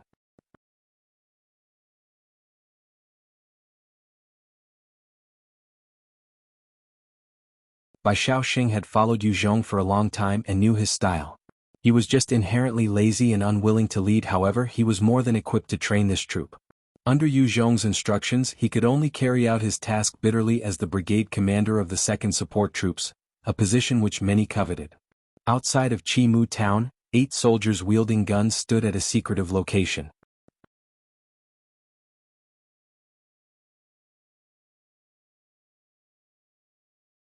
An armored vehicle drew close and came to a stop.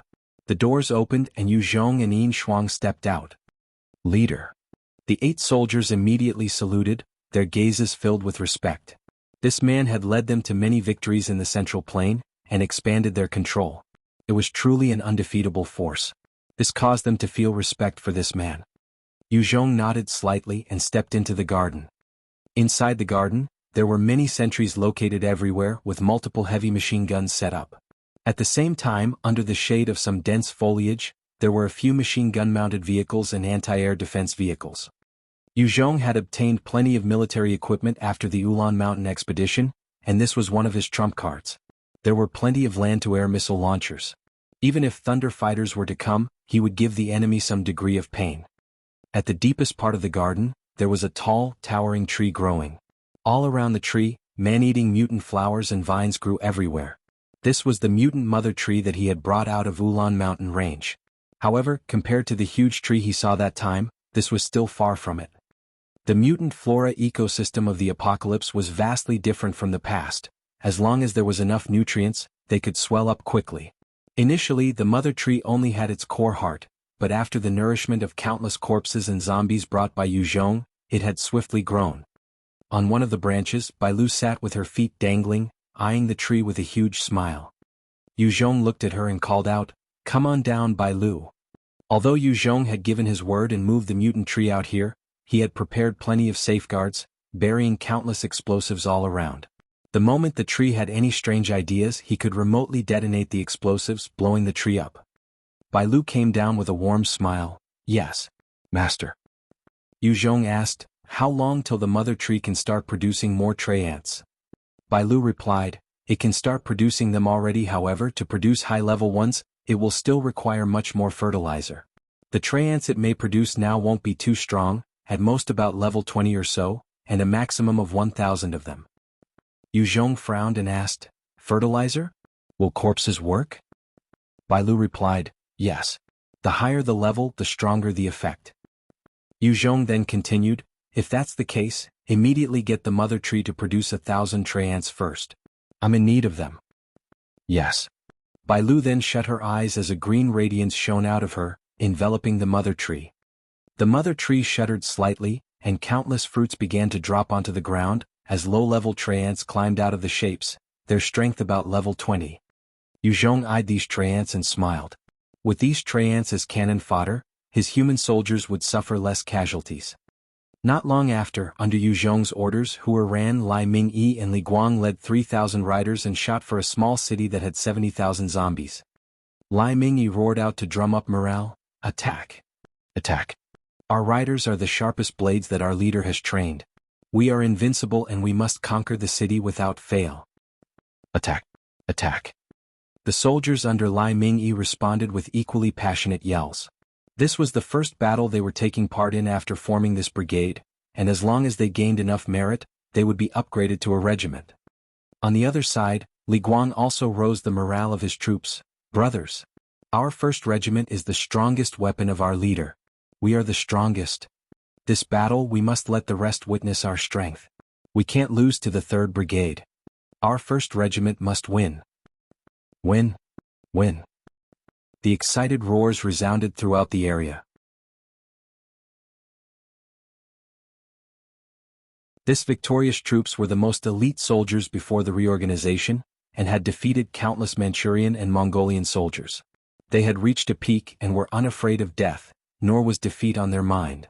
Hua Ran turned to his soldiers and hollered, "This is the chance for us to gain merit. Our Mongolian men are all heroes. Let them see, even if we have a disadvantage in equipment, we're still stronger." Right at this time, Lien de Zhong chipped in with a smile, "That's right.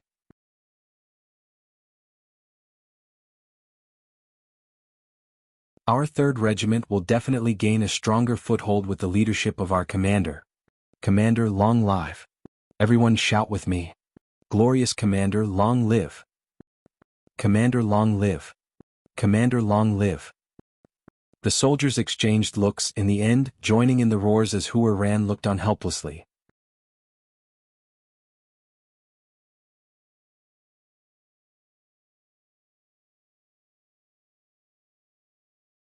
Chapter 660. The Strange Movement of 4 Million Zombies. Under the lead of the 3 leaders, the 3 units charged forth with a total of 16,000 soldiers, as they joined forces to assault the city. With such coordination, the small city was soon conquered, and the 70,000 zombies were quickly wiped out. The soldiers even discovered 200 emaciated survivors hiding out at different corners of the city. When humans were forced to the edge, they could show incredible tenacity. These people were actually able to survive under the harshest of conditions. After resting, the 3 units continued to launch attacks on the other surrounding counties. Yu Zhong had only deployed the 3 units for the sake of training the troops. As they continued to kill the zombies, they were forged through the flames of battle and grew in experience. With each battle, they became more confident and cleared out more counties. The relentless assaults continued on, and as each county was conquered, they uncovered plenty of resources and rescued many survivors. Other than them, Yu Zhong even sent out Tenpyo Saka, Yin Shuang, Zhuye Tong and Bai Lu as they led the Treant army to attack other territories. Jianghu had led 8 youth guards as well as the reinforcement troops to gain levels in the various towns and counties. Yu Zhong intended to raise up a large number of enhancers, and thus he could only delegate Jianghu to go help a bunch of ordinary soldiers become enhancers. With her supervision, there were a huge number of enhancers of about level 10 being churned out every day. These were then deployed to the battlefield to join the other troops. After all, the soldiers under Lai Mingyi, Hu Ran and Li Guang were also human and would feel tired. They needed to rest. As for the Traiant army, it was different, and they continued to smash through city after city and leaving instantly. The corpses were then transported back to nourish the mother tree and the wheat plant. When the wheat trees consumed enough zombies, they could produce large amount of rice, whereas the mother tree could churn out countless low-level Traiants to send to the battlefield. Every day Yu Zhong's faction was growing stronger out here in the Central Plains. When he called for the assault on the zombies, Yu Zhong had stayed put in the central base and not roam about. Without him, it was hard to direct the various aspects of his plans. Should things turn awry, only Yu Zhong himself could quell the situation. If he were to disappear, then the large-scale attacks on the towns and cities would have to stop. On this day, one officer came up to Yu Zhong with a grave expression reporting, "Leader, Baoshi City's zombies had started moving. The 2 million of them had left the city and is marching towards Bayan City. The zombies there have also acted strangely, leaving their own and marching towards Baoshi City." What? It seems that the two groups are converging? Yu Zhong's face fell and he quickly made for the command center. Yu Zhong quickly came to the command post and pulled up the image. He had obtained quite a number of observatory equipment as well as unmanned reconnaissance drones.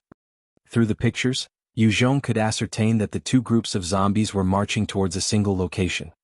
His expression turned incredibly ugly. When the number of zombies reached above 1 million, it will be a sizable force. If these two groups of 2 million zombies were to converge, even the Kingdom of God would have a hard time dealing with them.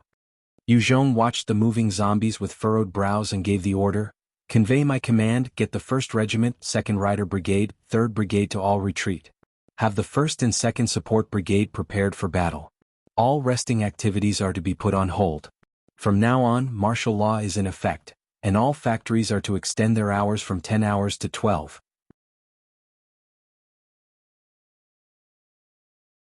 Under the many orders, the troops of the Central Plains began to move. The 3 main forces turned back from their areas, and began to converge at Muyuan County, which was the first line of defense. About 100,000 survivors were deployed to the town to prepare fortifications and defensive constructs, while resources were transported to the front lines.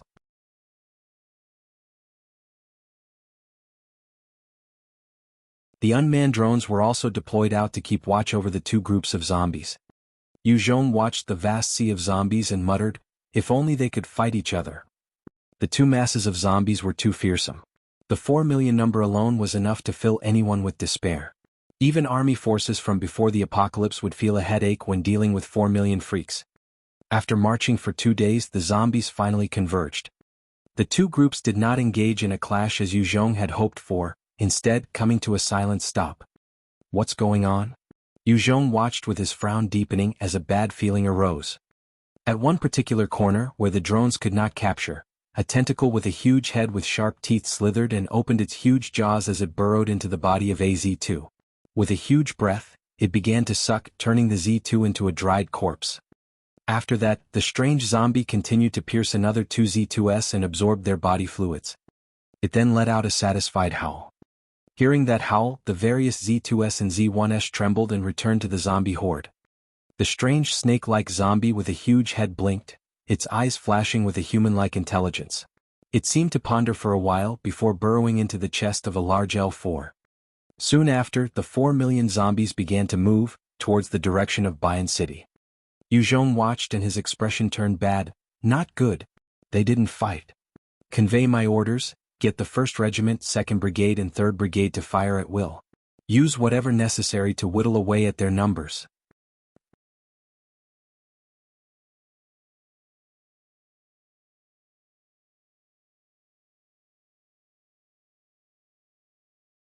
Chapter 661, Snipe. The moment Yu Zhong gave the order, all 3 troops rushed for the front lines. So many zombies. Lai Mingyi rode a black-scaled stallion, leading his 3,000 men, quickly locating the zombies. He watched them swarm and his face turned pale. 1,000,000 of them was already a sight to behold. Seeing the 4,000,000 zombies felt as though they were facing a sea, and there was nothing that could stop them.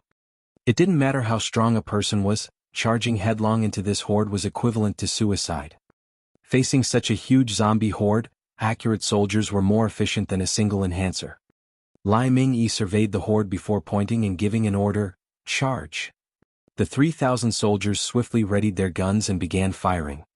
The dense rain of bullets enveloped a large patch of zombies, causing them to fall. However, the swarm of zombies immediately turned to face them, making their way to surround them. Retreat. After a few rounds, Lai Mingyi waved his hands and called for his troops to retreat quickly. After retreating a certain distance, the 2nd Brigade quickly pulled away from the zombies with their superior speed. They then turned around to continue firing, killing huge patches of zombies. Lai Mingyi's 2nd Brigade was filled with 300 enhancers that had changed their jobs to become soldiers, and they were specially trained to reach level 30, with their gun manipulation skills at level 3. Even on horseback they could achieve headshots. Under his hit-and-run tactic, Lai Mingyi and his men quickly disposed of a huge number of zombies, without suffering a single casualty.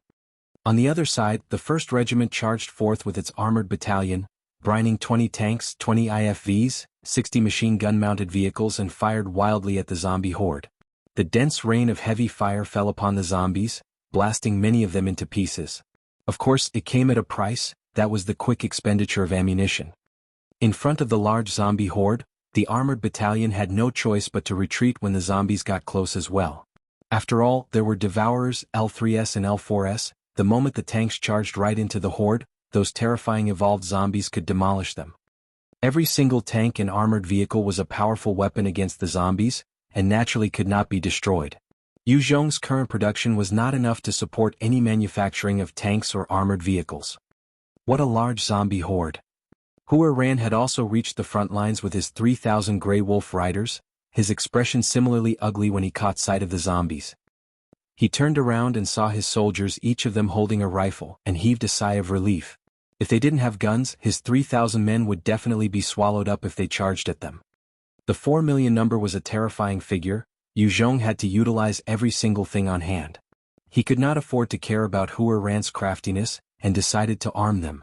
However, the 1st Regiment and 2nd Brigade were equipped with the more advanced stuff, while the 3rd Brigade was equipped with the older weapons. Although they had all been equipped with weapons, there were too many types from different places, and they had no choice but to try and use them. Lian de Zhong looked at the zombie horde, his face pale. "Let's just try our best, then we should quickly scatter." The sight of those zombies truly spooked him. He was a coward and he couldn't muster his will to fight. Hua Ran's eyes flashed as he spoke solemnly, "No way. This battle concerns the future of my 3rd Brigade. We have to do our best." He knew that Yu Zhong had kept him because he had use for him. The moment he showed that his value had decreased, he would be sent far away, never to return to the Central Plains.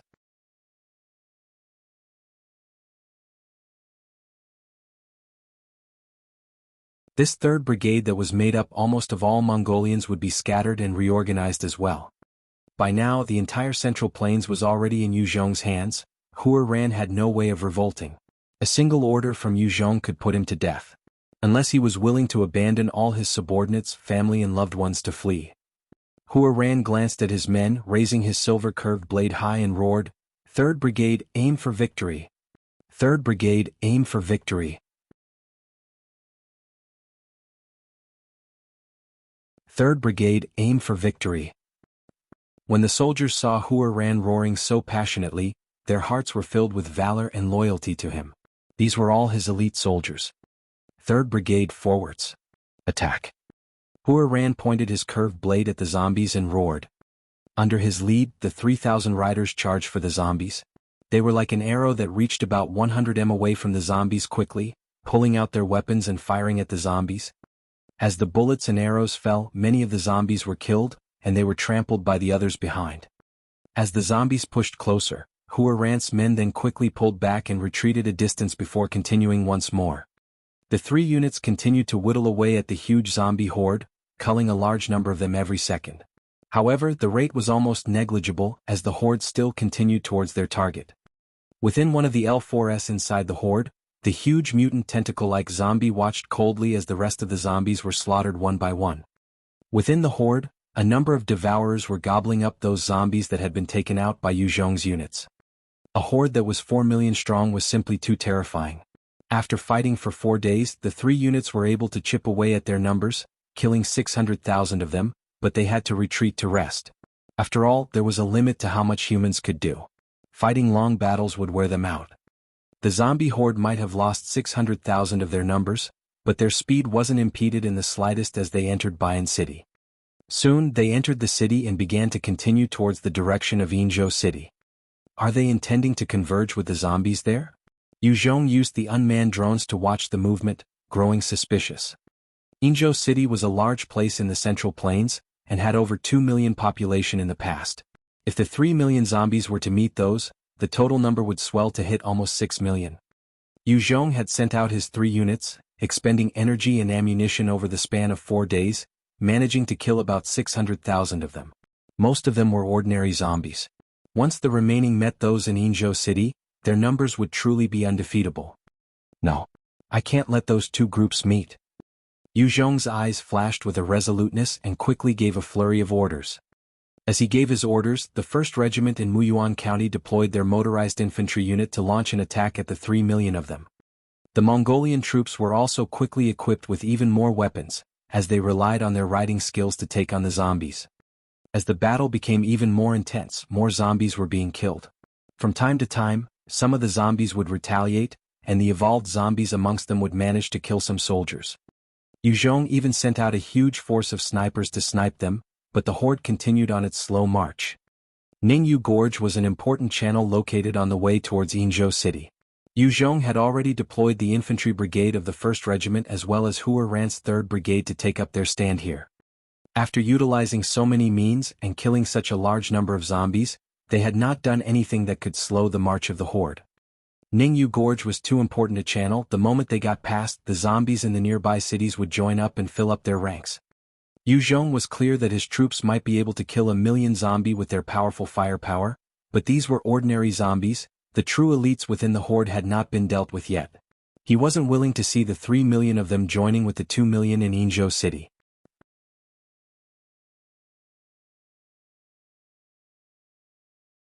Yu Zhong's troops had no way of retreating now. The moment they abandoned the Ningyu Gorge, the 3 million zombies would quickly converge with the other 2 million. His troops had already expended so much effort to wipe out 1 million, and it would go all to waste. Beyond Ningyu Gorge, the 30,000 survivors were currently setting traps and preparing trenches all around the gorge. From afar, it looked like many ants were scurrying about. They're here. Li Guang stood at a vantage point, watching the distance with a cold look.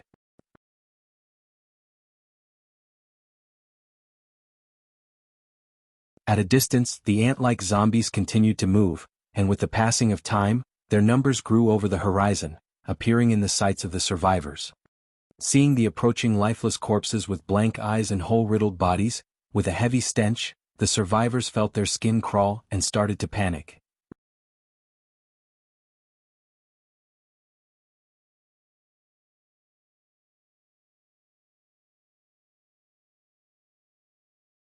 Chapter 662, Zombie with Art of War. Zombies were terrifying with their high infection rate and the virus with no cure.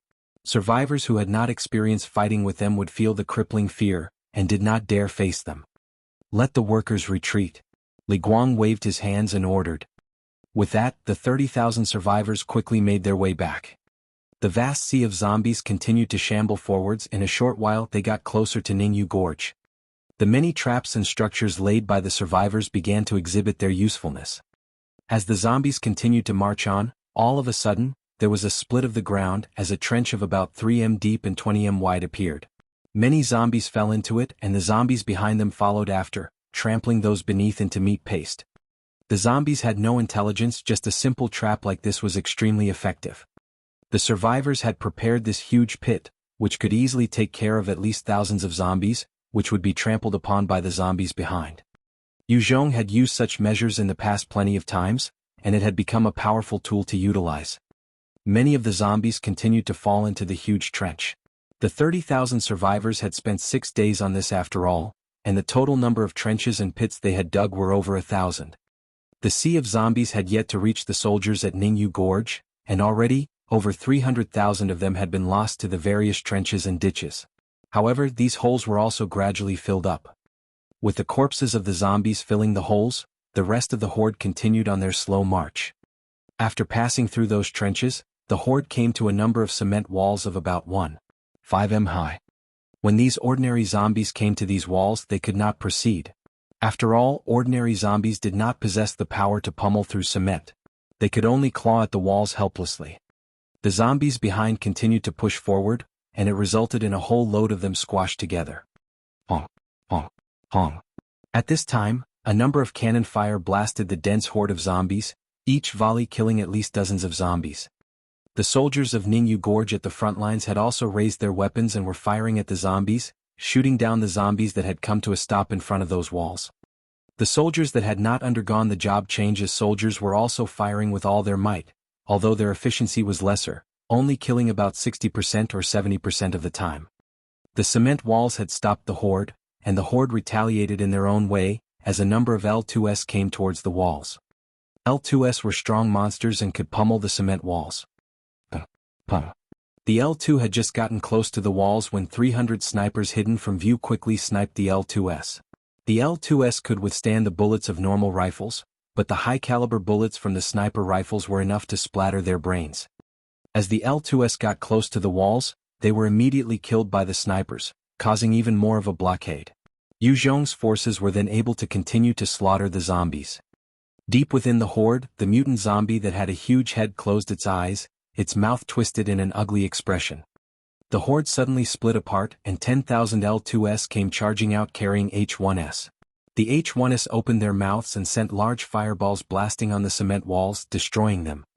Fire the artillery. Li Guang saw that things were turning bad and quickly gave the order.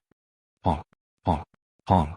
The artillery forces from afar began to fire rapidly, sending volleys of heavy fire raining upon the zombies, blasting many of them into pieces. The 10,000 L2s and H1s were incinerated instantly.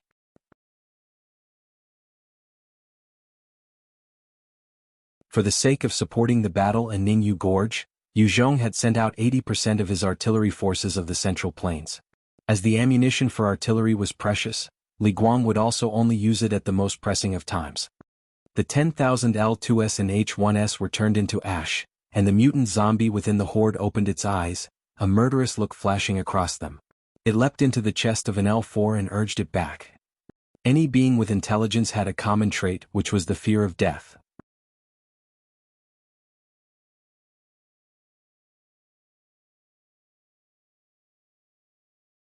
If they weren't scared, Bailu wouldn't have been subdued so easily. Even Yu Zhong himself was not entirely unafraid of death. The L4 continued all the way to a secretive location at the back before it stopped. As it retreated, a large number of the ordinary zombies continued to attack Ningyu Gorge. Under the blows of the H1, the cement walls on the front lines were blasted into nothing. After a harsh round of firing, the soldiers quickly abandoned their posts and retreated to the secondary defense line. The army had constructed a number of defenses, and Yu Zhong was clear that there was no way for the first line to withhold the entire horde. At the secondary defense there were a whole bunch of low cement walls as well. The huge sea of zombies were once again held up by the walls, and many of their heads were shot. After the mutant zombie had escaped to a safe place, the huge sea of zombie abruptly started to retreat. What's going on? Li Guang watched the huge sea of zombies retreat, his eyes flashing with shock, and a bad feeling arose in his heart. After all, zombies have never been known to retreat, they only knew how to advance and tear into their enemies or get torn apart by their enemies. The zombies retreated, and suddenly 50,000 L2s and 100,000 S2s charged out from their midst, together with 3,000 L3s. This zombie unit of over 150,000 zombies galloped forward like a sharp knife, making their ways for the second defense line viciously. Calling for artillery strike. Li Guang watched the appearance of these 150,000 zombies, his face unsightly. The pressure from these 150,000 evolved zombies was even stronger than 1,000,000 ordinary zombies. Against the ordinary zombies, Li Guang could still make use of the various traps to wipe them out. However, against the L2s and L3s, the traps were basically useless. Even the 1.5 5 m high cement walls could be destroyed in a single punch. Pong, pong, pong. As the rounds of artillery fire rained upon the 150,000 zombies, a huge number of them were blasted to pieces. However, even the powerful artillery strike couldn't possibly wipe out all the evolved zombies. Many of the L2s managed to evade the heavy fire and charged right through the cement walls. With their monstrous strength, the L2s and L3s charged right through the army camp, as they started slaughtering the soldiers. Yuzhong's soldiers started to engage in close-quarter combat, and many were quickly bitten to death or torn apart. Beasts? We can die together. One soldier was surrounded by 3 S2s, and as the 3 of them opened their jaws and bit him, he pulled the pin of his grenade. Following a loud explosion, the 3 S2s were blasted apart. Go to hell. One soldier saw an L3 killing his comrade with a single punch and grabbed a bag of explosives, running towards it and igniting it. With a loud boom, the L3 and the soldier were blasted together. At every part of the battlefield, many of the soldiers were fighting with their lives. Unfortunately, the sheer numbers and the sudden assault of the zombies overwhelmed the forces at the second defense line. The evolved zombies that got through might be only a small portion of the entire sea of zombies, however, they were not a force ordinary soldiers could stand up to. When the zombies overran the second defense line, they did not rush everywhere, instead allowing the forces behind to fill up, until all 150,000 came in, before continuing for the third defense line. Such a tactic was truly terrifying. Even if the artillery fire had taken out about 50,000 zombies, the unit of evolved zombies quickly managed to destroy the third defense line, and killed about 100 soldiers that were retreating. With such a strategy, the evolved zombies continued to wreak havoc on Yuzhong's army, and the casualty count soon reached 500. Losing 500 comrades dealt a huge blow to the morale of Yuzhong's troops.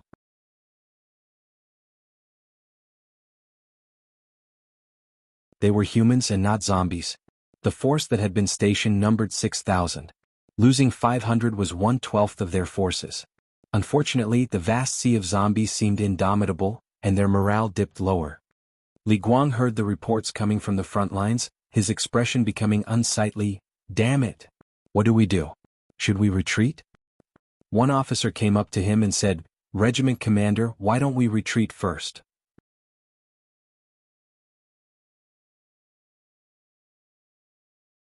Li Guang frowned as he considered his suggestion seriously. The life and death of 5,000 soldiers riding on his shoulder weighed heavily. This was the pressure of being a commander. "We're not retreating." Just then a voice resounded from the door. Li Guang lifted his head, his eyes flashing with excitement. "Leader, you're here."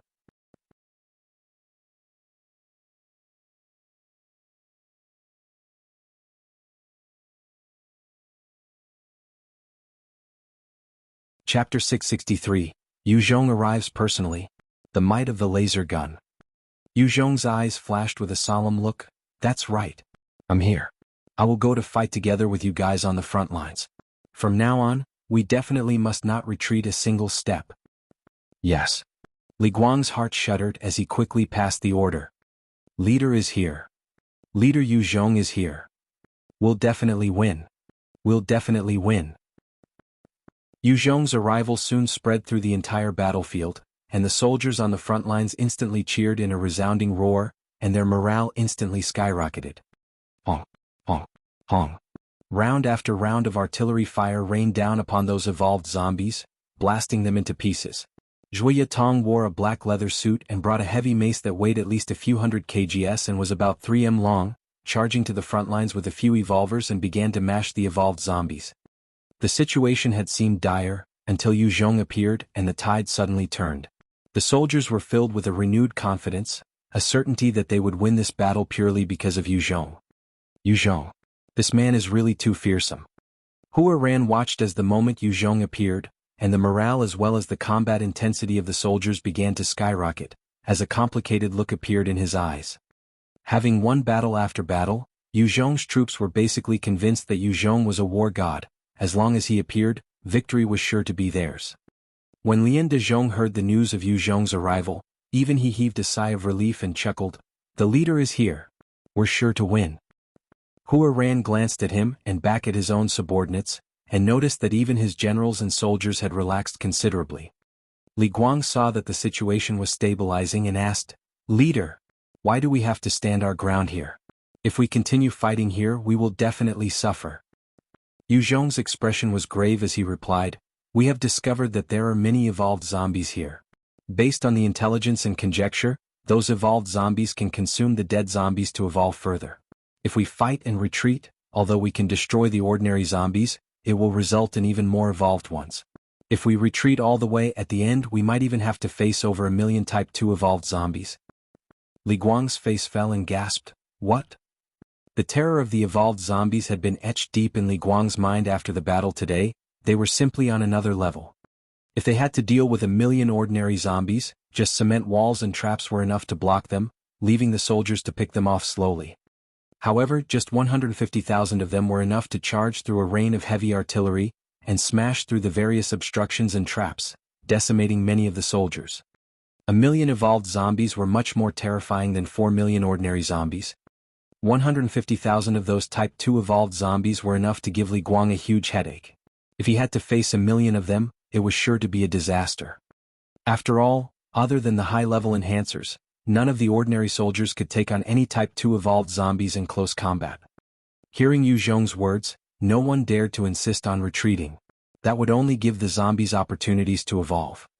Under the joint attacks of the artillery and the special forces led by Zhui Yitong, as well as the support of the various structures, Yu Zhong's forces forcefully held their positions and defended the place. As Yu Zhong's army slowly left, a huge number of zombies were gobbling up the corpses of their fallen comrades, including the flesh of the evolved zombies. Amongst them there were even a number of devourers.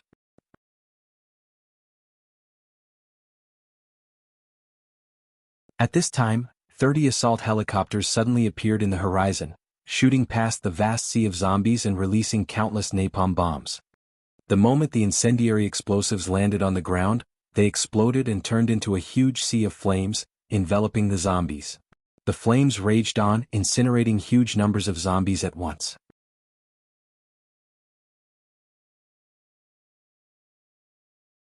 Those ordinary zombies and evolved zombies that were feasting on their comrades' flesh were burnt to death.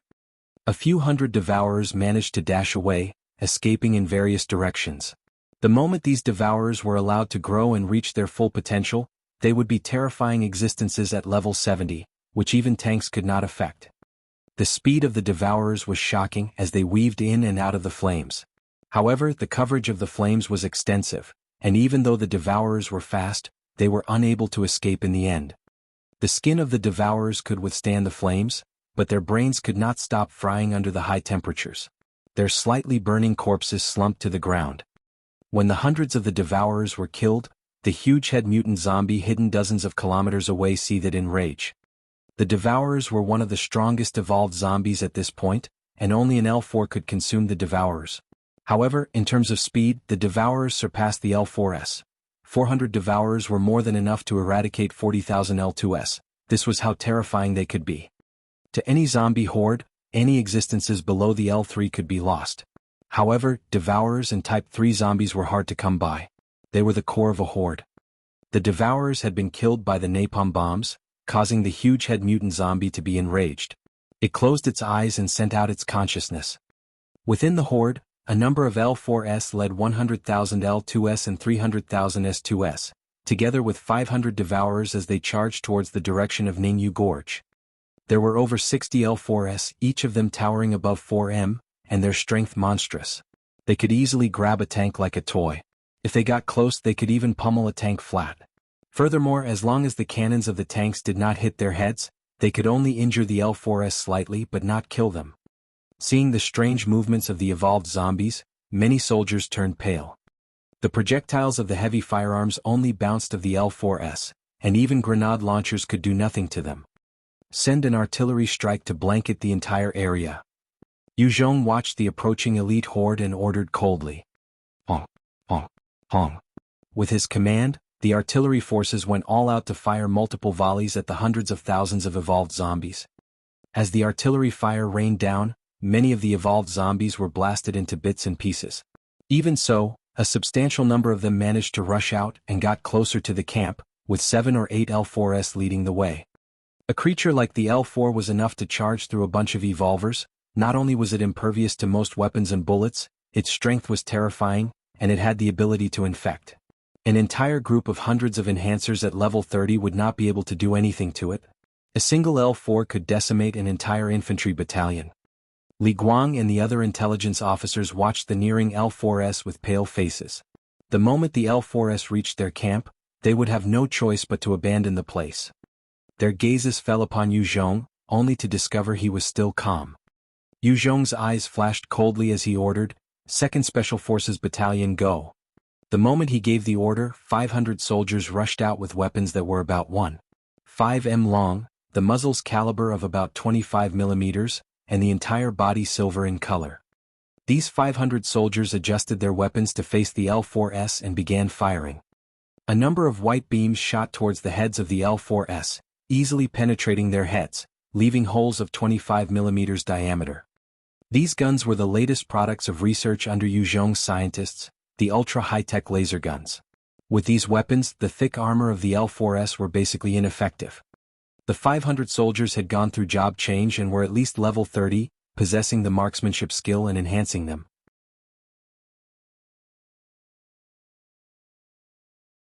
They could aim accurately and fire at the heads of the L4S.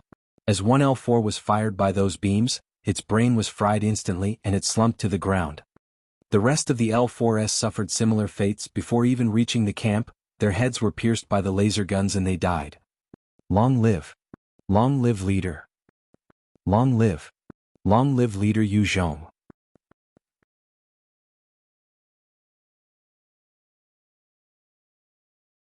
Seeing the heads of the L4S pierced through and their corpses slumping to the ground, the entire battlefield erupted in cheers, as the morale reached an all-time high. Hua Ran saw the weapons, his eyes flashing with shock and fear. Those are laser weapons. Another form of high-tech equipment. He could actually produce those. Truly fearsome.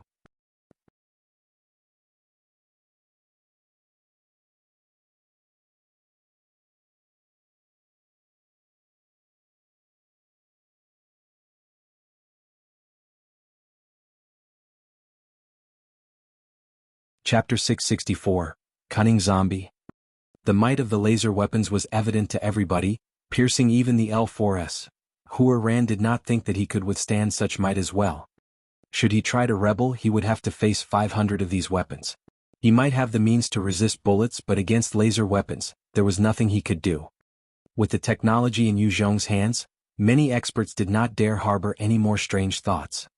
Li Guang watched the L4S die and spoke excitedly to Yu Zhong, "Leader, this is a laser gun. We hope that the 1st Regiment can get these. If the entire 1st Regiment could get these weapons, their might would increase greatly." Many mutant beasts and high-level zombies were not afraid of bullets, causing major headaches for the soldiers. If they had these weapons, they could take care of these problems, and ordinary soldiers could also kill evolved zombies. The entire regiment? You think these are cabbages? Yu Zhong chuckled and rebuked him in amusement. These are the latest developments over at Guangxi. After all their efforts, they only managed to produce 500 of them. Based on the current manufacturing rate, there's only about 300 each month. Asking for 10,000 right away, you think the rest of the forces aren't asking the same? If it wasn't for the seriousness of the situation, I would not have deployed them here. The laser gun had been something Yu Zhong insisted on researching. The many Japan researchers and people who went through the scientist job change had been thrown into the research. This was how he managed to produce them. However, even after the success of the research, he still lacked the necessary equipment and resources.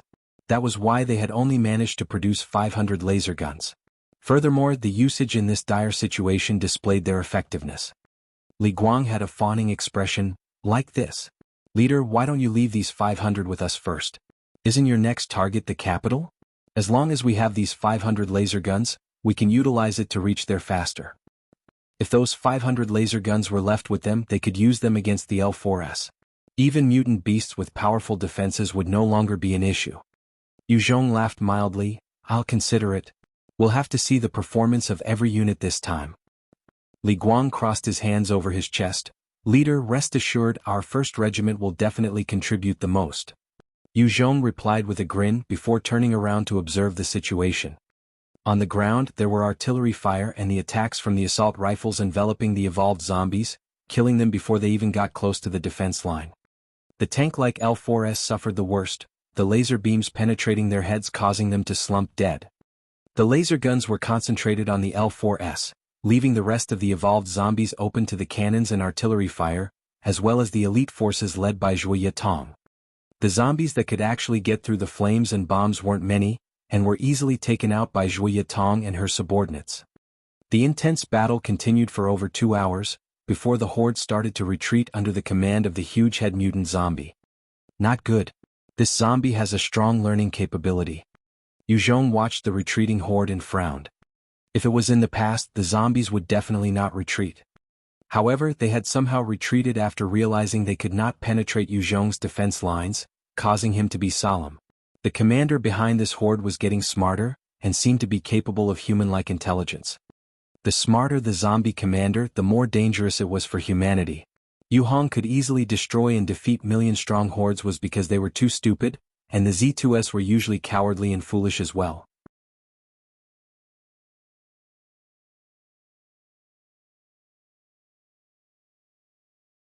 The Z2S only had a certain degree of intelligence and could just command a large horde.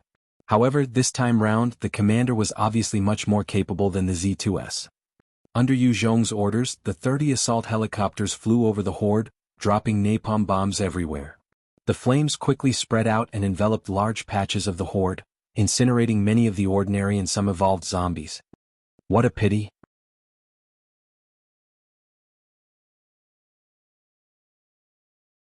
If only I had more heavy fire, these zombies would just be an appetizer.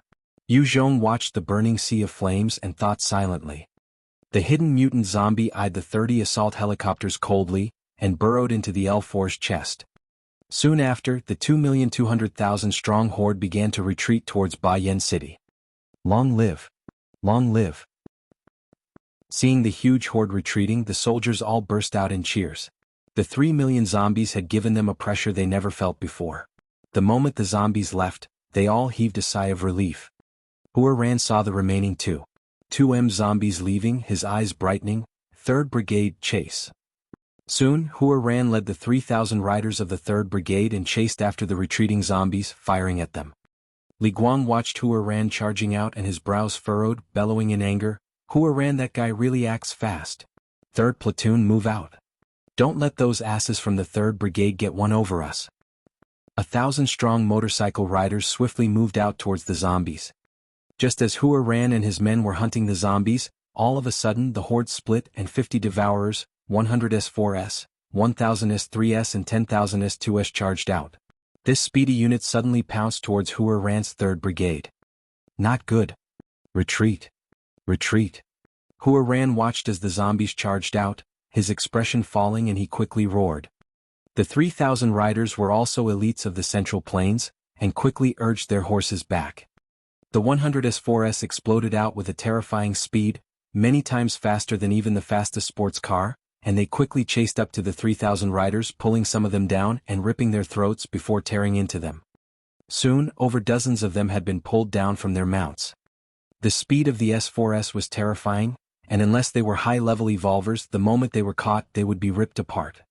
Beast? Fucking beast. Hua Ran immediately caused his body to be covered with his signature blood do chi, and he waved his silver-curved blade, slashing the S4S that got close to him into two. As a peak expert, those S4S still couldn't do much to him. As he was killing those S4S, the 1,000 S3S and 50 Devourers managed to catch up. Their speed might not be able to match the S4S, but their speed and strength was higher than the black-scaled stallions, catching up only in moments. One of the Devourers leaped atop a rider, opening its huge mouth to bite the rider, tearing his heart out before absorbing his blood essence. Another Devourer opened its jaws to spit out a gas of poison, which instantly corroded 6 riders, causing them to fall off their mounts. The black gas covered their bodies, and their flesh started to emit a rotting stench. One S3 charged right at a rider, pulling him off his mount and tearing into him. Faced with this sudden assault, the riders of the 3rd Brigade could not help but scream in fear, as they were taken down one by one. Yu Zhong watched this horror unfold, his expression unsightly. Fuck. When did the zombies become so cunning? They actually know how to utilize their elites to trap our soldiers. Hua Ran watched in despair. It's over. Is our 3rd Brigade going to fall here? At this time, the unit of evolved zombies showcased their terrifying nature, surrounding the 3rd Brigade and tearing into the soldiers. If no support came, the entire 3rd Brigade was sure to fall. Hua Ran was clear about Yu Zhong's wariness and caution against him. He had taken the risk to chase after the zombies, and if Yu Zhong did not save him, it wasn't anything unexpected. Hua Ran thought about it. If he was in Yu Zhong's position, he would also let Yu Zhong die.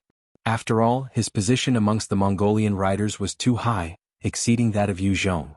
As long as Hua Ran was not dead, many of the Mongolian riders would not be truly loyal to Yu Zhong.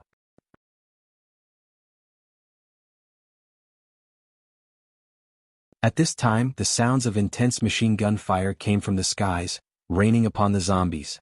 There were some cannon rounds as well that blasted the devourers into pieces. With the support of the assault helicopters, Hua Ran led the remaining 2,100 riders out of their encirclement and fled from the evolved zombies.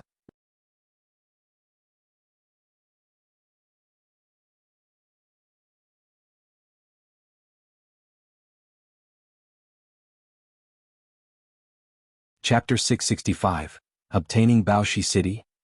The evolved zombies had launched a quick attack and now they slowly begun to retreat. Seeing this, the rest of the troops that had intended to chase were filled with alarm, and did not dare to chase too close. Lai Ming-yi also recalled his troops slightly, following the motorcycle unit of the 1st Regiment. With the support of the assault helicopters, they slowly chipped away at the huge zombie horde.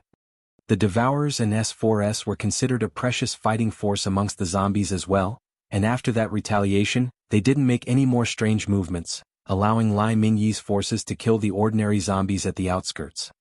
As the soldiers chased, all of a sudden, a force consisting of 20,000 L2S and S2S charged out, while the rest of the horde separated into 4 parts as they made for Lai Ming-yi's forces.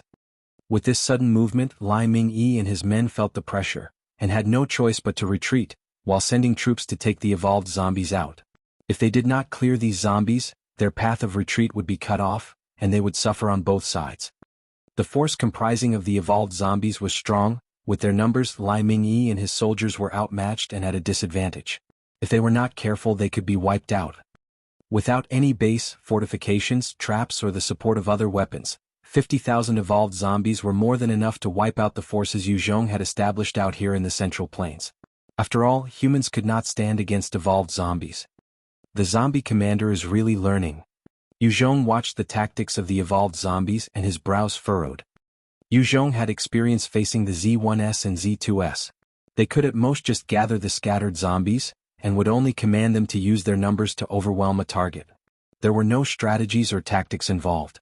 A horde of this size was already terrifying. Once they learned to utilize war tactics, the threat level would heighten. The moment the zombie horde split into 4, it was difficult to eradicate them completely. Lai Ming-yi led the 2nd Brigade towards the backup sent by the 1st Regiment, with 20 tanks taking the lead, as they fought against the 20,000 evolved zombies for over 4 hours.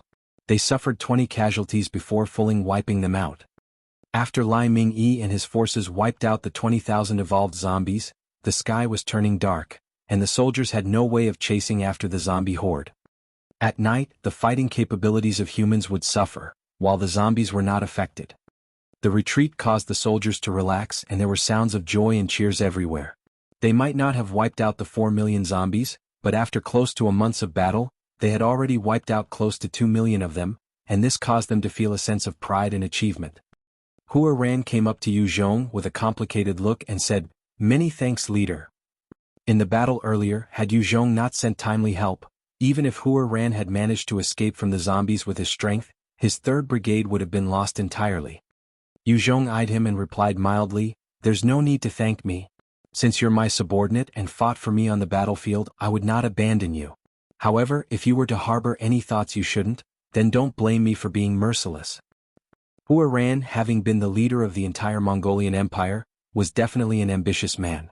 His capabilities were definitely outstanding, and amongst Yu Zhong's subordinates, no one could possibly control a huge force the way Hua Ran did with the Mongol riders. Since Yu Zhong wanted to quickly extend his power, he had to fight the zombies with Hua Ran's help. Hua Ran replied with a bitter smile, "Yes. Hua Ran will bear leader's words in mind."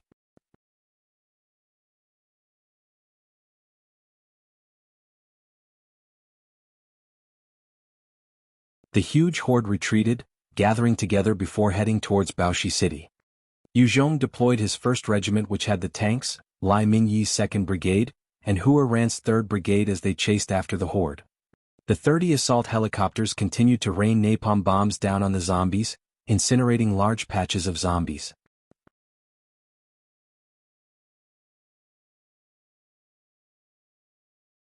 Due to the lack of artillery fire, Lai Mingyi and the rest had to be wary of the potential sudden attacks of the evolved zombies.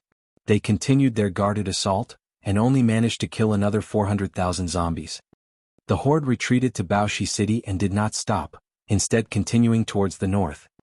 After the continuous assault and chase, the fuel and ammunition spent by Yu Zhong's forces had started to accumulate. The factories continued to churn out ammunition, but under such circumstances, Yu Zhong could only call for a halt.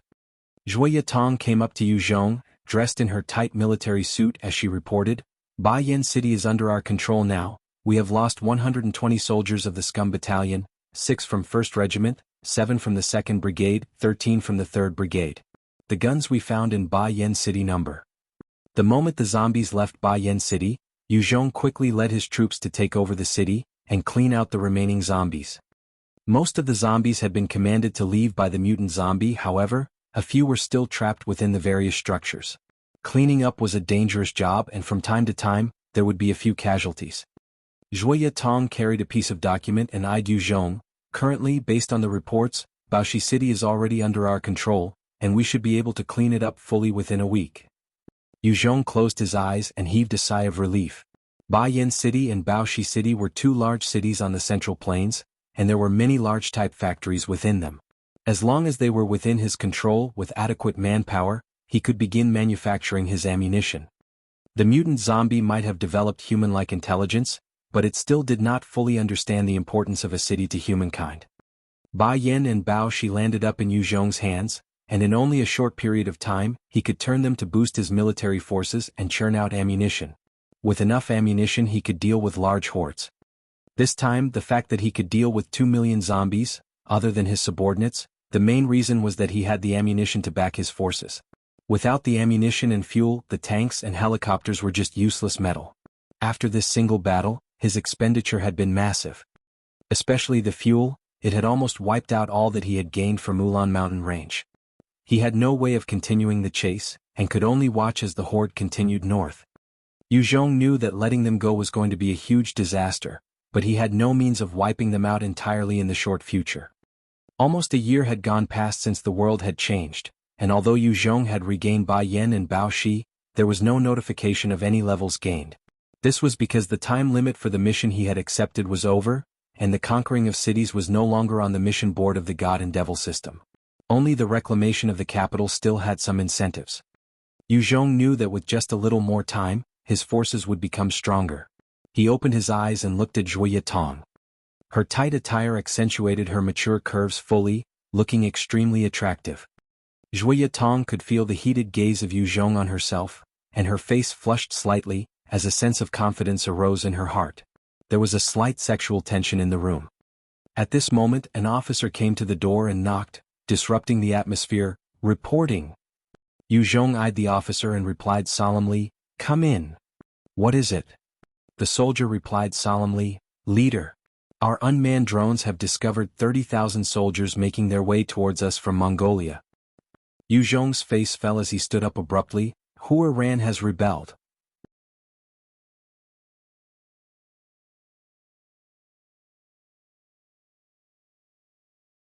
Hua Ran's position amongst the Mongols was important. If he chose to rebel now, Yu Zhong would be forced to wipe them out. The 3rd Brigade were all decent elite soldiers, and Yu Zhong could not bear to kill them.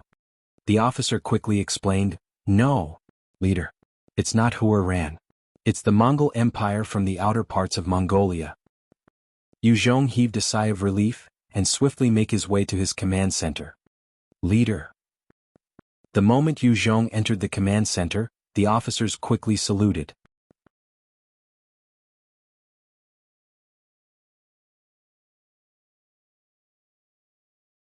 Yu Zhong looked towards the display, and noticed the 30,000 strong troops on top of their mounts galloping towards Bayan City.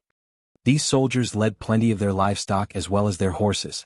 They were accompanied by tanks and armored vehicles, while a few Eurocopters and some Russian Mi-24 assault helicopters accompanied them in the skies. Kingdom of God. Damn bastards. Yu Zhong took a look at the images taken by the unmanned drones, and his eyes flashed coldly, his fists clenched tightly as a tinge of fury arose in his heart.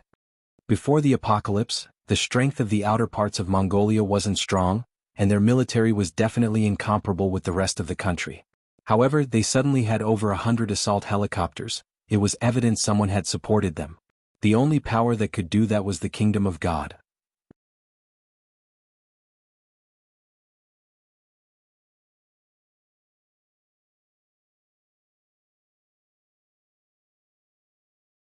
Chapter 666. The Allied Forces Appear. Li Guang took a look at the displayed images, his expression solemn as he asked, "Leader, what do we do now?" The Outer Mongolia had deployed 30,000 soldiers to attack Yu Zhong. They had obviously received support from the Kingdom of God. Not only were their troops stacked, they had the backup of helicopters, tanks and armored vehicles. This was an enemy not to be underestimated. Yu Zhong could defeat Huaran, was because the 30 assault helicopters in his arsenal played a huge role. Without them he could not have done so easily. Yu Zhong replied, "I shall lead the troops personally to wipe them out." This battle would decide the master of the Central Plains. Should Yu Zhong lose, then the authority would fall to the Outer Mongolia, and he was not willing to let them happen. Out on the Central Plains, the 30,000 troop was currently charging forth.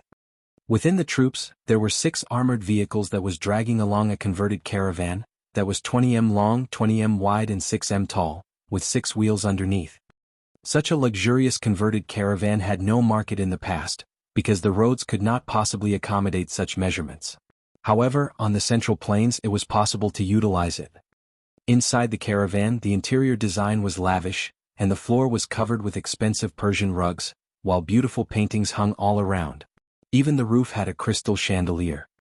A blonde-haired, blue-eyed man with extremely good looks sipped red wine while sitting on a sofa. Beside him, 2 beautiful women with only a silk cloth covering them sat while massaging his legs. Another 2 were helping him knead his shoulders. One busted babe kneeled in front of him while feeding him fruits carefully. This man was enjoying himself as though he was the ruler of a nation, indulging in the services of the 5 ladies as well as their mesmerizing smiles. He eyed a beautiful lady sitting opposite him, who was dressed in tight leather clothes, her hair tied up in a single ponytail, and her figure not losing out to any of the beauties present. Her exquisite features were radiating out a cold that seemed to freeze anyone who got too close. He spoke, "Lena, relax a little. It's hard to get a break like this, why don't you just enjoy the scenery?" Lena glanced at Harriman coldly. "Harriman, our mission is to eradicate Yu Zhong and destroy his factions out here. If you fool around so much that you let him go, the elders will not let you off." This handsome man and incredibly sexy woman with a sword-like aura were the strongest apostles of the Kingdom of God, Harriman and Lena. Besides them, there were 4 other people by their sides each, a total of 6 men and 2 women. They were the divine envoys brought along by the 2 of them. Harriman chuckled and poured the wine in his hand over the beauty beside him. The Elder Council? How would they question an apostle over a small matter like this? Furthermore, Yu Zhong is just some yellow-skinned monkey that got lucky. Any apostle can take him down without trouble. The Elder Council actually sent 2 apostles, they're surely overestimating this monkey. As the wine in the glass poured over the beauty, the rest of the ladies began to lick it off her. This was something that Harriman loved to see. He liked to watch these beauties behaving like dogs. Although he might smile with extreme warmth, he could likewise flip and slap a woman to death. When the apocalypse happened, Harriman had not yet awakened as an evolver. He was betrayed by his pretty girlfriend for a piece of bread. He almost died at the jaws of a zombie. Ever since then he loved to torture pretty women, treating them like dogs. Lena frowned when she watched him. After all, she was a woman. Seeing him step on and humiliate those women, she was extremely unhappy.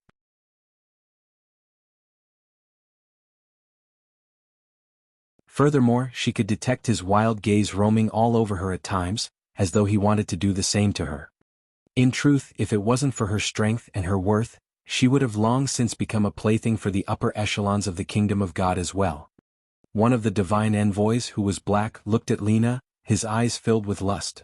"Esteemed apostle, we have satellites. Yu Zhong's every move would not be able to escape our sight."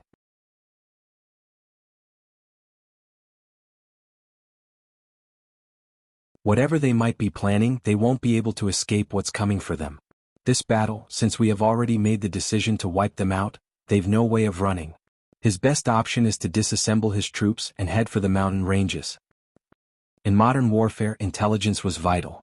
With the satellites in their control, the Kingdom of God could easily spy on any part of the world. Regardless of where Yu Zhong wanted to attack, it would all be laid bare by the satellites. Furthermore, the 30,000 Mongolians were stacked with the help of the Kingdom of God, and thus they were filled with confidence. Even Lena did not truly believe that they would lose, she was just seeking an excuse to admonish Harriman. Harriman watched the 5 beauties struggle to lick the wine and he laughed, before taking a syringe from a box beside him and injected himself. "Let's go." Lena looked at the syringe and her face changed, quickly leaving. What Harriman had injected himself with was poison. After he had become an apostle, he had already enjoyed all there was to enjoy on the face of earth. Thus, in his void, he had chosen to use poison to get his high. He would become a sick pervert when he injected himself, becoming uncontrollable. Lena did not want to converse with him any longer when he was in that condition. Lena led her 4 divine envoys and left the room, going to their own places. Soon after, there was the sound of clothes ripping and the moans of the women from Harriman's room.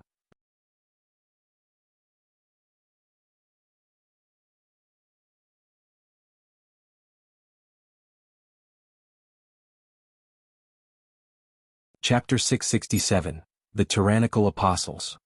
Within a forest of about 10 li away from the outer Mongolian troops, Yu Zhong had draped a layer of grass over him, as he observed the surroundings quietly. Behind him there were 1,000 elite soldiers and 3,000 treants. Yu Zhong knew about the satellites of the Kingdom of God since a long time ago. Whatever actions he took, he knew it was hard to hide from the satellites. However, the movement of any mutant life forms in the night was able to evade the satellites. Furthermore, the 1,000 elite soldiers had spread out and gathered at this location from different locations under Yu Zhong's orders. If it were a large army, there was no way he could have avoided the satellites. However, if he didn't use any tanks, armored vehicles or assault helicopters, it was still possible to proceed. Right now, the sky had turned dark due to night, and a shadow appeared suddenly, revealing herself to Yu Zhong. It was precisely the beautiful but emotionless Tenpyo Saka. She spoke coldly, "There are no problems." Tenpyo Saka specialized in assassination, and was a top-notch recon soldier in the night. After the enhancement from the God and Devil system, she had gained plenty of skills and techniques, becoming one of the top 10 recon soldiers in Yu Zhong's troops. "Do it." Yu Zhong glanced at Bai Lu as he ordered. She closed her eyes, and a spiritual wave radiated out, before she opened them and pointed to the camp of the outer Mongolians. The 3,000 treants surged forward silently, making their way towards the Mongolian camp. Yu Zhong himself led the 1,000 elites and launched a sudden attack. If it were a frontal assault, Yu Zhong was not confident that he could win the numerous tanks and assault helicopters prepared by the Kingdom of God. He only had a chance with a night raid. The 10 Type 3 treants were like a gust of wind that swiftly entered the camp and swiped their claws, beheading numerous Mongolian soldiers. 8 high-level treants tore apart the defense line of the camp. A large number of treants as well as the 1,000 elites immediately charged right into the camp and started slaughtering any living things they saw. The sounds of gunshots rang out throughout the camp, and the entire place was thrown into chaos. Many soldiers rushed out from their camps, their expressions full of fear as they ran around like headless flies. The outer Mongolia had been peaceful for a long period of time, and the soldiers were mostly ordinary citizens. After the apocalypse, due to the sparse population over a wide spread of space, many of them had survived. They were unlike the soldiers under Yu Zhong, who had to fight many battles to survive, accumulating experience. Furthermore, a night raid was hard to prepare against, and it was easy for the victims to panic. With such a charge, most of them immediately fled. The scattered troops ran in all directions, leaving behind their armor and weapons. Night raid. Come with me. As the strongest among the Kingdom of God elites, Lena immediately reacted the moment she heard the screams. With a single punch, she blasted the wall of the caravan and leaped out, leading her 4 divine envoys out. The moment she leaped out, she saw Yu Zhong with a cold look, aiming a RPG at the caravan. There were 10 other soldiers also hoisting RPGs on their shoulders. On top of that, 40 other soldiers with laser guns were aiming at them. A deadly sense of crisis arose in Lena's heart. Kill them. Yu Zhong's eyes flashed coldly as he pulled the trigger. With a flash, 10 rockets blasted towards the caravan. Honk, honk, honk. With a loud explosion, the caravan was instantly blasted into pieces, while Lina and her 4 divine envoys were enveloped by the debris and dust. As the rockets exploded, multiple laser beams fired out, ensuring that everything within was blasted to death.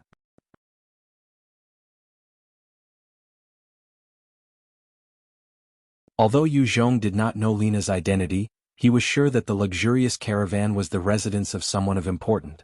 The first thing he did was to ensure that no one inside could survive. Get down? Just as he was about to leave, a chill came over his heart, and an incredible sense of danger rang in his mind. He roared and got down on the ground.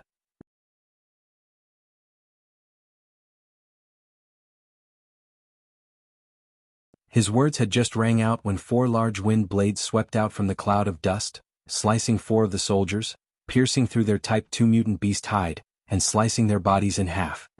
Witnessing this, the rest of the soldiers immediately got down. It hurts. It hurts. Who is it? Who dares to attack me? I will kill him. I will slaughter him. From the dust, an enraged voice resounded out as a figure stepped out.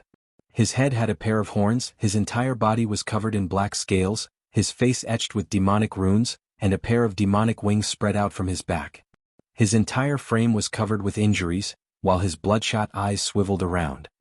This demonic-like figure was Harriman. He was a strength, agility, spirit and vitality quadruple attribute evolver, and had the powerful second-order ability Demon Transformation.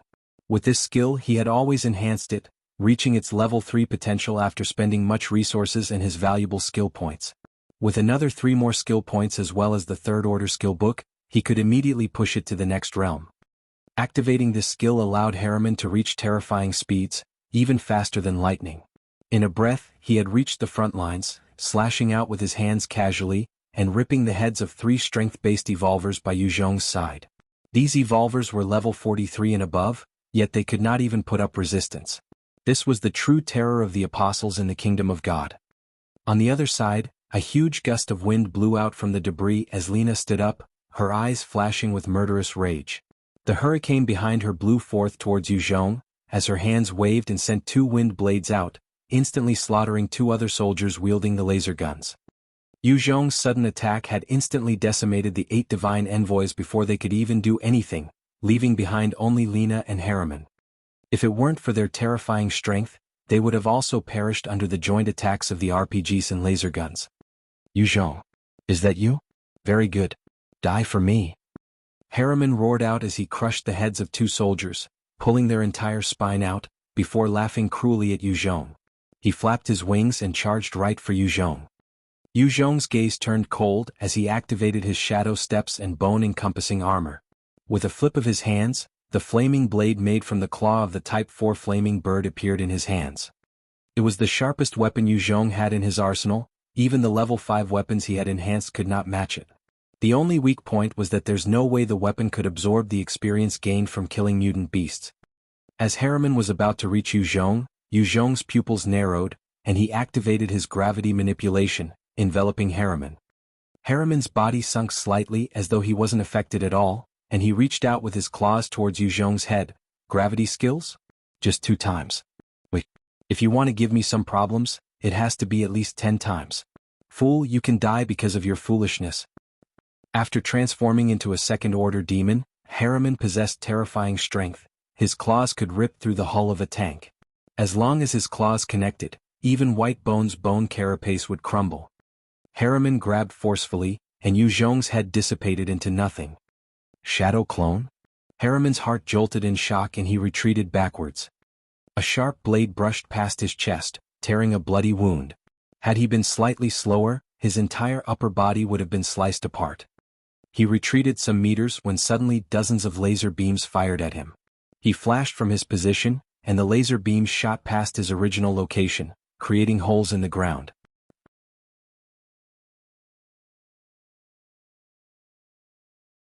When he reappeared, there were a few more light wounds on his body, as well as a 25mm bullet hole in his right wing. Even his demonic body had no way of defending against laser beams. Great. Yu Zhong, you're truly someone who has gotten close to the apostle's strength. You even have such powerful subordinates. Seems like I need to exert more strength to kill you. Let me kill all your subordinates first, then I'll deal with you. Today will be the day you die. I will capture your women and turn them all into bitches. Haha.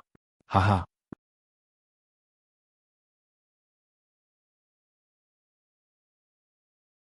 Harriman's eyes turned red as he laughed out manically. With a single step, he managed to leap over dozens of meters. He reached out with his right hand and instantly tore the head as well as the spine of a level 40 strength-based evolver. It was a horrifying sight. You're tuning in to the Han Li's Wuxia Adventures YouTube channel. We're so grateful for your support, and don't forget to subscribe to join us on this incredible journey through captivating stories. Your generosity through donations truly makes a world of difference, as it's the primary source of revenue that allows me to expand and enhance this channel for you. Thank you from the bottom of my heart for being a part of this adventure.